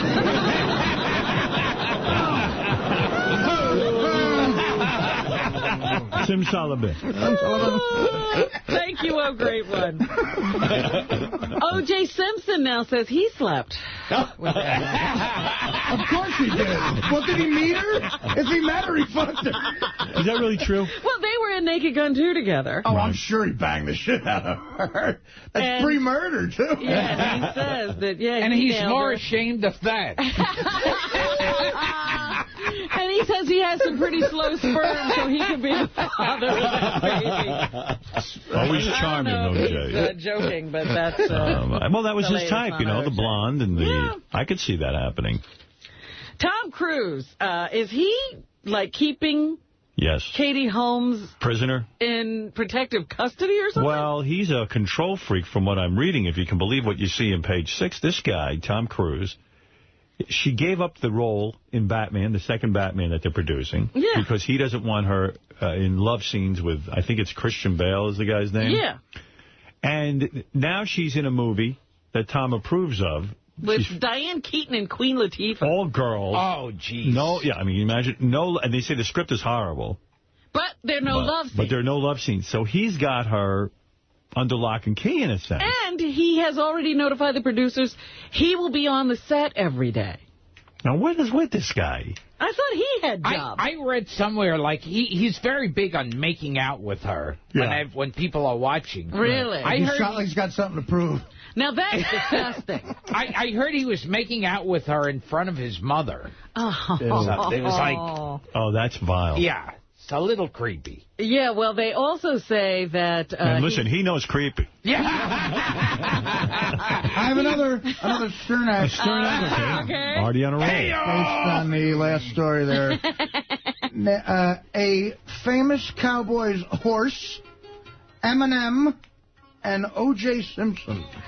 A famous Cowboys horse, O.J. And Eminem. And O.J. That's correct. Name a trigger, a wigger, and an African-American. I thought the N-word was coming up. No, never the N-word, no. Not from the great one. A wigger, and an African-American. All right. That's very good. All right. All right, they're also moving into a compound in California where... What is the second one? Wigger. Oh, wigger. Right, go ahead, Robin, please. They're also moving into a compound in California that has enough room for classrooms for his kids because his sister homeschools his children. Tom Cruise, yes. That's not too creepy.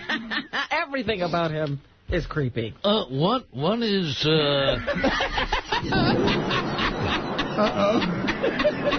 Were you a big Johnny Carson fan, Gilbert? Is that what you're trying to tell us? Yes. I want to fuck your nigger tits. Oh, my God. What? That was a callback from the last show. That's a callback from 3 months People ago. might not understand it. They might think you're a racist. Yes. We wouldn't want them thinking that. Will this baby be a chip off the old block? Yes. Anyway, the Atkins diet has been declared okay by the AMA. The American Medical Association begrudgingly had to give its seal of approval to the Atkins diet after all these years, after running some tests and finding a bunch of women who were on the high-protein diet and lost weight. So they say it is a viable alternative in your weight loss regime. Okay. All right. The astronaut was probably driven crazy by some lusty email she read from her rival for the affections of a male astronaut who was up in the space shuttle. She got a hold of these email where the woman was talking about making love to the guy she was in love with, who she had declared to his mother that she was going to leave her husband for so that she could marry. When she found out there was a girl who was rivaling her for his affection. It just drove her crazy. She jumped into a diaper, got behind the wheel of her car, and drove 900 miles to try to kidnap her. She got knocked out of the news totally by Anna Nicole Smith. I know, but she's back because Anna Nicole is in the ground. You know, Ed McMahon put out a audiobook. Do you know that? No. Yeah. Johnny, you didn't read... You didn't read that, Johnny?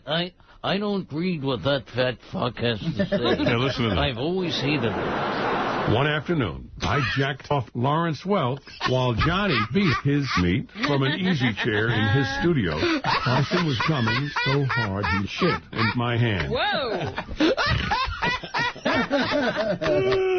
That's amazing. Yeah, he did an audiobook. Fascinating stories. There's nothing sacred. In April of my senior year in college, I was paying a lot of money to get a little boy named Gordon to milk my colon. Great stories in that book. I remember one evening when Art Linkletter butt-fucked a beautiful English sheepdog named Patrick. Great stories in the Ed McMahon book. Mike, I can't believe you didn't read this book. How's that not a bestseller? Once I asked the little boy, please start eating my penis.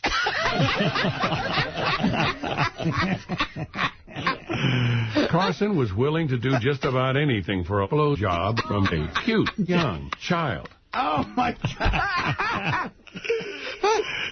In April of my senior year in college, I was paying a lot of money to get a little boy named Gordon to milk my colon. Enough. That's yours hearing again. Like that It's a great book. I'm not going to play you the whole book. How much would it be to get Gordon to milk his colon? I'm curious. When Johnny and I started doing The Tonight Show, we did anything we could think of to fill Doc Severinson's tight little ass hole with Johnny's enormous, nasty man meat. Man meat. With her feet behind her head, Raquel Welch shit on my penis, then tried to pee in Doc Severinson's face. Wow. This is heady stuff.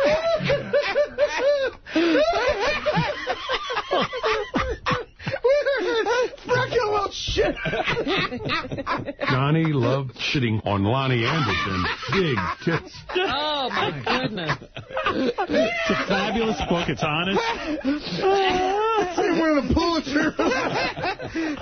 At least he waited till Johnny was dead. Yeah, but I don't think it's right to reveal this stuff now. Don't tell the Raquel shitting on your dick story till I'm in the ground. It's a great book. I love the challenge of trying to hold down a little boy while Johnny sucked his tiny penis. What a great challenge. It's an incredible book. I've read it many times. Where do you get this book? In Richard's studio. After spraying my face with cum, Dom DeLuise put his hand down Johnny's pants and squirted shit straight down Johnny's mouth. Oh, my. Zsa Zsa Gabor has mammoth cunt lips.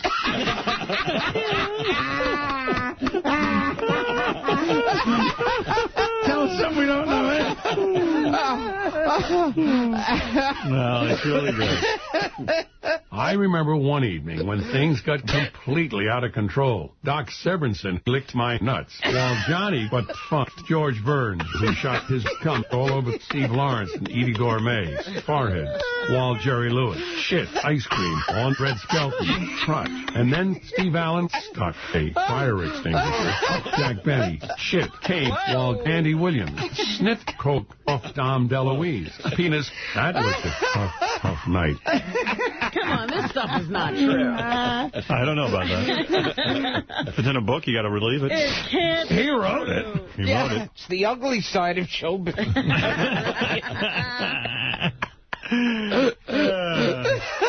At most, it took only a couple of hours a day to gather whatever boys I needed to fondle and but fun.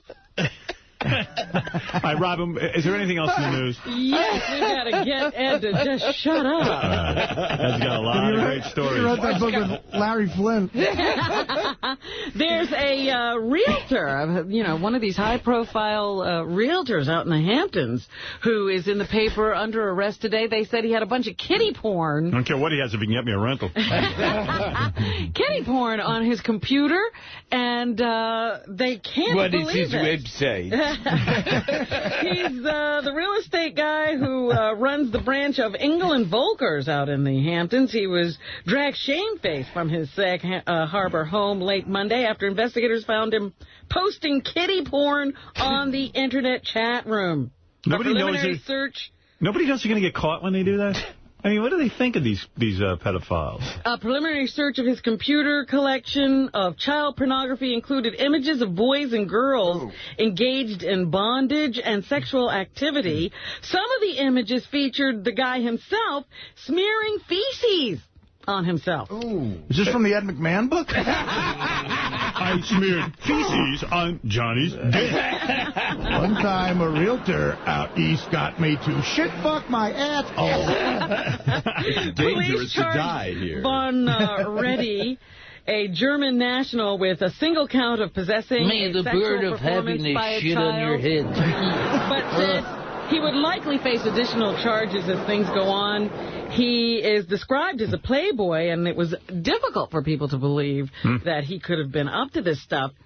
The police say he has admitted to being involved in this, but his pals say that he's telling them that some friend who came to the house might have put these images on his computer. He blamed a German guest who was involved in child pornography, who stayed at his house last year. Meanwhile, he was just, I think, about to marry his very beautiful and pregnant girlfriend. Oh, great. So you invite these German friends of yours over, and they're... Imagine that's true, and they're looking at internet porn and kiddie porn, and then you get fucking in jail from that? God.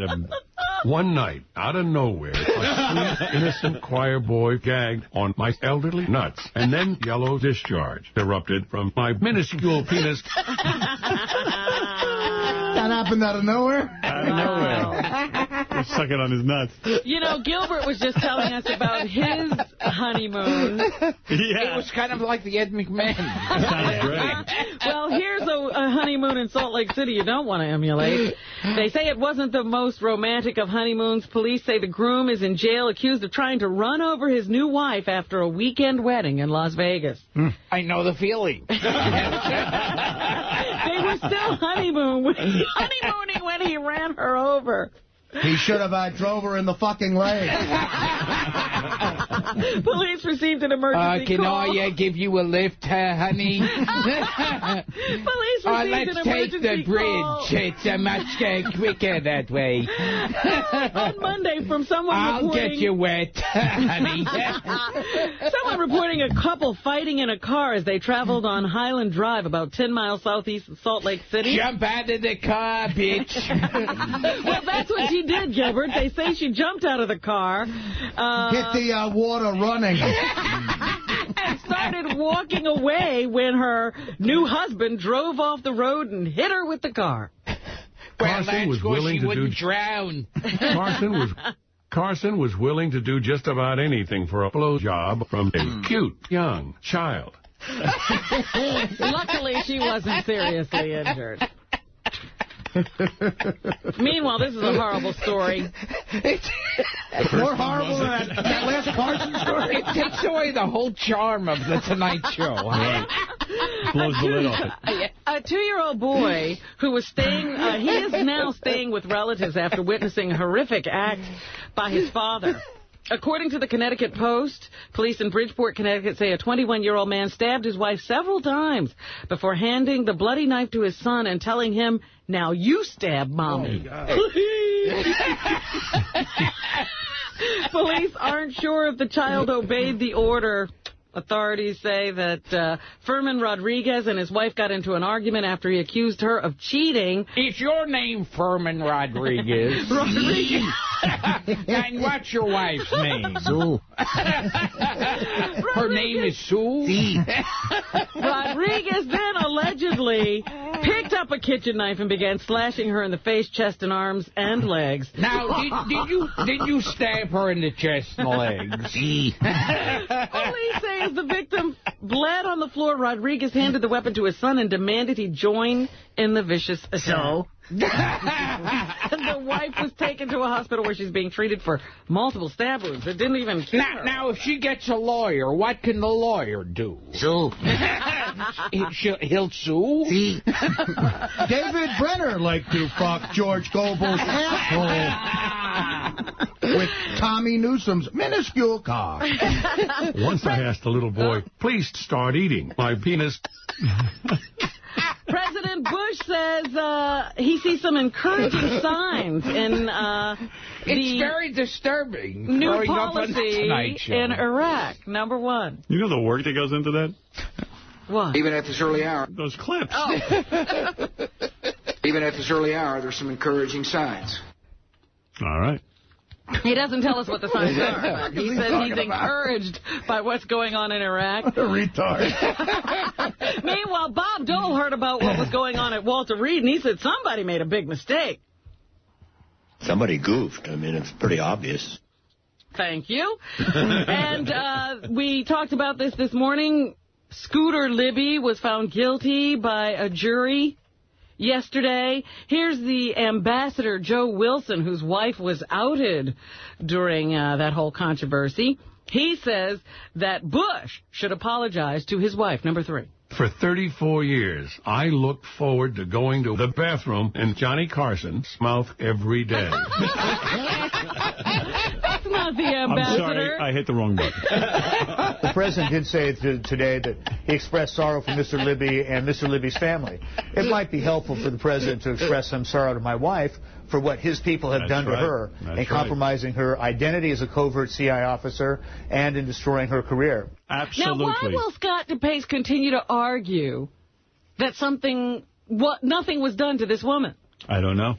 Here's the ambassador again. Bush should apologize for the faulty war intelligence as well. The president might express some sorrow to the American people that a key part of the justification under which we sent our soldiers to kill and to die in a foreign country in our name, a key part of that justification was simply bogus. What is it, Scott? You wanted to answer Robin's question? Is that it? Yeah, I don't see what is so bad that has happened to her. Her life was not threatened. She can work in any number of jobs. You don't know anything about it. What if your wife worked for the CIA, covert operation? She could still work for the CIA. She was not covert at the time. But well, stop it. That man doesn't know what he's talking about. That was his wife. Why is he saying that? Because he hates the Republicans and Bush. Oh, obviously, he's got an agenda. You know that for a fact. You know he has an agenda. I mean, anybody who is wronged has an agenda. That is why this whole thing started in the first place, because the reporter, I forget his name. It has nothing to do with the fact that the woman was outed. Novak asked, why would you send a guy who's not how do you know into so much? the administration? Because I watch his stuff. How are you so brilliant?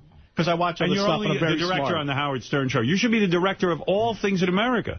Why aren't you working for How are you so brilliant? You just work on this radio show. I'm just telling you what's wrong and right. You don't out when you're a United States citizen and a member of the government, and someone is in covert CIA operations. You do not out them. You're not part of the line coming up. You're assuming that there was some. No. Now. You're assuming that they were trying to hurt this woman. I don't think it was the case. Hi, George. You know they're shooting you at the top of your head while you talk? Look at the TV.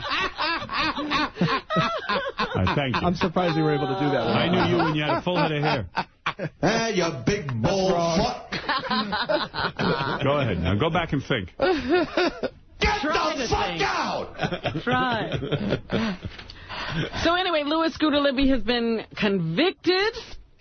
Here is his attorney, Ted Wells, who says that Libby is totally innocent and will appeal. Number 11. All right. We are very disappointed in the verdict of the jurors. This jury deliberated for approximately 10 days. He says he intends to file a motion for a new trial and will start making plans for a formal appeal. Libby was the only person charged in the 3-year-old CIA leak probe. Some people are saying he is the scapegoat. That's true. Falling on the sword for the administration. Here is the special prosecutor, Patrick Fitzgerald, said he's gratified and added that the facts in the case were clear. Number 10. The jury was obviously convinced beyond a reasonable doubt that the defendant had lied and obstructed justice in a serious manner. The results are actually sad. It's sad that we had a situation where a high-level official, a person who worked in the office of vice president, obstructed justice and lied under oath. All right. So there, Scott. I don't care what you say.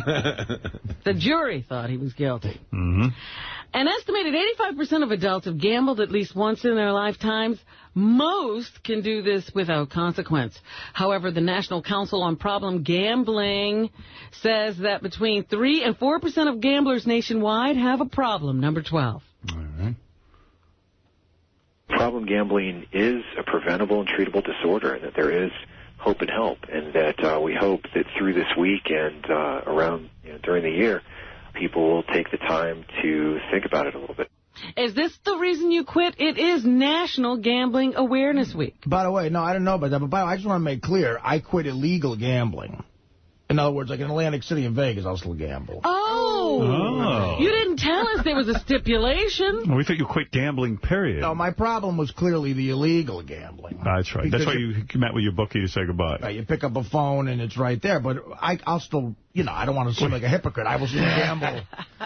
Already changed since this morning. No, it never changed. I always said, I forgot to say, it's just... Is it kind of like when you're off coke, but you'll drink into oblivion? Right. Okay, all right. I understand. It's very different. Illegal gambling's a problem for me. Legal gambling has never been a problem. All right.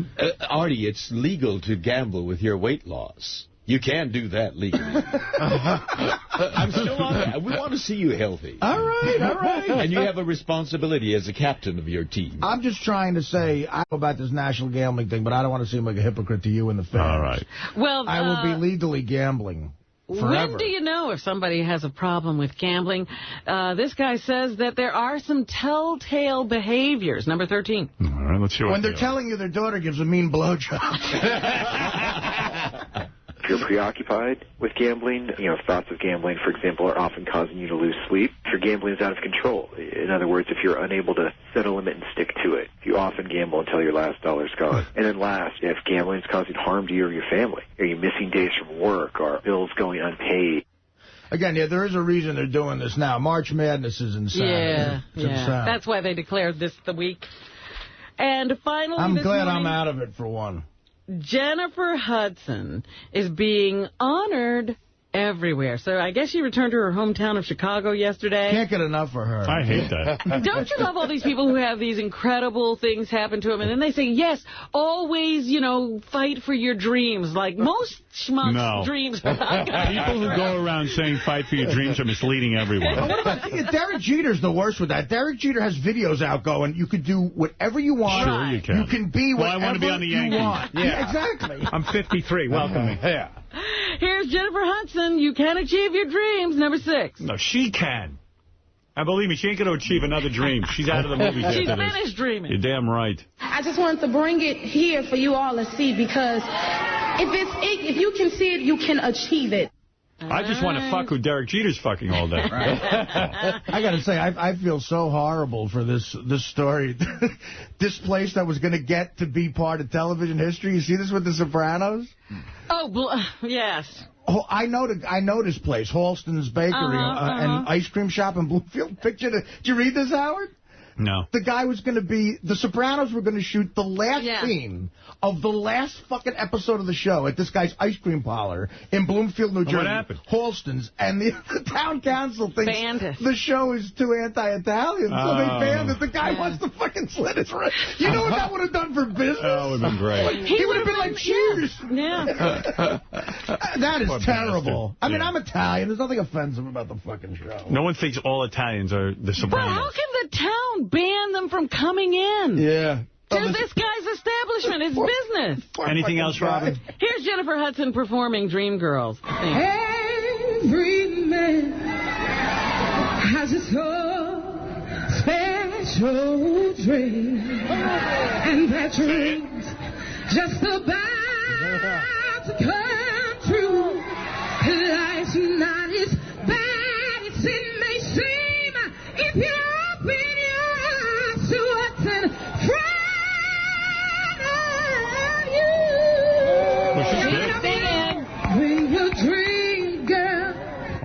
Oh, boy. She's fantastic. You like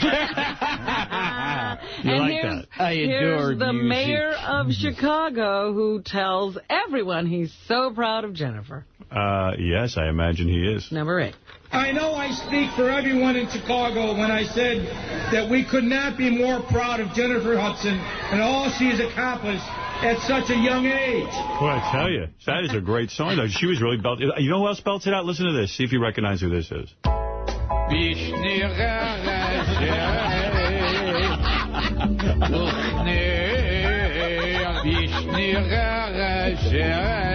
guess Gilbert Gottfried, you're right. He's terrific. You gotta love those great singers. All right, Robin. And that's what's happening. Gilbert, yes, Artie? Real quick, this Saturday I will be signing my DVD at in the Boston area at the Newbury Comics, somewhere in the Boston area. When you're signing a DVD, this Saturday, it's important to do it with a pen. Hey, can I just say something? One of the Newbury Comics. I know you have a development deal with Fox, and I think this woman on the phone has a good idea. And I want to, real quick, what is, Anna, what's your idea? Say it real quick. Hi, sweetie. That Artie and Sulu should have a show, like an Odd Couple show. Remake The Odd Couple with Artie and George. Okay, I like it. Get to work on that, Artie. George, you originally, huh? You into this, George? Sure. All right, let's do it. You especially.